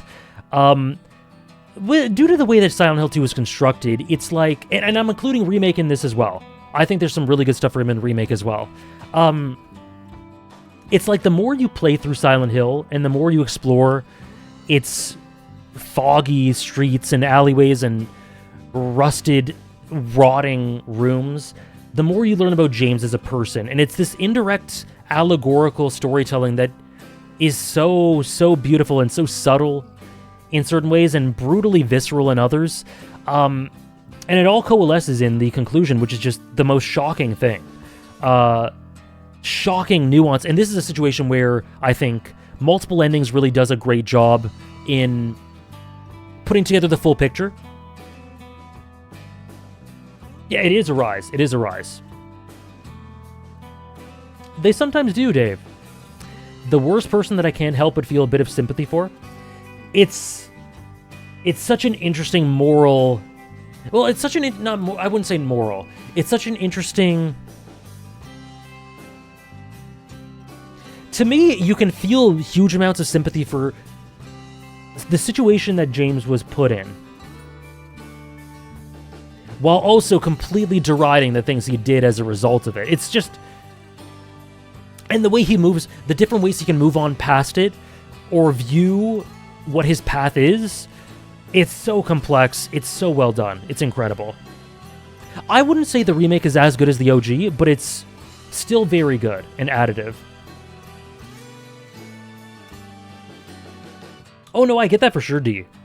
It's very, I guess, scathing in that way, and unrelenting, whereas there's more, I guess, softness to James in the remake. So I prefer the original, but the remake I think is still good. Yeah, he's very human. James is incredibly human, which is why his story is so terrifying. I've heard some people talk about the idea that James is an example of how good people can do really bad things. I disagree about that. I don't think James is a good person. I really don't. I think the messages it gets across are a bit different than that, but nonetheless, it's such a... I brain rot over James. I don't know, Sebastian. I can't say I thought of him much.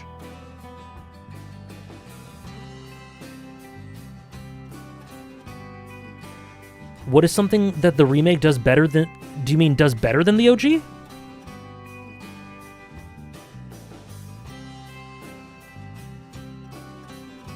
Regardless, what does the remake do better than the OG? Some voice acting? Maybe some voice acting? I wouldn't say combat. I think James is a very normal, average person. Not good, just normal, and that's how most people are. Yeah, I think James's character is accentuated by the fact that he is just a normal person. Capable of good, capable of evil. The truth of who he is as a person is in the middle of that, to me. Oh yeah, I think Angela... Yeah, that's a good point. I think Angela as a character and Eddie as a character were more effective to me in the remake as well. I think James started out as a good person, but through years... The combat, I don't think... I mean, it's technically better, but I like the jank in Silent Hill 2. OG. I think James started out as a good person, but through years of what he went through, his mental strain and pressure cracked him, turning into the person we play as throughout Silent Hill 2. I agree with all of that, except I think I would replace good with normal.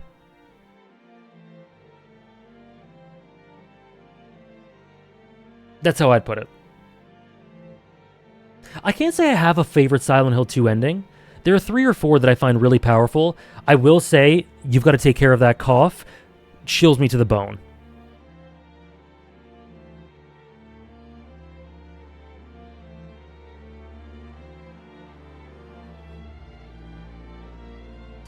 It depends on which... Yeah, I get that, Elijah, yeah. Your moral standing on him depends on which ending you feel is canon. The thing is with James is I think all of them are canon. I look at all of them as in character. And I think it's putting those together and reconciling with who he is as a person who's capable of all these things is getting the full picture of James. And then you decide from there, how do I feel about him?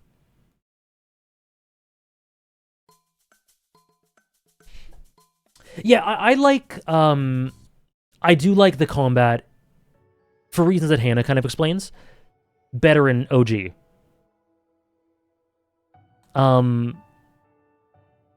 It's cleaner and tighter to play, but to me that doesn't contribute on a narrative level. Welcome back, Recon. Welcome back.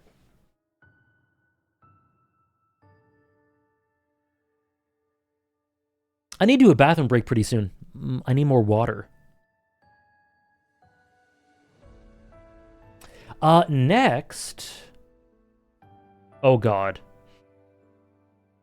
Oh... my favorite Persona protagonist? Makoto Yuki, also known as Minato, I believe? I actually don't know that I have much to say about this guy. He is the best Persona protagonist. He's one of my favorite Persona characters generally. I think he's top 10-ish for sure. Sorry, Kev. Sorry. I should specify separating those two. And there's so much he's one of those he does those things with silent protagonism that is indirectly told through the little things that you see him do. And the lines, for a silent protagonist to work, lines have to be written in a way from other characters to them that also characterizes them in a way that I think other Persona games don't do quite as well, but Persona 3 does it so well to me. I don't know if Reload does. We'll see whenever we get to it.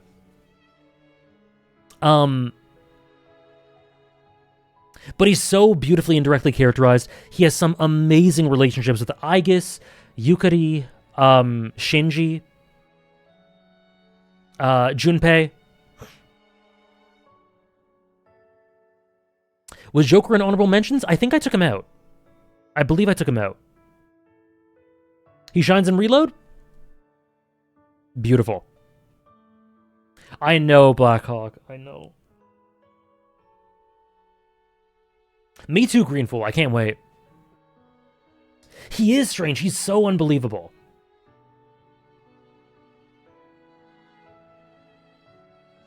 Something about dialogue choices in P3 is that you almost always have an apathetic, negative, or depressed choice.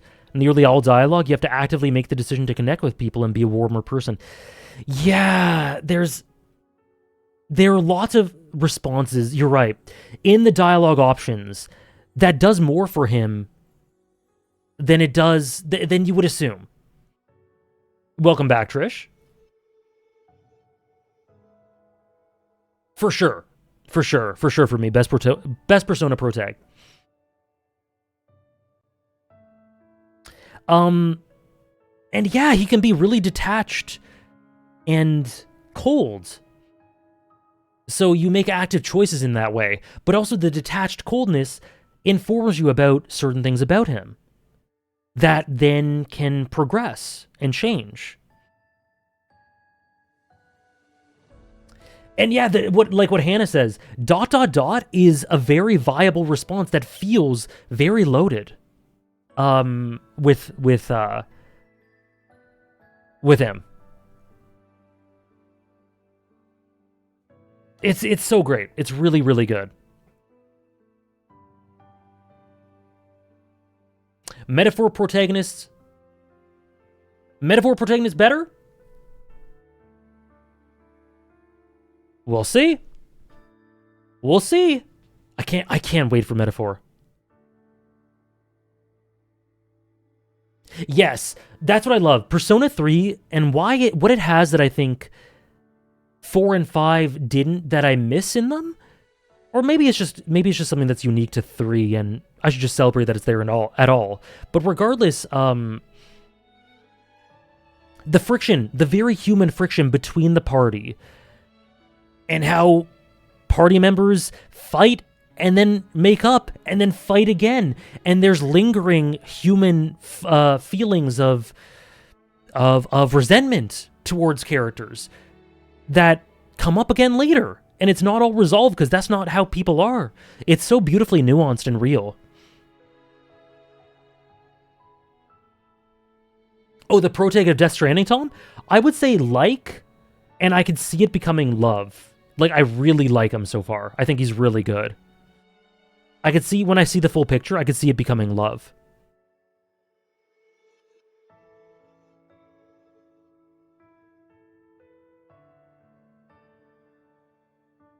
I'll love the Metaphor protag, cool. Persona 3 doesn't constantly reward you with dates and all that jazz. When you haven't reached out to people, you go alone, and you call out to your friends and they can't hear...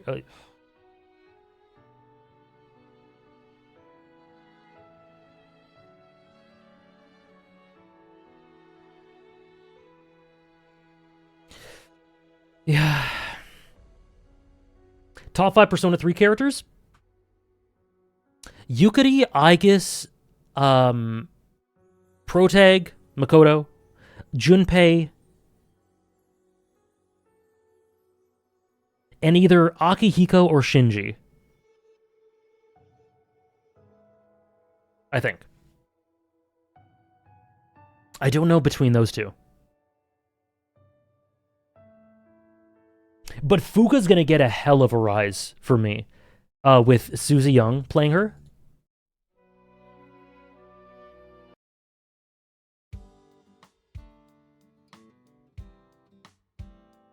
Anyways, Persona 3 peak, Makoto Yuki peak could be higher, but this is where he ended up.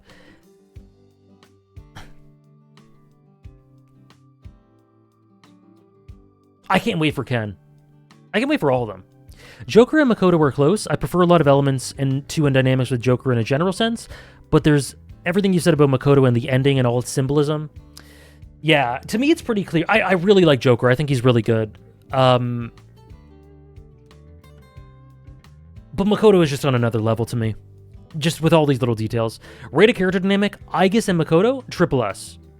No question in my mind. I sold you on P3?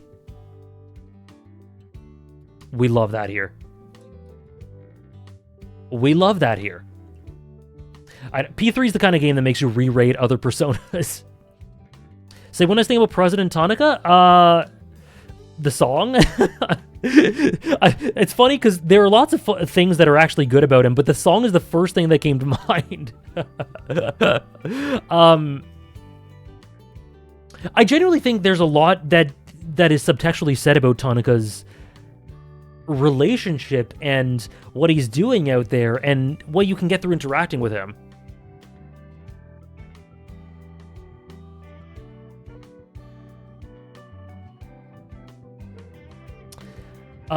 Yeah, Joker is more of a character because there are a lot of story elements that the player can't choose, like him stepping for Kasumi and that not being a choice. I see what you mean. Yeah. I see what you mean. Makoto has choices that feel like they matter more so than Joker. Yeah, I really love that element of it, Ray.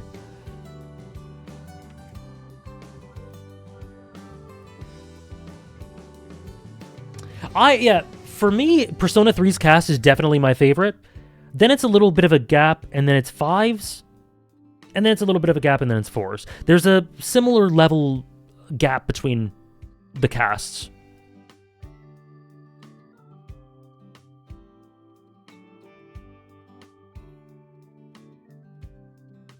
In general, I can't agree on putting silent RPG protags into a list like this one, but I also understand your points. Why not?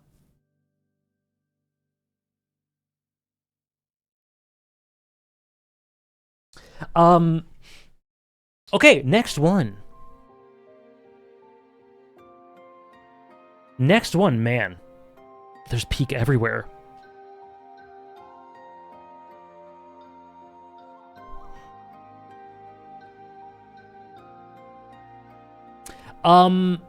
My favorite, probably at least top 2 character in 13 Sentinels Aegis Rim. I'm going to say what I say about 13 Sentinels Aegis Rim every time, which is that I will not say much. Please play it. It is one of the greatest games of all time. It has so much to say. And Nenji Ogata is a beautiful character.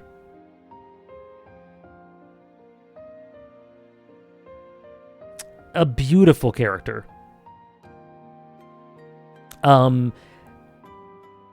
And voiced by the late Billy Kametz very, very well. One of my favorite roles of his. There's just so much heart, and I love him so much. And that's all I'll say. That's all I'll say. Because they are meant to be a reflection of the player, and you choose the dialogue options. You basically construct them as characters instead of being written by the screenwriters. That's not true at all. Makoto is 100% a character, and all the dialogue options you choose are integrated parts of being in character for him. It's not a blank character slate with no characterization like Byleth or something. Okay, anyways, number 70.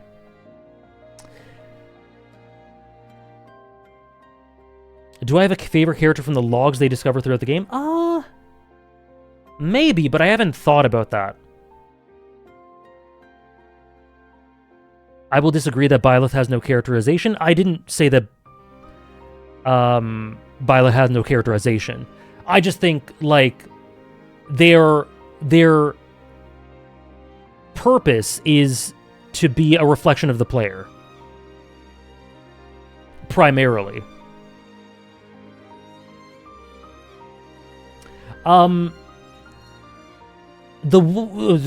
Sorry, I revealed it before showing it.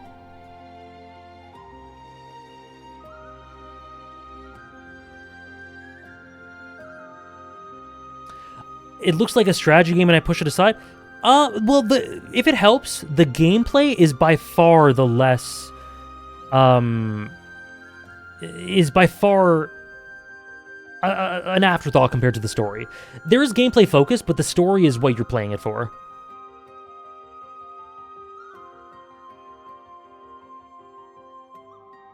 Byleth probably had a bit more than Joker, some great stuff with Geralt. I feel AJ there. Geralt to me is an awful character. So I think anything that they have with Geralt I can't really take seriously. And yeah, Byleth means a lot to the characters that they interact with, and they mean something very specific, especially with the house leaders that I've talked about in my video on 3 houses. But overall, I consider them to be a blank slate.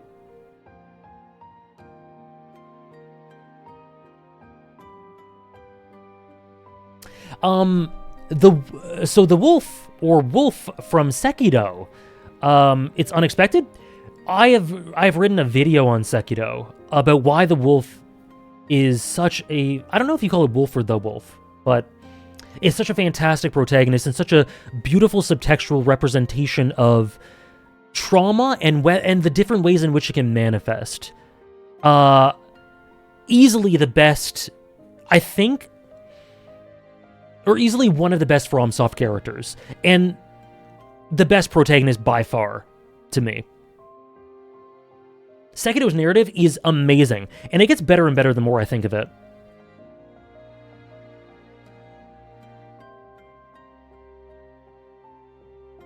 Jero makes me so mad because there is something there that the game just wastes for some reason.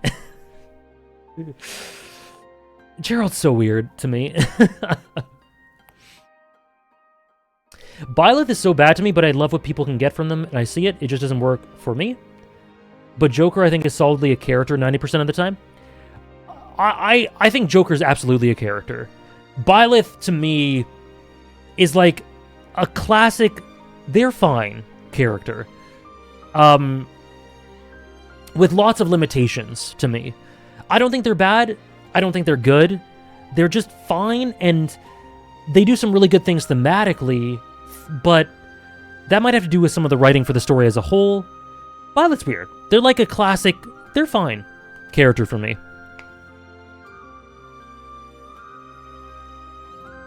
Rated character dynamic, Wolf and Father Owl. Double S. Genichiro is so good. Oh my god.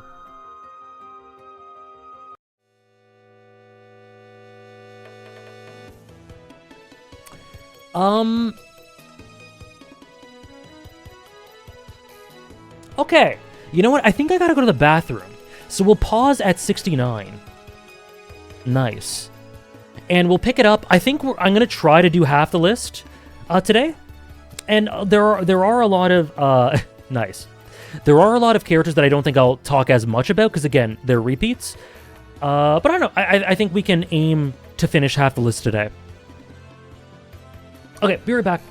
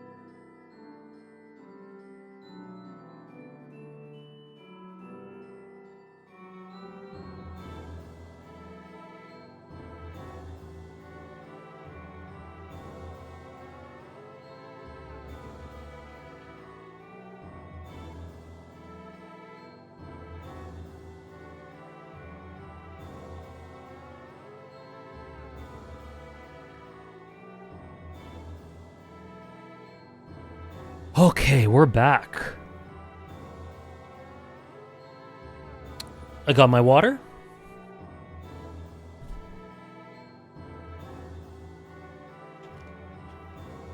Thank you for the welcome backs.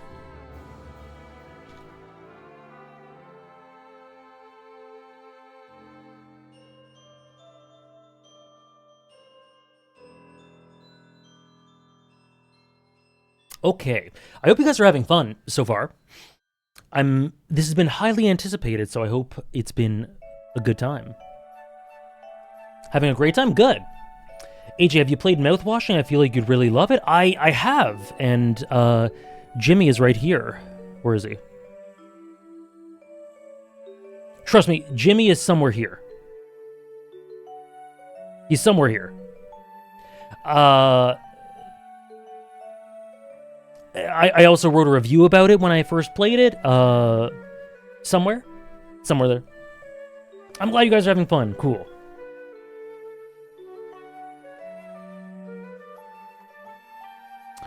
Bottom right.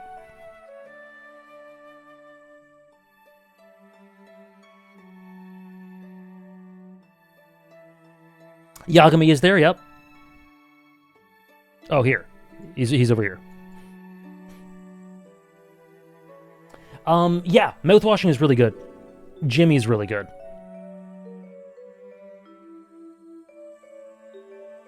Okay, next up...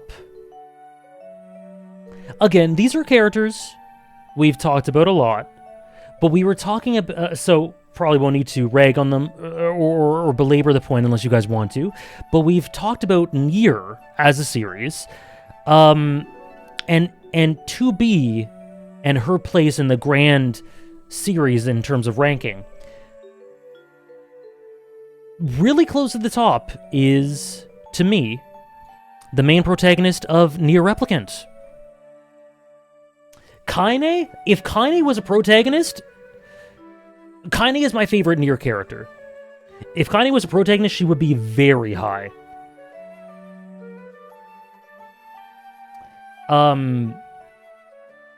So yeah, Nier from Nier Replicant, beautifully voiced by Ray Chase.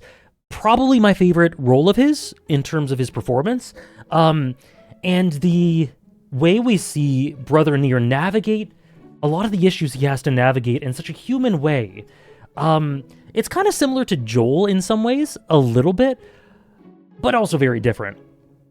And I just think he's basically the perfect protagonist for the type of story that Nier Replicant is telling, and my heart goes out to him, while at the same time acknowledging a lot of very human flaws that rear themselves throughout the game, and I think he's great. I've played Nier Gestalt, and but this is for Nier Replicant Remake, whatever it's called. This.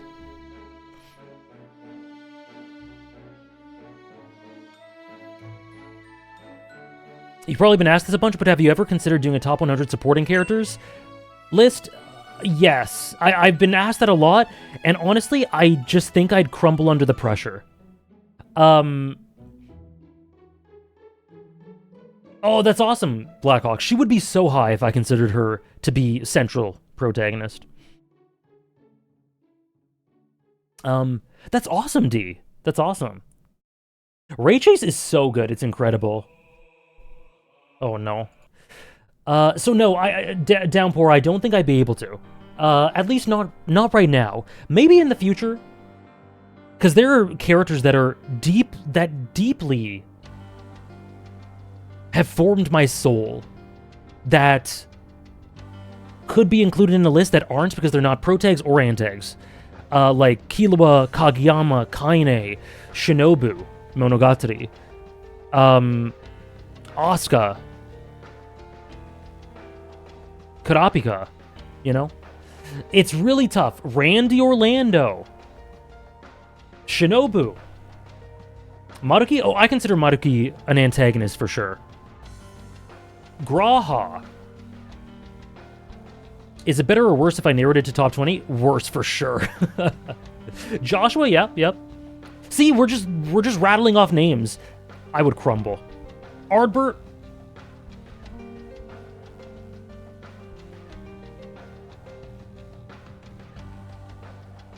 Oh, I see Toomey. I gotcha. Armin. Oh my. Ervin. Oh, we gotta stop.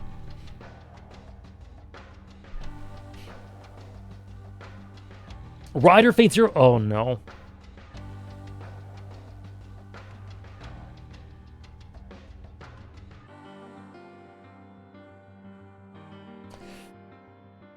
It's impossible for me, Blackhawk. Andres, I think you'd find the concepts in Nier Replicant to be really interesting. I think you'd find it to be super, super cool.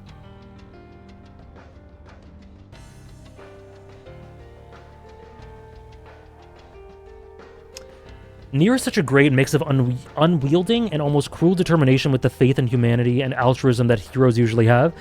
Low-key playing Drakengard made me appreciate that balance a lot more.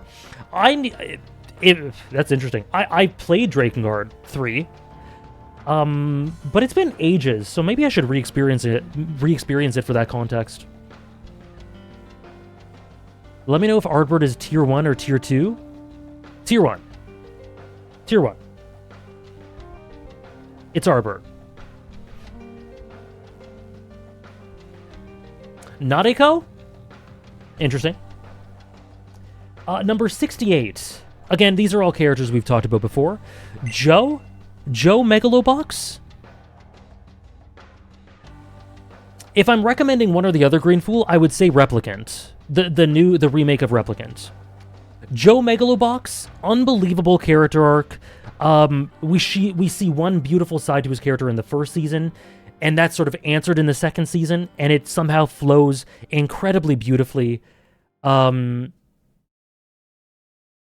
a great depiction of grief and life, and moving on in life, and scars and regrets. And I find him to be an incredibly emotionally captivating character that I very often go back to. Thank you, Dave. Welcome in, Vita. Not dead yet.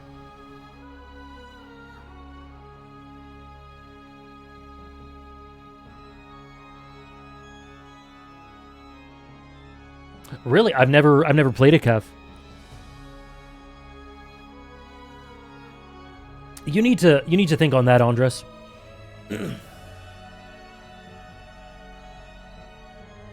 And then the last one in this list.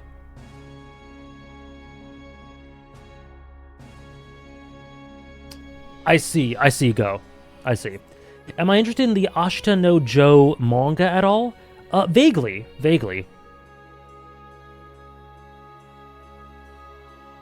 And Ashita no Joe? Vaguely. Do I answer redeems? Yeah, that's why they're there. I sometimes forget, but if I do, just remind me. I am interested in Ashita no Joe. I watched the anime, but it genuinely hurt my ears. Like, the sound quality, something about it hurt my ears, so I couldn't continue. But I hear that's been fixed. And I hear the manga's really good.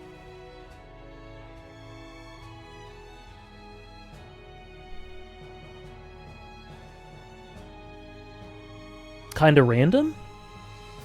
I don't know. I guess.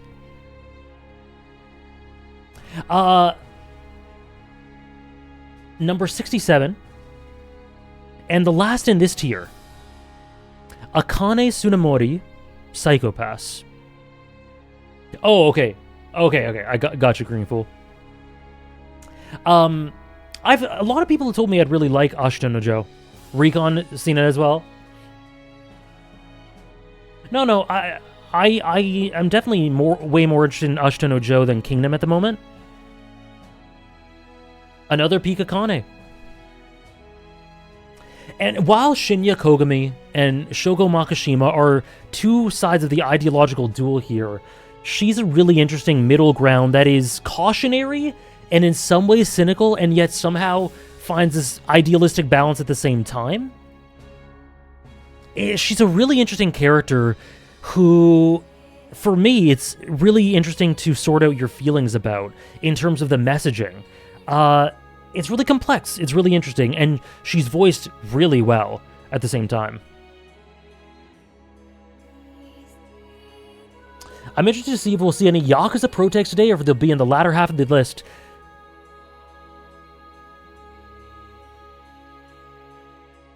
So, like, tomorrow? Let me scroll ahead. Interesting. Interesting. We can do a bet pretty soon, too.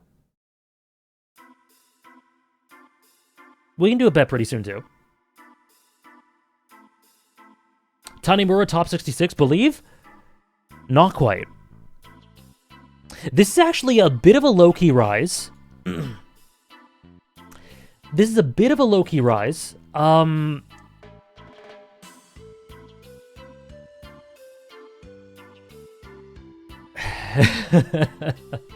Tanimura or Bryce?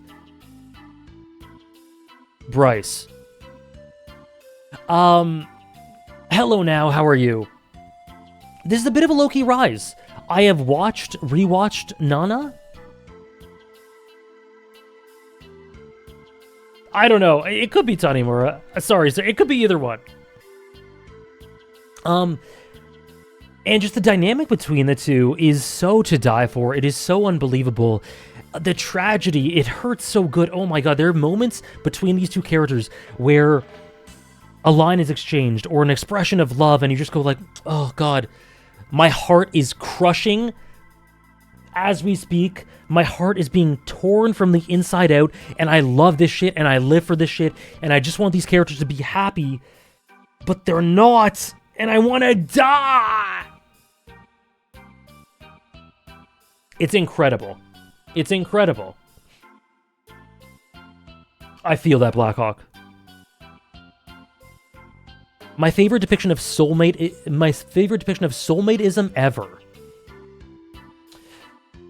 That's a great word for something I've tried to put a word to, but haven't forever. Soulmateism. I would rank them together because they're very close together, and my feelings for them are sort of intermingled. I think Hachi's my favorite character, but it's really close.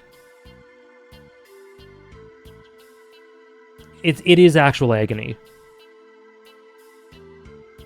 Yuri coded? Oh, I think it is just Yuri. Yeah, I think it is just Yuri. There's literal expressions of love.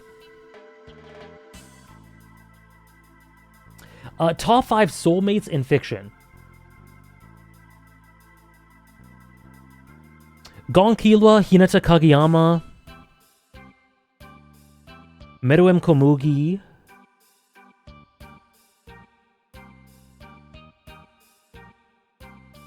Kiryu, Nishiki,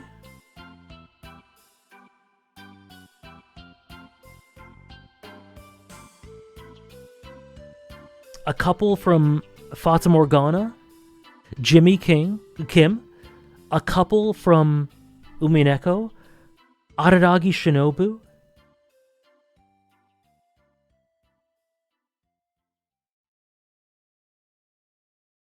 Yeah, he does. You're right, Mel. He absolutely does. Griffith and Guts, absolutely. I am up to date with Nana's manga, yeah. But it's been ages since I read it. Naru Sasu?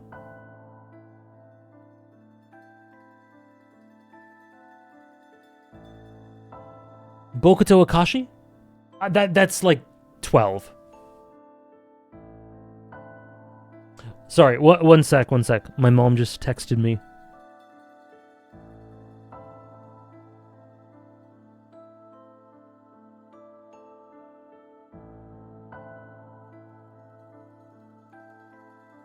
There we go. She wants to know the deets on the list. You're welcome, Sarah. Top 5 A Song of Ice and Fire characters that are not a Stark or a Lannister?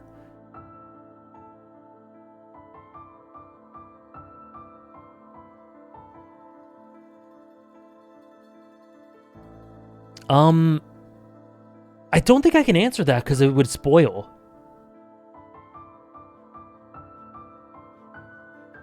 But one of them would probably be not a Lannister or a Targaryen. Sorry, not a Lannister or a Stark. I think it would spoil. But up there is Theon, the Hound, Rhaegar, Daenerys.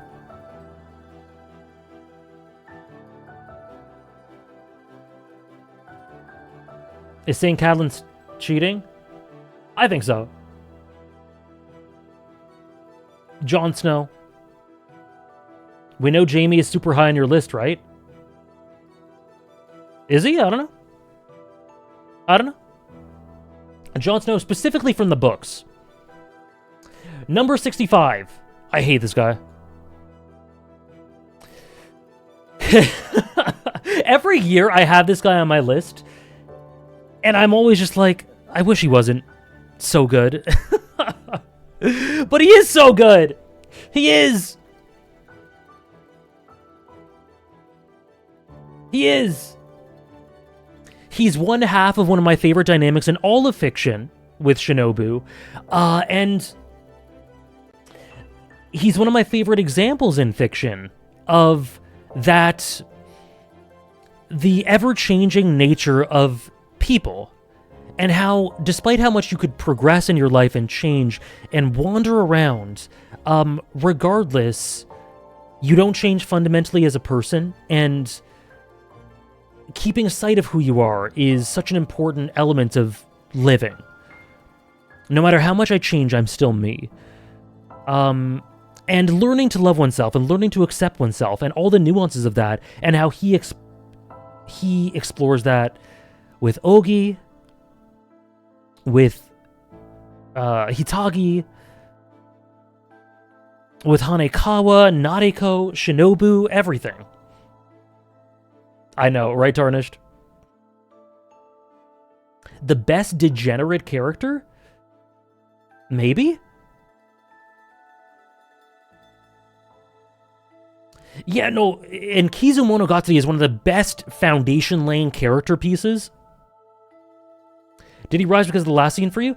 Not a lot. Not a lot.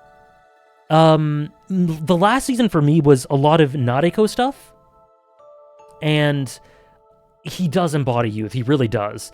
And Shinobu, and it wasn't really focused on Araragi for me. But yeah, he has amazing dynamics with everyone. Like Recon says. Let me know if Badler and Beatrice's peak soulmateism? Yes. Jinx Echo? Yes. Yes.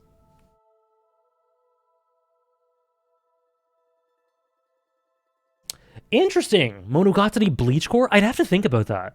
I haven't. But I see where you're getting that from. Like, I'd have to think about it, but I see it. Oh, speaking of Umineko, do Kaiki and Nadeko count as protagonists? I don't know. Why'd you have to ask that? Number 64.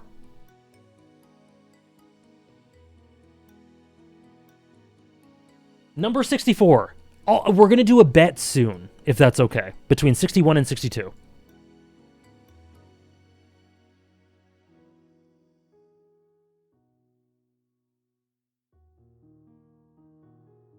Oh, that's interesting, Blackhawk.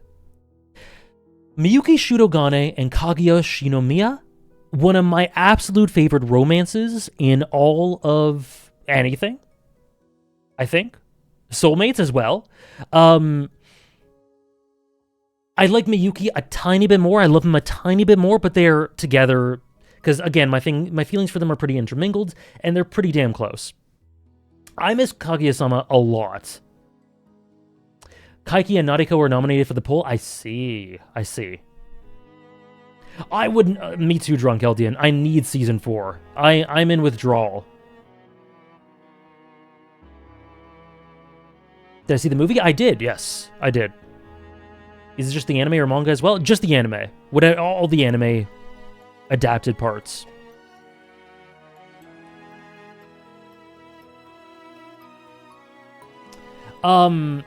Say one nice thing about Xenoblade Chronicles Combat. Sorry, my brain has to go to a totally different realm. How cool it is to switch around the different party variations and find different balances and see which really appeals to you. That's one of my favorite things about Xenoblade Combat, or the original, is different party construction. I miss Kaguya-sama inexorably.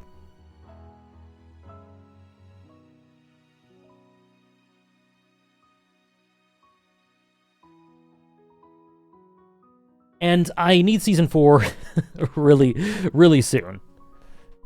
But, -3, that's really not a drop. Top 5 most efficient Monogatari characters? Kaiki? Nareko? Tsukihi?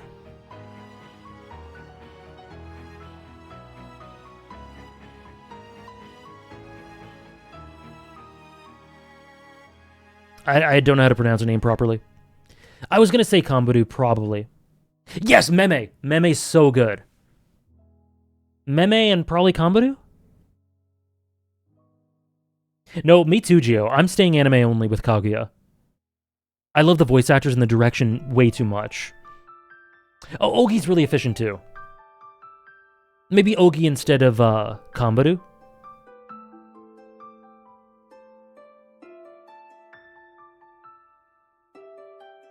Me too. It does tremendous things with subversion, Refreshing Home Slice, and like it starts in the show kind of punches you in the face, and I've actually tried to show the show to people, the anime, and they've kind of been turned off by how much it seems like the gags and the comedy and the intensity is the selling point, but it really softens up. And that's where the beauty of it lies, and how it comments upon itself. It basically is a Rise Power Flare. Okay, next is 63. We'll do a bet with 61 and 62, yeah. Gaian and Ichibei. I'll level with you, Kev. I have not thought about Gaian nearly as much as I should have.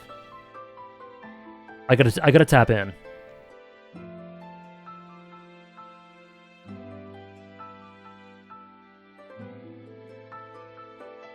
No Yakuza protags?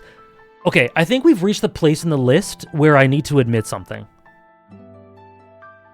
There are Yakuza protags who were on the list yet last year who I no longer consider protags. Haruka is a protag for Yakuza 5. Saejima is a protag for Yakuza 5 and 4. But when I look at my experience with the series as a whole, I can't classify them as protags overall. Akiyama, I don't even think was in last year's. I'm pretty sure. Haruka would have dropped 40 spots, so you took her off to spare us the pain. Damn, you got me. Yeah, so for some reason, in my mind, Haruka isn't a protagonist for me for the Yakuza series, and to me, neither is Saejima. I look at Saejima kind of similar to how I look at Akiyama, which is like this amazing support character who has a story of his own, so he's more prominently protagonistic than Akiyama, but in my mind, Saejima protagonist does not work. So, Haruka and Saejima are not on the list.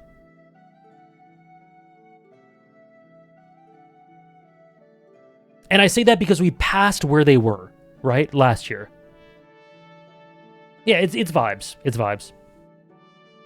Can you let us know who you still considered a protag? Is it just Kiryu and Ichiban, or those two and Majima? I can let you know, but it's fun to not. We'll see. We'll see. Next on the list. Sorry, Sarah. It is fun. Do I know where I would put them if I left them off? Do I know where I put those now? Saejima would be around the same spot. Where's Saejima? He was 62? He'd be around the same. Which is basically a rise. Maybe a little lower. Haruka would probably be...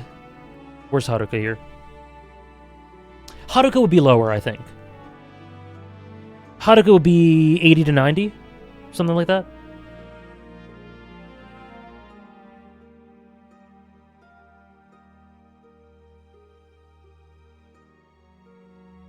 Okay, Evil AJ, sorry. Number 63. Ned Stark, A Song of Ice and Fire. He is just super me-core.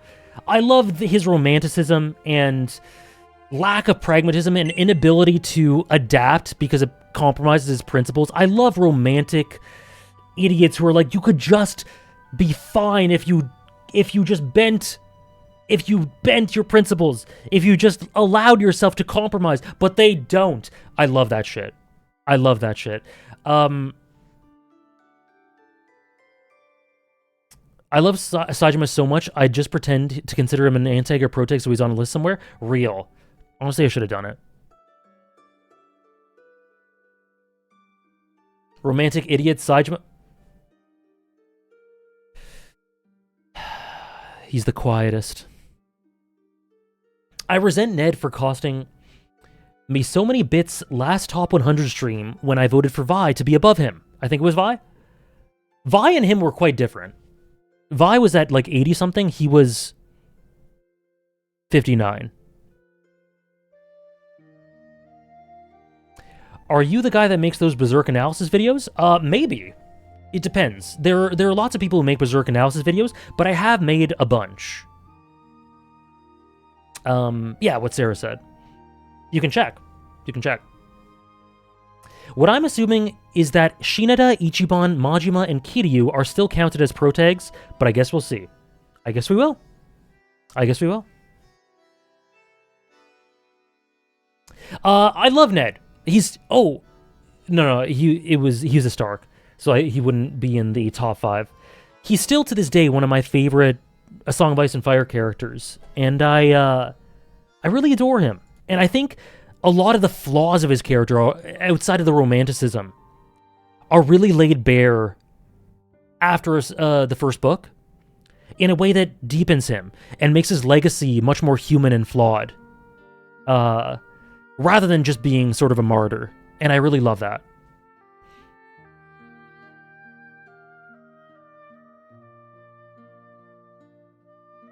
Next, do we want to do a bet? Number 61 and 62. This one's kind of fun.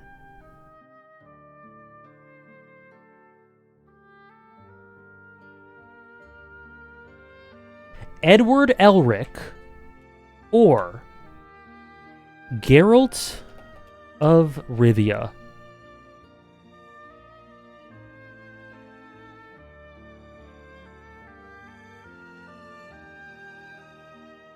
This is pretty fun. I'll try to do one more before we end today.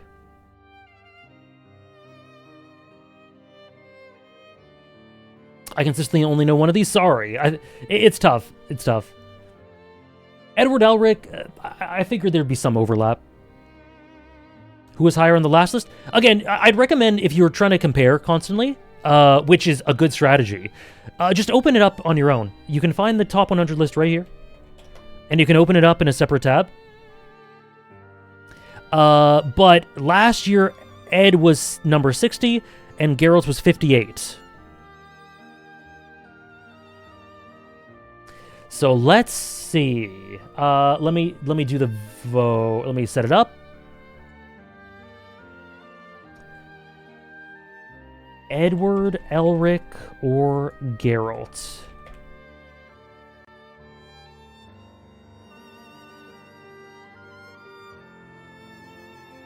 Will I be posting this on YouTube? Later, yeah, it'll be on YouTube eventually. I don't know if it'll be like today. It'll be on YouTube eventually, for sure. I'm doing mental gymnastics to say that your Cyberpunk playthrough has indirectly kept Geralt highly rated. Interesting.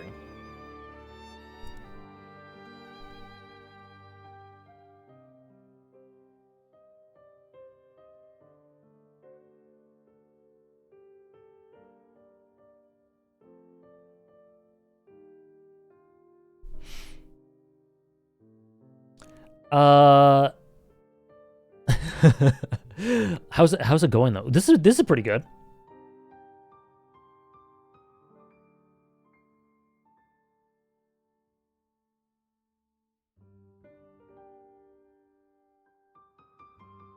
%56 say Geralt, 44% say Ed.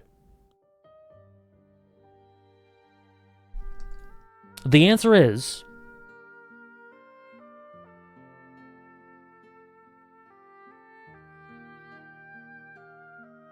Ed. Oh, shit.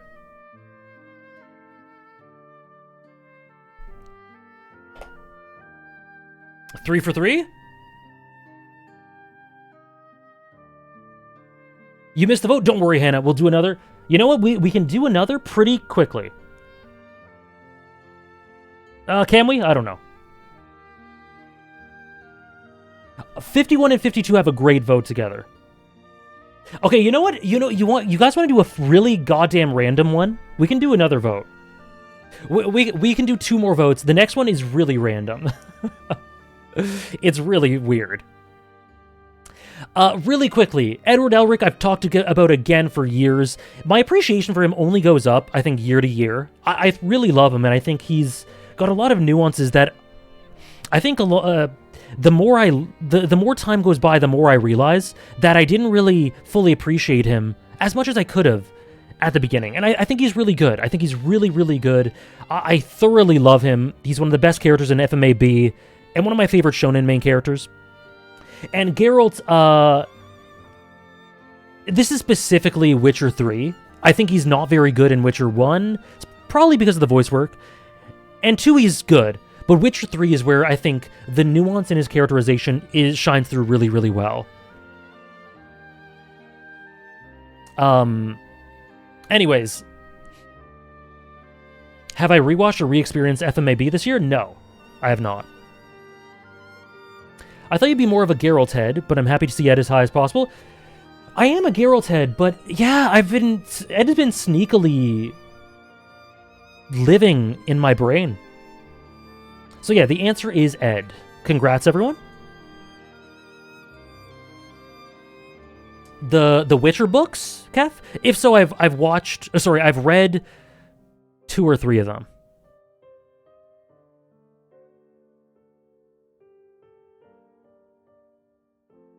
Yeah, 62 is no joke at all. Like, all these characters I thoroughly love. Now, and we're getting into heavy hitters now. Okay. Yeah, I'm very much still a Geralt head, but Ed, I don't know.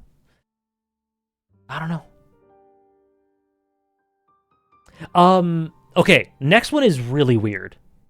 This one's crazy. Siobhan Roy, Succession, or, as the Berserk theme plays,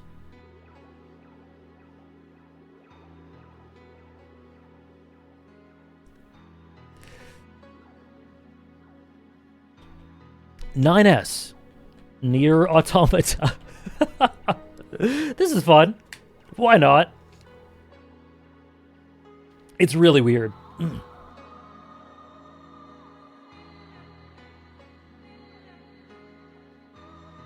You know what I mean? Can you imagine these two meeting? I feel bad for 9S already. Me too. Okay, let me just start. Sorry, let me just get it set up. Okay. Yeah, it's a bizarre one. It's really bizarre. Like, you get the logic with Edward and Geralt next to each other, but these two is just like doing a vote for those two. These two, it's like, whoa.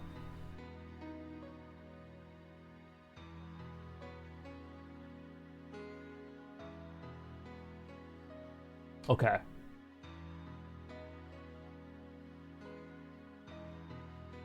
So, let's get it going.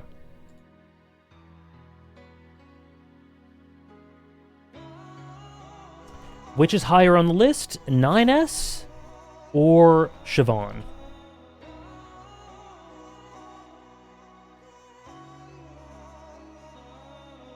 Did I rewatch Succession the last year? Maybe an episode here and there, but not really.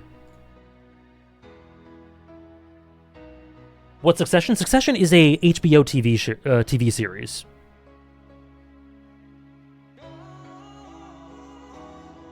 I know, right, Recon? It's crazy.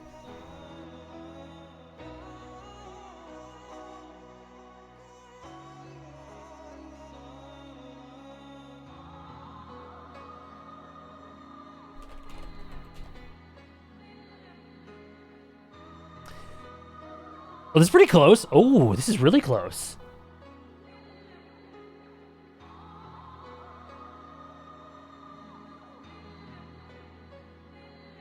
$51-49 right now. 50-50. I love that I just did this one. This random ass one. Okay. So Siobhan is, for me personally, of the Roy siblings, my least favorite, I guess. But I think regardless, she is absolutely one of the best in the show.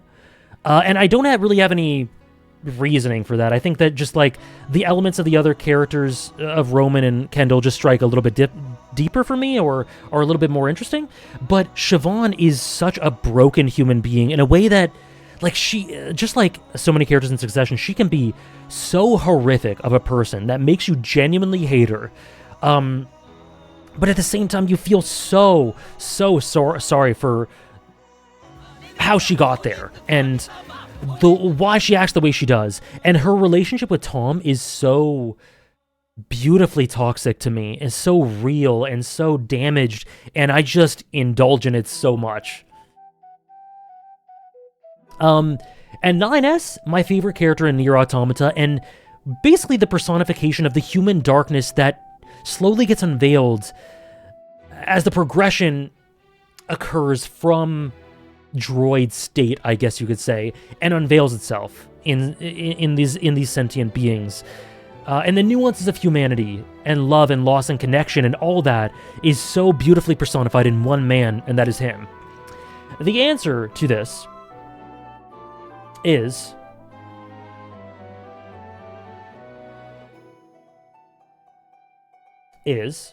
oops.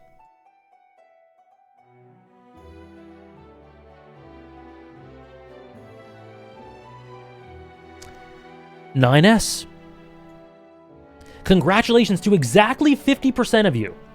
Exactly 50%.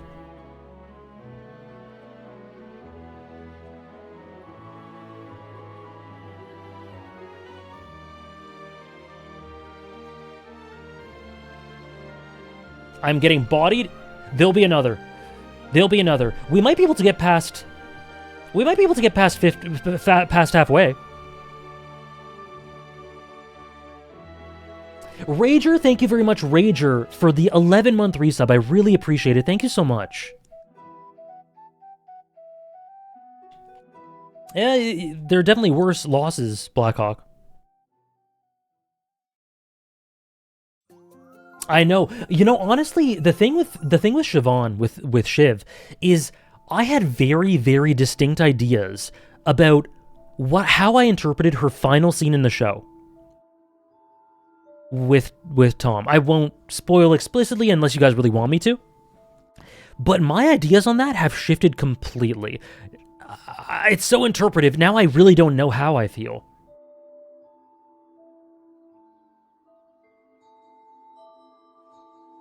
Not as much as a win as I'd like. There's so many more to come. You can do it. So I can talk about... Okay, I guess mute if you don't want Succession spoilers. Yeah, I'll talk about it really quickly. Mute if you don't want Succession spoilers. I will get rid of this chapter count thing when we're done.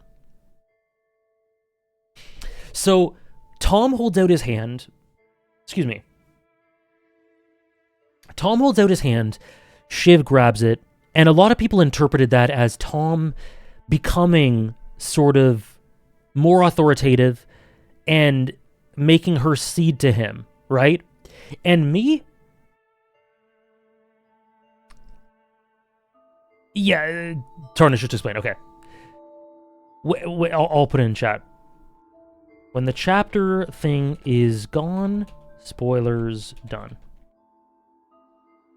So yeah, people said that, and I disagreed because I simply didn't see it in Tom. I didn't think that Tom was capable of that. My read was that Tom was genuinely trying to say that we're in this together, to an extent, but you're going to have to open yourself up to us being equal. That's kind of what I interpreted that to be at first. As time has gone on, I'm starting to lean a bit more with what people said initially. And that Shiv ends up being kind of like you guys said in her mother's position, and Tom being more overpowering and getting the power that he's been desiring his entire life but never really got until that moment. So I lean now more in that direction. I don't know that I'm certain, but I lean more there. And I think there are lots of ways to interpret that. Same with Roman's final look at the glass. There are lots of ways to look at that. Suddenly thinking about Tom and James Sutherland. Oh my god! Oh dear.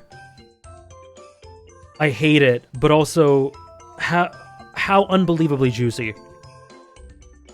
I don't think so, Weaver. I think it's very much in keeping with the tone of the show. Because I believe that Kendall jumps. I still hold strong to that. Anyways. We're at Silent Hill 2? We were down here.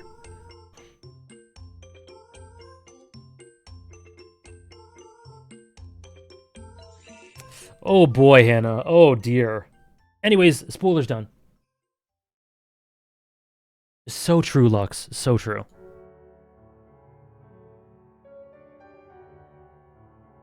Welcome in, Ruby, by the way. Number 58. What do we have? A goat is the answer to that. This is, again, -1 is a rise. It's a definite rise, basically. Shiro Emiya, number 58, for the Fate Stay Night visual novel. His relentless idealism, the idea of the fake versus the real, the desire to protect, the hero complex, everything about it. I think my appreciation for Shiro has actually gone up since reading Bleach because of seeing parallels, kind of what Recon was talking about before. Seeing parallels between characters that can be similar in certain ways and appreciating them more because of it. There's lots of Ichigo in Shiro to me, and vice versa. And I really, really love that element to it. And the more time goes by, similar to Edward Elric, the more I find myself engaged with Shiro emotionally and find myself impressed with so many more nuances. He's got amazing dynamics with basically everyone of note. His father, Kiritsugu, Saber, Rin, Sakura, Kire, unbelievable with Kire. Archer. And he just, top to bottom, an incredible character. Incredible character.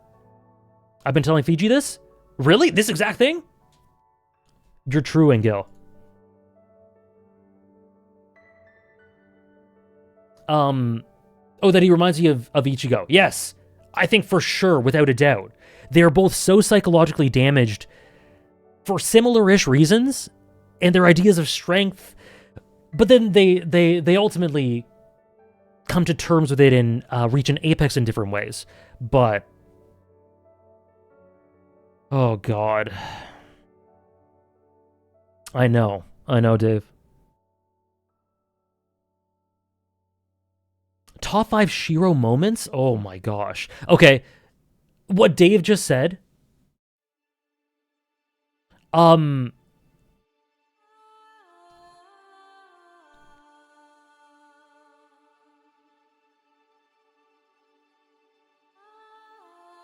I can see that for sure, Claire.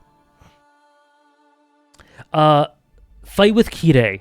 Fight with Archer. And within the midst of it, still, I wasn't wrong. His promise to Kiritsugu in Fate Zero is an all-time moment.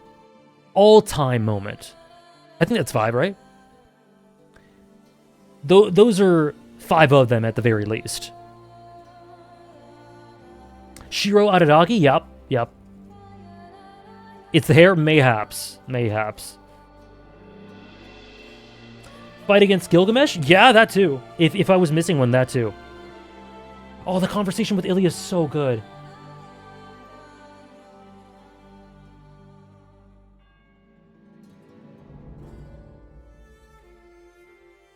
Shiro's so good, man. Should it be higher? Ah! No, it's okay.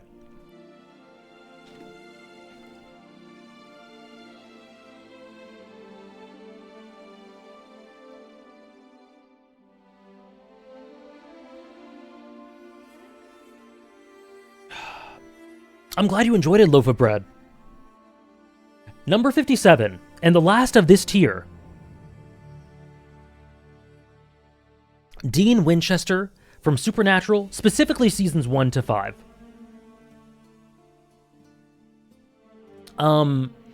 Big Dean! The Satan guy, indeed. Yeah, I think he's quite easily the best character in Supernatural seasons 1 to 5. Beautifully played by Jensen Ackles. Tons of raw emotion. His dynamic with Sam, who is an honorable mention, is one of my favorites in television in general. All around, he's just a fantastic main character who I think is... In the list, at least, I see him on a bit of a downward trend, but -6 is not bad at all. But I do think he kind of hit his ceiling. So, like, I don't see him being much higher than this in the future. But, good God, man. The acting and the way he pursues certain paths, just certain incredibly difficult paths, despite seeing way more optimistic, beneficial, fulfilling alternatives for himself, just because that's the right thing to do. I talk about that in the video that Dave linked there. He's a really incredible character.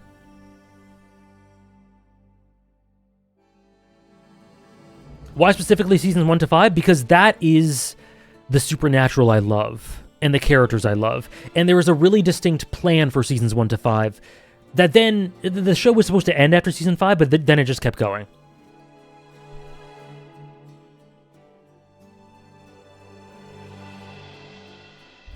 Top 5 Dumbo references.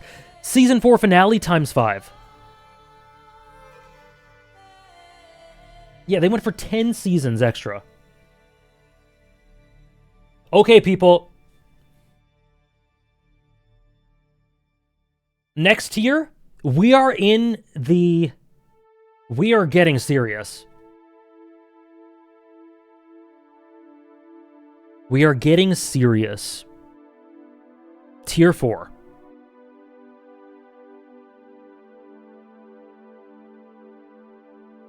Number 56. Oh, whoops. Solid Snake Metal Gear Solid series. Recon?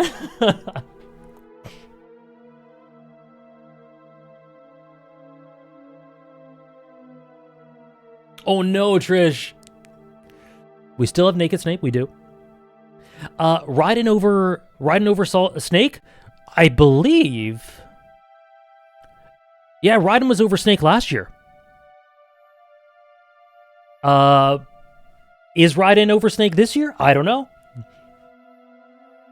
Is Gintoki still not listed? We have not listed Gintoki. Solid Snake is an absolutely incredible character, and I think I mean, he's the protagonist in the first game, and he is great. He's great there. There's a lot there to do with individuality and genes and what is the makeup of a person, where we find our identity, and how to progress in spite of that, in spite of how our genetic makeup may make it seem that life is laid out for us. There's some beautiful things about freedom and individuality there. But for me, where the character properly shines is in Metal Gear Solid 2, where he isn't even in that role anymore. But we see him from a detached perspective and look up to him. And he imparts the wisdom that he's learned onto us. The Jotaro Kujo effect, right? And contributes so much to the series and its themes about memetics and passing on proper legacies and why history is so important and media is so important.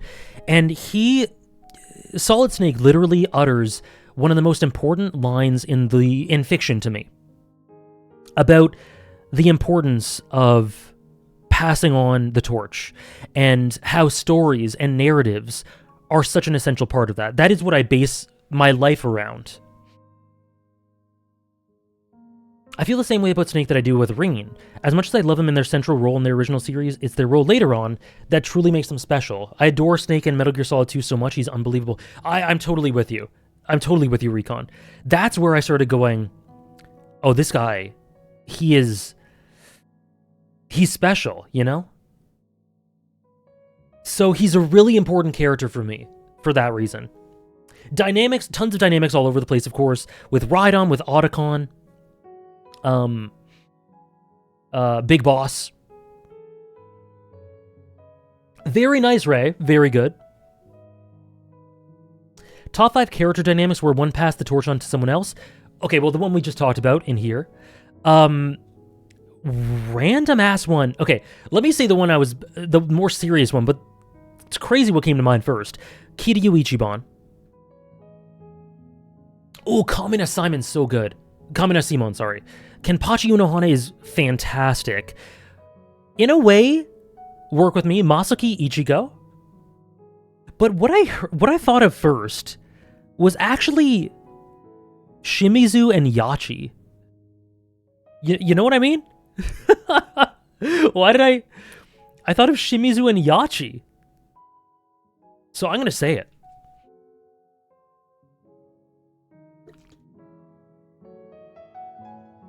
More core than Raiden. I get what you mean. I get why you say that, Blackhawk. Crazy Bass, thank you. Thank you. Thank you. Oh, me too, Muck. Kamina Simon.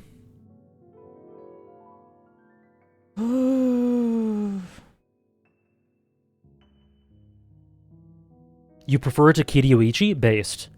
Based! It's actually really, really good. I thought of it... Literally, it was the first one I thought of. Crazy. Top 5 series most elevated by their ending? Oh! Most elevated by their ending. Metal Gear Solid 2. Amori. Yakuza 6.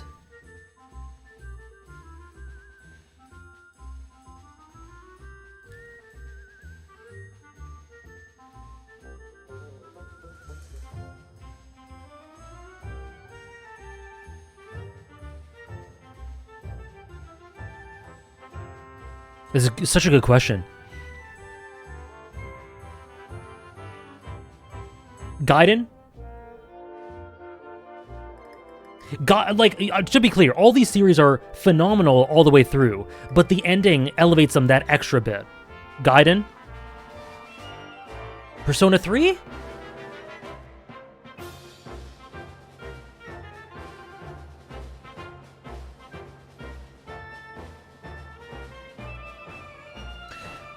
I don't think so. I don't think so.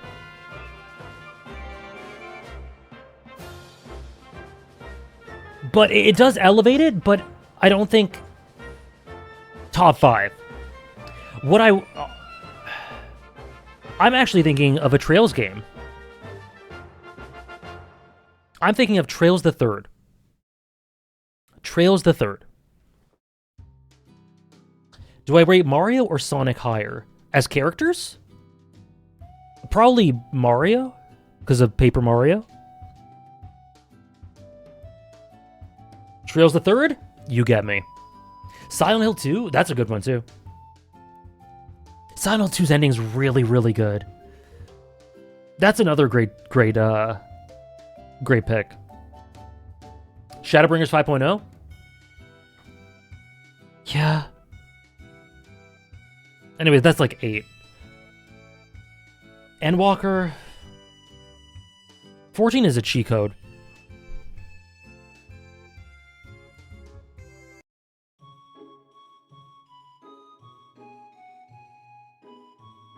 I love all 3 of Ava's endings, and they change everything for me each time. Me too. Ava's a great call. I finished the original series ending of Ava. I'm moved to tears. I think I got a grasp of it, and then I watch End of Ava, and my entire existence gets torn inside out 17,000 times. And then I'm not as huge a fan of the rebuilds as most people tend to be, but I do love the endings of the rebuilds and certain elements of them.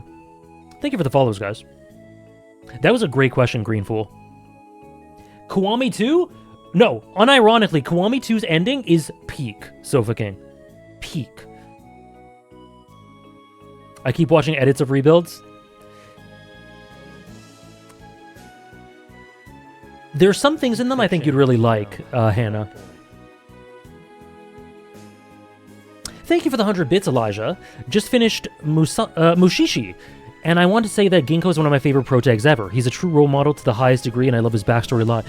Great call. Ginkgo almost made it as a honorable mention for me. I'm so glad you enjoyed it, Elijah. Thank you for the 100 bits. Gay people, yeah. Who said Endwalker? A couple of people said it above. Toomey, I think, and... Toomey said it? Someone else said it too.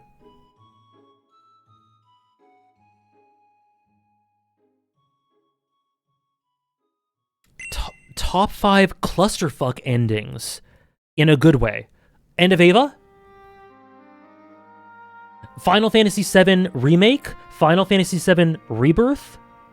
All peak clusterfucks. This is a great question, too. Cold Steel 3 is a great one, Recon.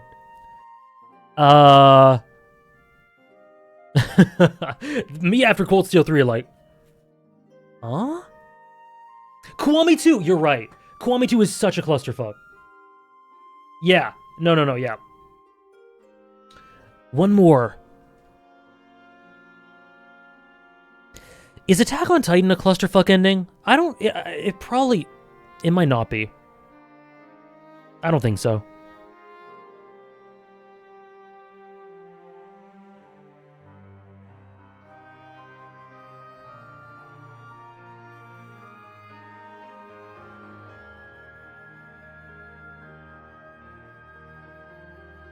Dead Man's Chest? Oh my god. Dead Man's Chest is one of the best endings to anything ever. I will take that to my grave. Dead Man's Chest is pure cinema. It's a little chaotic, but not the most. Yeah. So, let's see. Monster? I wouldn't consider Monster. Black Sails? It's a lot to process for sure. Sopranos. Oh, that's a good one. FF8's a good one, too. I think what feels right in my heart is FF8 and Sopranos. Let's do a top 6. I don't think Monster would be one for me. One Piece? Hopefully. I would love a clusterfuck ending for One Piece. Sure we were.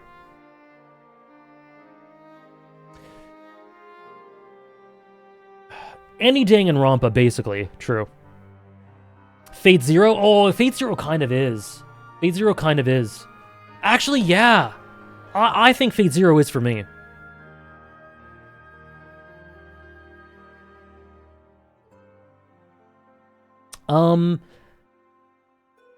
Every Uchikoshi game I've played, peak clusterfuck.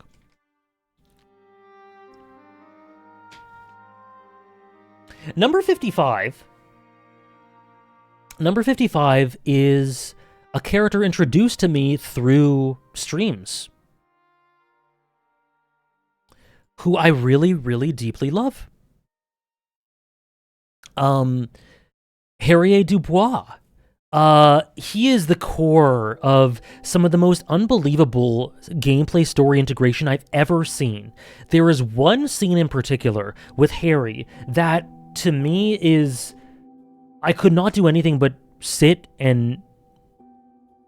like, my jaw hit the ground.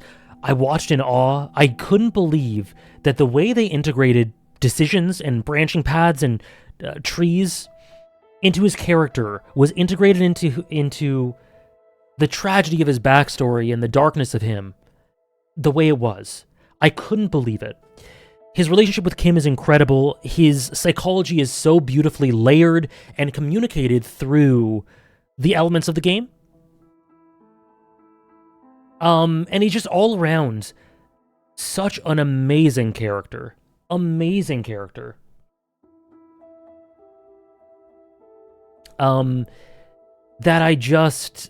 I'm kind of in awe of the character. He is so impeccably written and conceived and structured.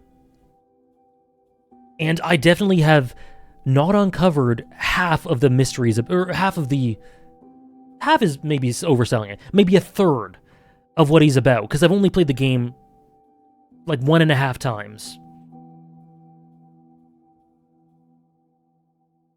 I've not played To the Moon.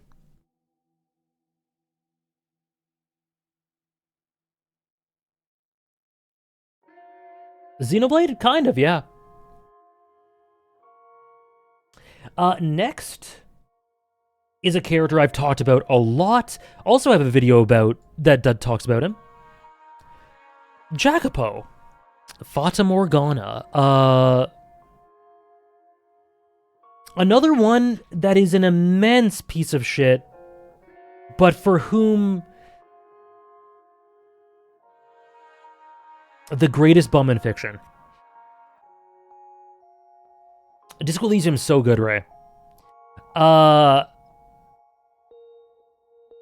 for whom, in spite of everything, somehow, the most emotional scenes for him hit like nothing else. The most emotional scenes for Jacopo, where I'm really... 2 or 3 scenes in specifics, where I'm really so locked into the conversation going on. The depth and profundity of what is being said and what it means for his life. It just hits... It's a peak for me that is hard to measure up to. Fata Morgana is unbelievable. There's going to be a bet soon? There is. 51 and 52.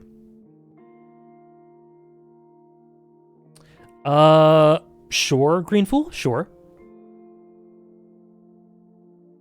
Go for it.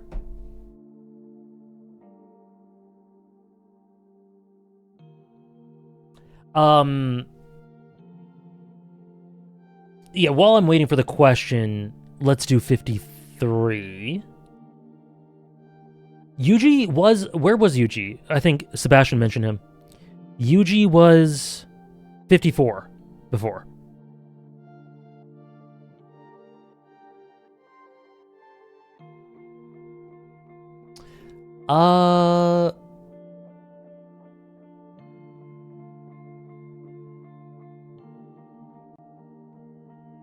Do I think that the certain unsavory part of Jacopo's character is implemented to add to the broader idea of his character of if he is still deserving of empathy or sympathy, despite him being such a terrible person? Do I also think it's part of his character for another specific reason? I'm going to be honest. I am of the opinion that there are some interpretations I've seen people give that talk about why it's additive. I don't personally see it that way, and that is my biggest problem with him and Requiem in general. Is the way that's tackled.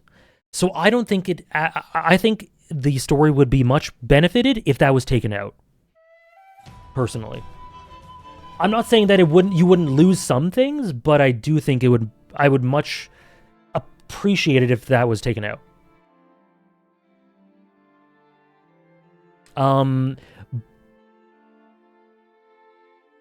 It's hard to properly articulate without spoiling. But you know what I mean. I think all the most interesting elements of his character can be there, while eliminating things that I think detract. Anyway. Number 53. Last one before the vote. Speaking of A Song of Ice and Fire, Sansa Stark. Still to this day, one of my favorite characters in the series. Specifically the book. With one of the most, I think, impressive arcs and growths of any character in the series. Very kind of slow and gradual, but the ascent to pragmatism and understanding that she experiences through her experiences is very gratifying to me, very illuminating, and very emotional. And I think she's awesome. I think she's one of the greatest triumphs in Game of Thrones, in A Song of Ice and Fire. Requiem for Innocence, yeah. So Sansa, I know I'm not a fan of what they did with her in the show. Not a huge fan.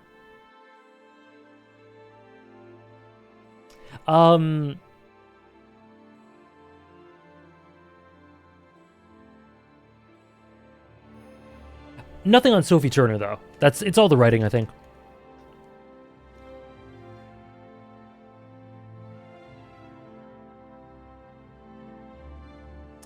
I like Sansa. I generally like Sansa for a lot of the show, and then I don't. Oh yeah, we're just talking about that Hellfinger.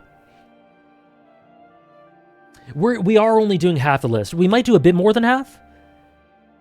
But we're not doing the whole list.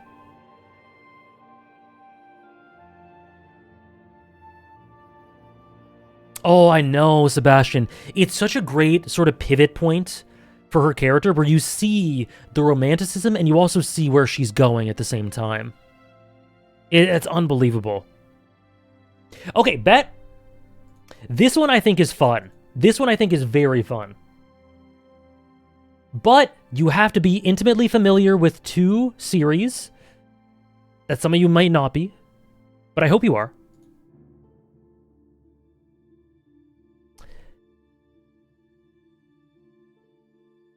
Sakata Gintoki, Gintama, or Recon. Just wait. Zack Fair, Final Fantasy VII franchise.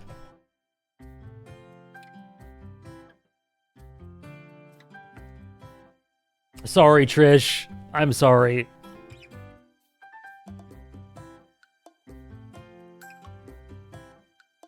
I need help!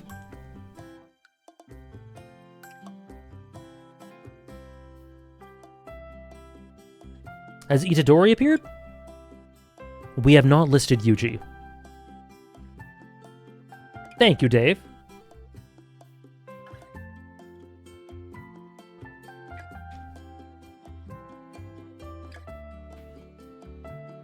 Okay. Let's see. I'll give you guys 2 minutes for this one.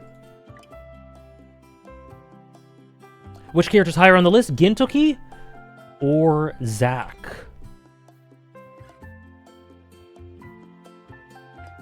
Zack Fair higher? I didn't get to vote points, but I'm calling it. Let's see.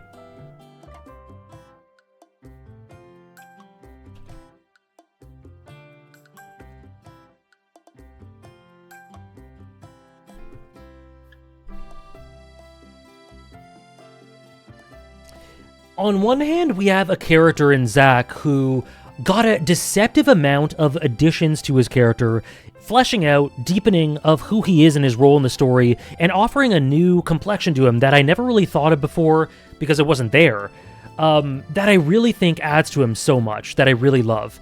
I have a lot of love for Zack, and I think the hero element of his character is tested a lot in Rebirth in a way that I think ultimately comes to fruition in a way that is good, but also leads into part 3 in a way that could be fantastic. Sakata Gintoki is just a classic example of how are you able to have experienced what you've experienced and seen such horror and yet look at the world with anything approaching hope. And seeing Gintoki sort of slowly accumulate these connections that help him move past pain and trauma. Just in time, Hannah. Sakata Gintoki or Zack there? I've been seeing a Gintama resurgence lately, so I'm going to bet on Mr. Gintoki. Interesting. Interesting. It's a beautiful thing to me. It's a beautiful thing. And his relationships and how they build and how they mean so much to him and how that increases over the course of the series is something that only a series like Gintama can do in quite that way. So yeah. And where were both of them last year? Gintoki was 55 and Zack was 46.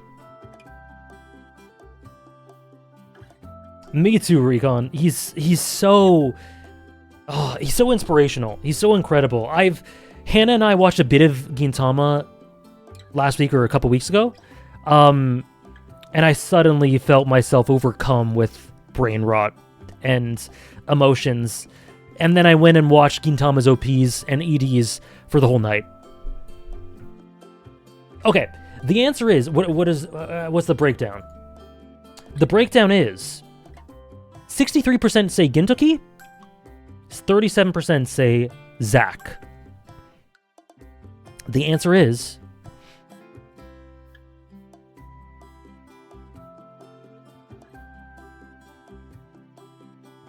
Gintoki.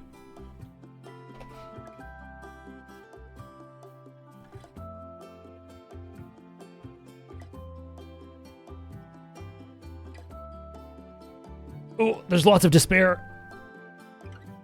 There's lots of despair.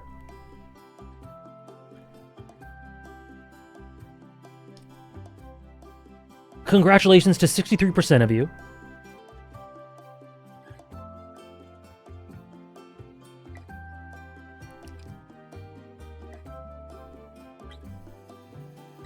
These are difficult. Honestly, Weaver, that's not true. After all these hours of watching you, I don't know your taste at all. I'm so washed. It's not true, because honestly, internally, I struggle. I go back and forth with these. These are all ones that I struggle myself with. So don't worry. You know my taste extremely well. Oh, Tarnish, you played a short hike? Beautiful. Okay, you know what? I saw a lot of misery in chat. We can end the day with one more bet. It's a weird one. It's a weird one.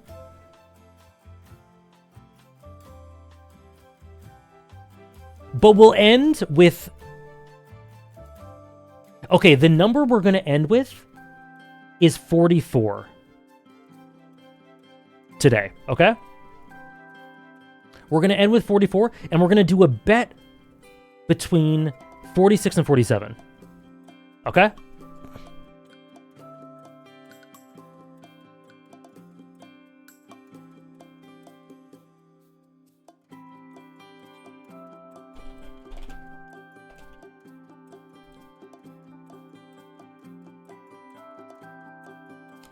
There's no plan, Sebastian. If it works out that way, then that'd be cool, but there's no need to stick to that as a plan. Okay, number 50.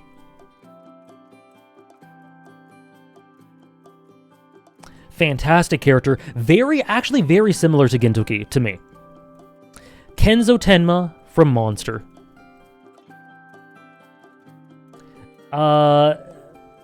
The core of one of my favorite ideological duels in fiction. Probably pretty definitively my third favorite character in the series now. But one that is voiced beautifully in English and Japanese, and consistently inspirational to me. I have put some Ace Attorney stuff, yes. And the idea of what it means to be a doctor, and what it means to hope in people. Yeah, he's third. First is Johann, second is Grimmer.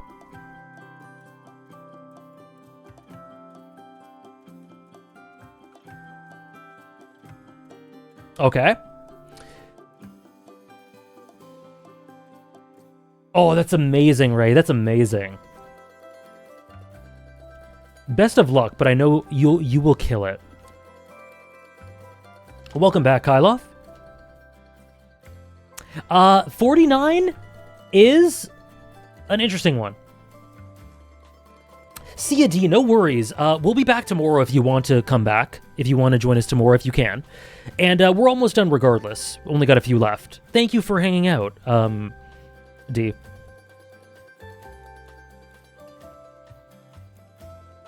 Number 49 is a new addition, kind of. Nariko Sengoku.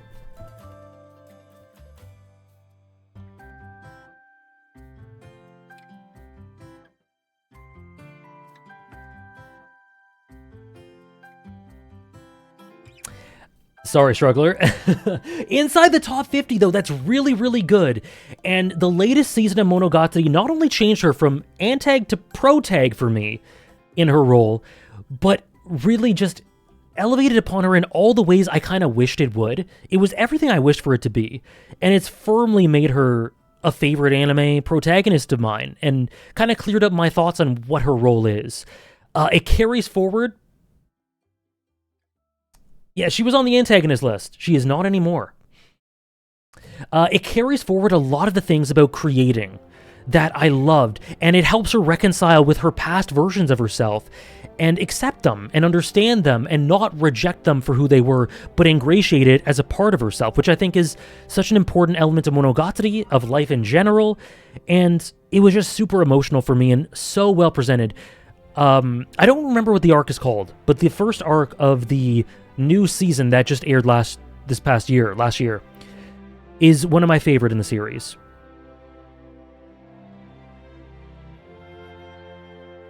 Is there going to be one of these streams per week? We have one tomorrow.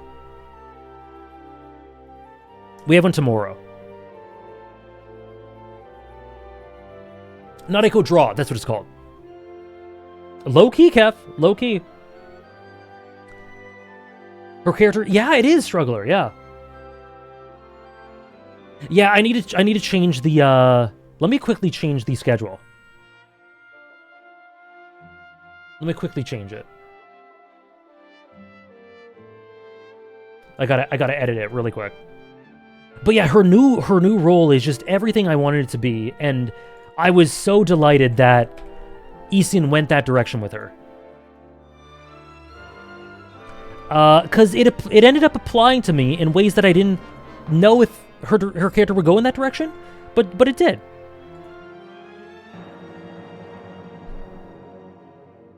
So, for anyone who doesn't know, we are streaming again tomorrow, and the Bleach movie day will instead be on Friday. So I'm just putting that in the Discord.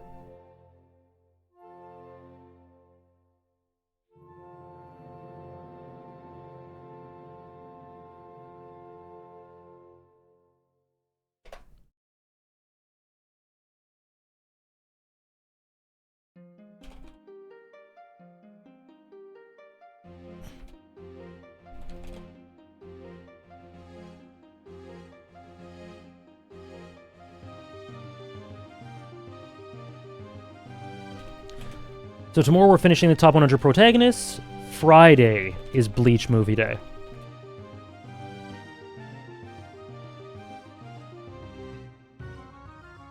Part 2 is tomorrow, yes. Oh no, Kane. Oh no. Have I seen more of the anime? I have. I've watched 2 episodes the other day. Oh, I know, Hugs. It is. I saw it recently. Top 5 character explorations in Monogatari? Araragi, Shinobu, Nadeko, Hanekawa, and...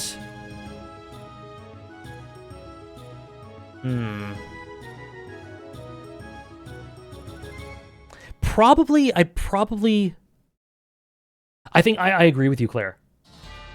Yes, everyone. If you want to put your rankings in, you have a date to do it before tomorrow's stream. Sodachi as well, I think. Rated character dynamic, Araragi and Nadeko? It's an interesting one, because I think the Araragi Nadeko dynamic is primarily from her side. It's a little imbalanced, but it's primarily her. And that is amazing. It's really, really good. And he offers a sort of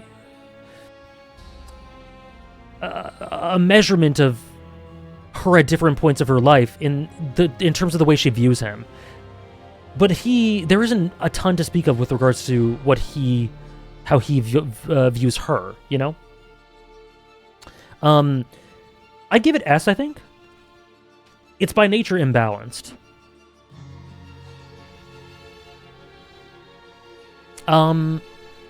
Okay, number 48. The bet is going to be between 47 and 46. We were talking about him earlier. Raiden, Metal Gear Solid 2.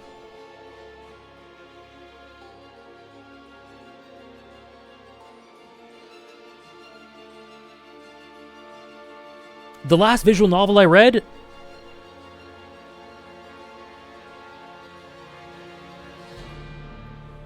Umineko reread? Maybe? I adore Raiden, and he is... He's either my second or third favorite character in the whole Metal Gear Solid series. His dynamic with Snake is generational and says so much, and the way he's able to, in spite of the confines around him, strive past that and see something worth living for through making your own mark on your own new history, and what he learns from Snake and how he applies that, and his relationship with Rose is really, really good. I really like it. True. The last visual novel I've seen is Hannah playing Slow Damage. I played the Metal Gear Solid games on the Steam Master Collection ports.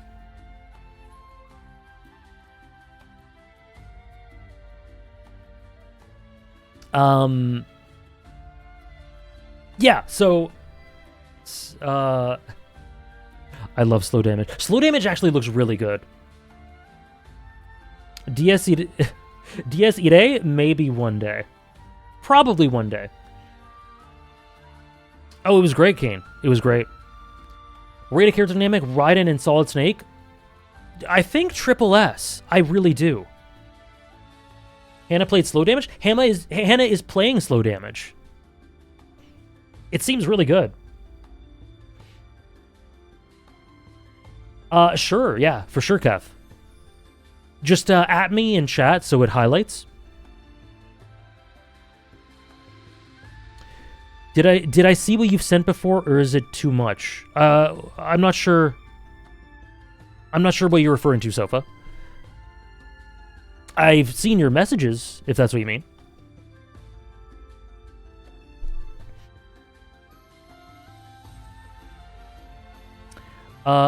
Say what? That is so random. Say one nice thing about Uri Rice from Attack on Titan.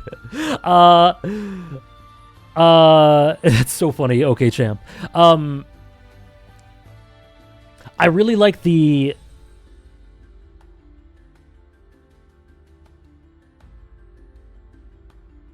I want to try to find a screenshot to show you.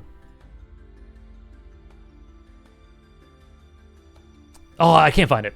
Anyways, okay, let's just say the shot of him and Kenny overlooking, as he talks about the new world to come, overlooking the horizon, is one of my favorite in all of fiction.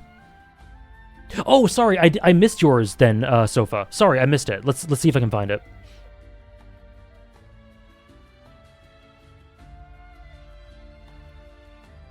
Say something nice about a character. Oh, Eiji Mitamura.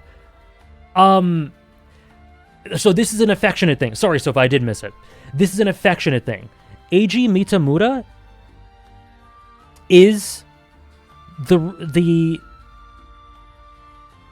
reason I have had, like, one of the most over-the-top verbal, like, fuck you moments in recent memory. There was one moment, one sort of reveal that he did that caused me to go like, oh my, you know? And that, I mean that very positively. And the fact that he was able to stoke that flame in me while also having me feel the things I felt for him later is incredible. Okay, Shinobu Oshino or Gojo? Shinobu. I don't know. Maybe Shinobu.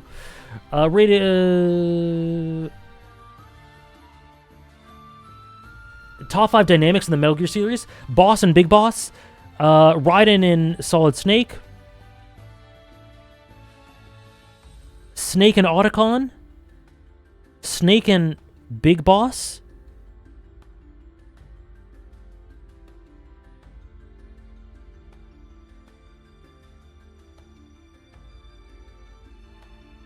Oh, Solidus Raiden, of course, yeah.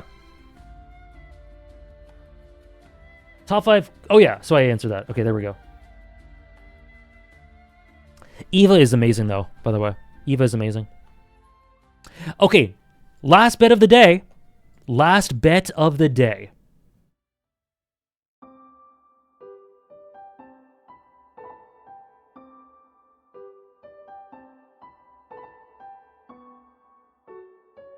Kizaru Kuma as a dynamic? S, I think.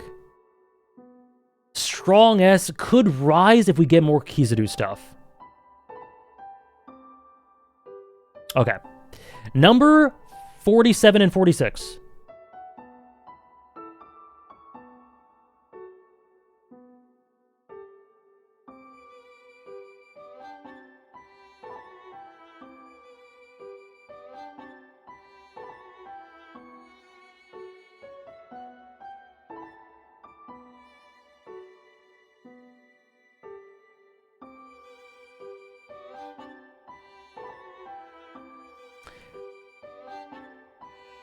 Itadori? Not quite. Tatsuo Shinada from the Yakuza series, or Okabe Rintaro from Steins Gate. What I will say is that 47 is the last character in Tier 4.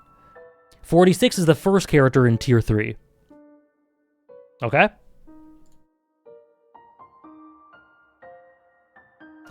Which character's higher? Shinada or Okabe? I'll give it 2 minutes for that.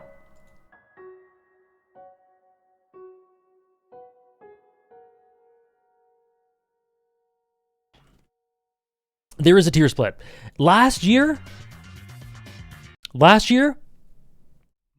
Okabe was 40 and Shinada was 34. So both have gone down. I don't love either less, but both have gone down. All in? Oh my god.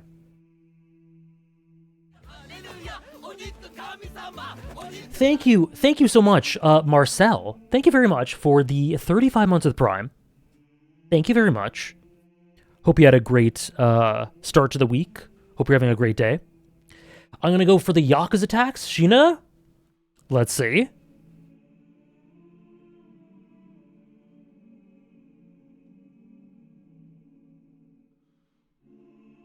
This is the surest we've seen chat.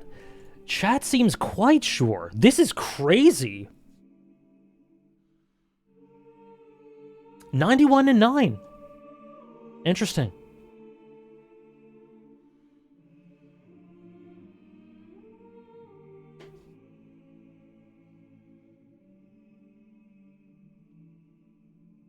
Interesting. 90-10.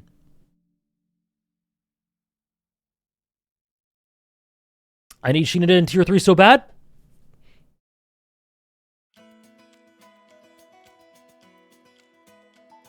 I wonder if I look that small too. Are you trying to convince me when the list's already done? Are you trying to alter what might happen in case you're wrong? Because it's working. That is one of the greatest quotes of all time.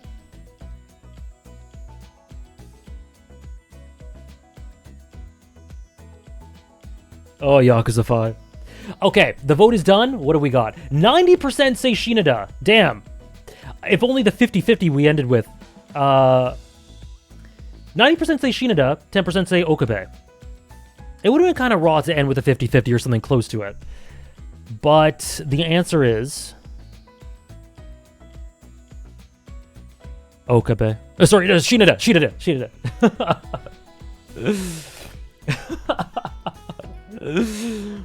I said the wrong thing. Shinada. You did hear Okabe. I said the wrong thing. The drops, it's pretty standard for Okabe. Down 12, that is a lot when you get up kind of higher. I don't love Shinada any less. I think it's just the fact that I've had to rejig, like some of the characters that were below him, I value more than I used to. I've re-experienced stories. Characters have new entries. There are new entries above him.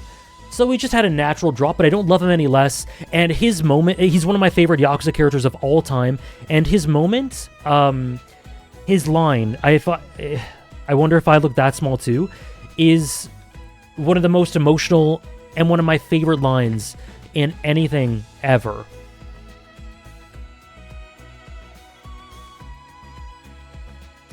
I know we haven't got there, but I'd love to see the Yuji rise. That's assuming Yuji's on the list.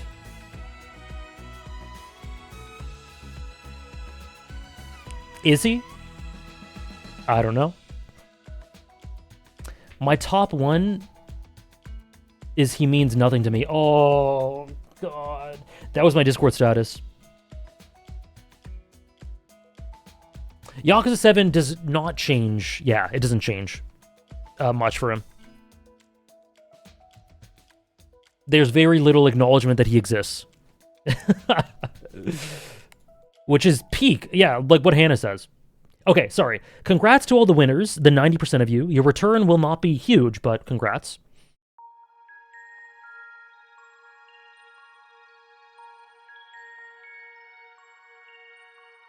He means nothing to me. So good. Thank you for the hydrate, Celestica.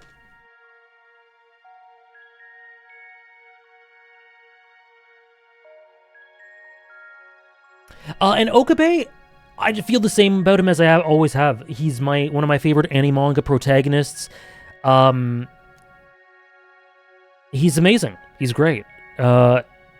In so many ways. He's very charismatic, but in a false sort of way. And I love his the mask and the unveiling of who he truly is. And the moments where that shines through are so emotionally profound to me. Okay, guys, last two for today. We talked about this character. Angra Mainyu. Fate Hollow Ataraxia. No change. No change in the position, which is basically a big rise. This is the dynamic with Bazette I was talking about earlier. That is so unbelievable.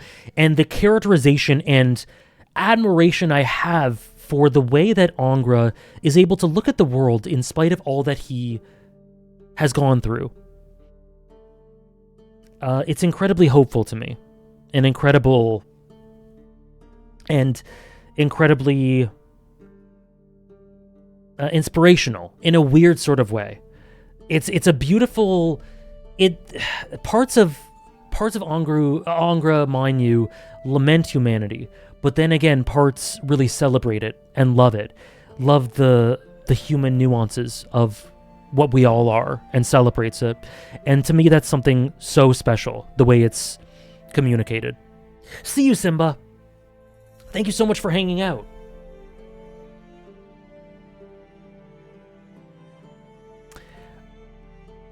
And for the last... Oh, damn, we've been going for 5 hours. Oh, sorry, I'll stay with this for a second because you guys are giving some messages. One of the worst fates any character's had to go through yet has one of the most beautiful character conclusions and finding meaning and beauty in this world. It's unbelievable. It's similar to Gintoki, just hitting even a little bit harder. A little bit harder for me. Somehow. Me too, Blackhawk. Let me see if I can find the song.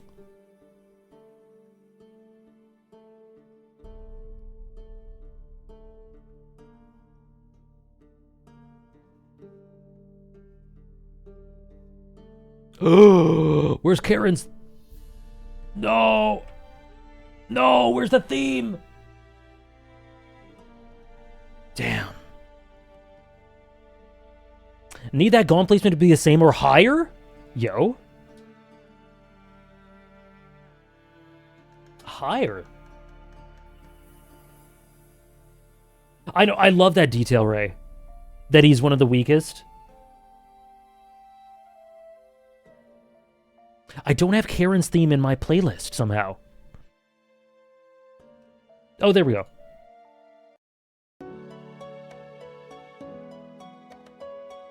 This song, oh.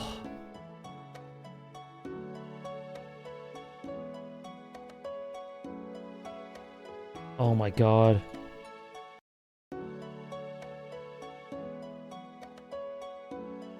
Steve Ball run tomorrow? No. There's still a little bit of time before then. A couple weeks at least. Keep an eye on the Discord schedule. Let me get rid of the...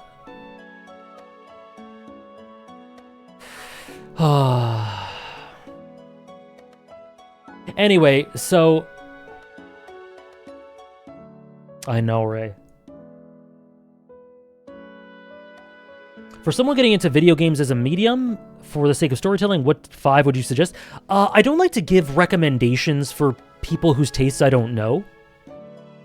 I guess I would just suggest to you, like, without any context, I don't know your taste.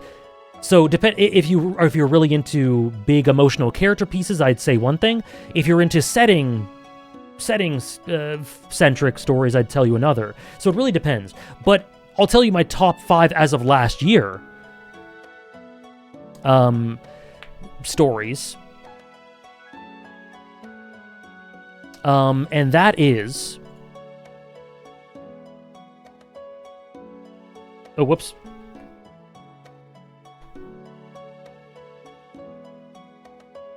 Final Fantasy XIV, Final Fantasy VII Remake and Rebirth, Final Fantasy IX, Xenoblade Chronicles, and Chrono Trigger are my top 5 as of last year. And that's... A lot of that is primarily due to story. Yop 100 streams. We live in a timeline where all the big 3 protags are above top 48. 45. Maybe. Okay, last one. Do you guys... The last one for today. Oh, sorry. Rated character dynamic, Angra and Shiro. Triple S. No doubt in my mind.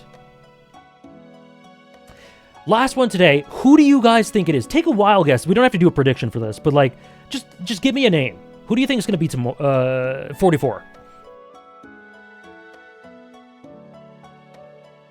What story is as high as it is because of the gameplay?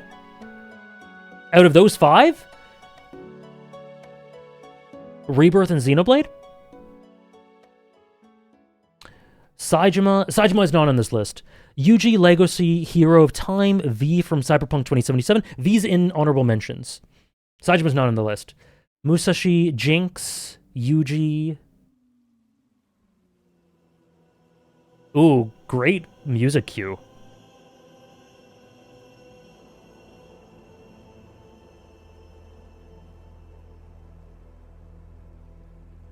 One sec.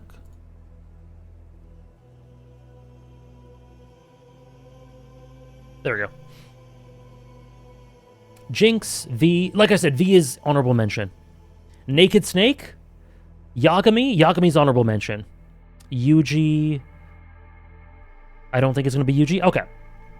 Well, last year, 44 was Jinx, Arcane. This year? Thorfinn? Interesting. Last year, Thorfinn was... Where was Thorfinn? 39. Yeah, Tenma got placed at 50.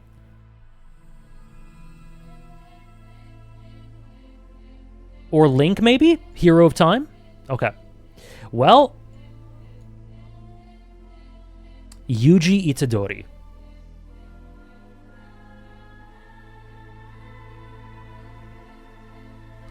Right at the end, Struggler. Right at the end. Yuji Itadori, who was throughout the run of Jujutsu Kaisen and remains to be one of the greatest shonen protagonists I've ever experienced, who I love immensely. Immensely. Real hugs. Plus 10 is a huge... Excuse me. It almost made me hiccup. Plus 10 is a huge jump, is a gigantic jump. Especially because some of the, like, I don't think the ending of Jujutsu Kaisen was perfect. I think I have a lot of problems with it. But Yuji? None whatsoever with him. None whatsoever at all. I think he just goes up and up and up. His dynamic with Sukuna, with all of his friends in general, his maturation, and how he reaches this sort of enlightenment and final form and truth. There is something so... I'm proud of him, you know? I'm proud of him. When did I start loving Yuji? Probably reading Shibuya. When I read Shibuya. So yeah, a lot of the Mahito stuff in Shibuya.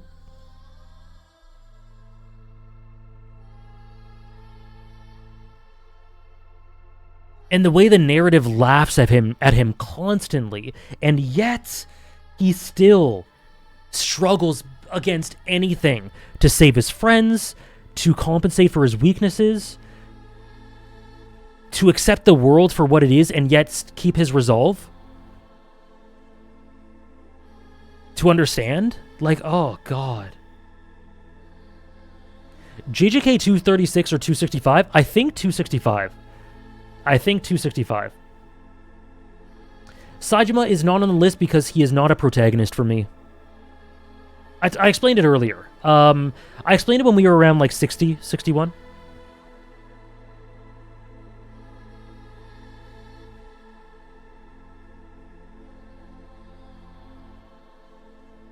Anyways, Yuji. Wait, do I want to do more? It's fine. We can leave it there. We can leave it there.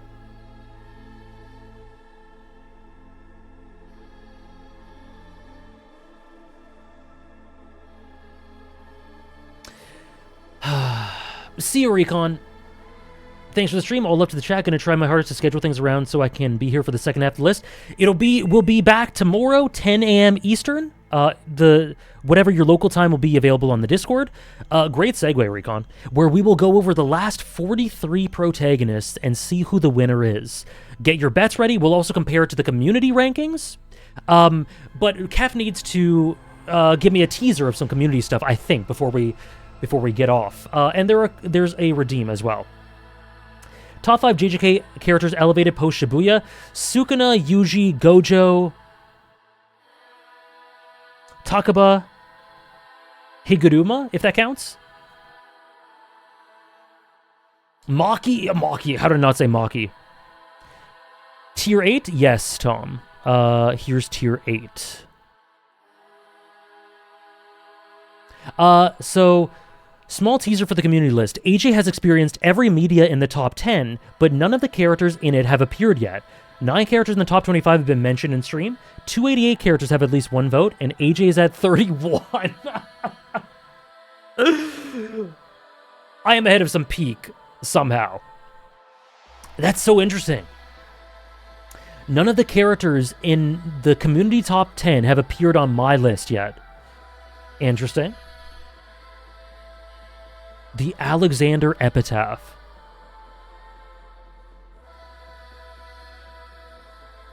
Thank you for that, Kev, and thank you, as always, for organizing. Where does double S and triple S start for you? I don't know. We start getting into triple S around here, around where we've left off. Like, Yuji and Onga are definitely triple S, maybe Shinada too. This is, around tier 4 is the cutoff. But remember, I have a heart and soul tier as well. Okay, so that's what we got for today, guys. That was an incredibly... That was quite a long stream for not being a gaming stream. But I had so much fun, and I was so glad to come back and get into the swing of things. And we will see how this ends tomorrow. Get your bets ready. Don't forget to do the ranking if you haven't already and want to. I hope you guys enjoyed. I had lots of fun. It's just great to just gush about amazing characters. Thank you, mods. Thank you, everyone. And yeah, we'll see you guys tomorrow. Yeah, thank you so much. See you tomorrow, 10 a.m. Eastern.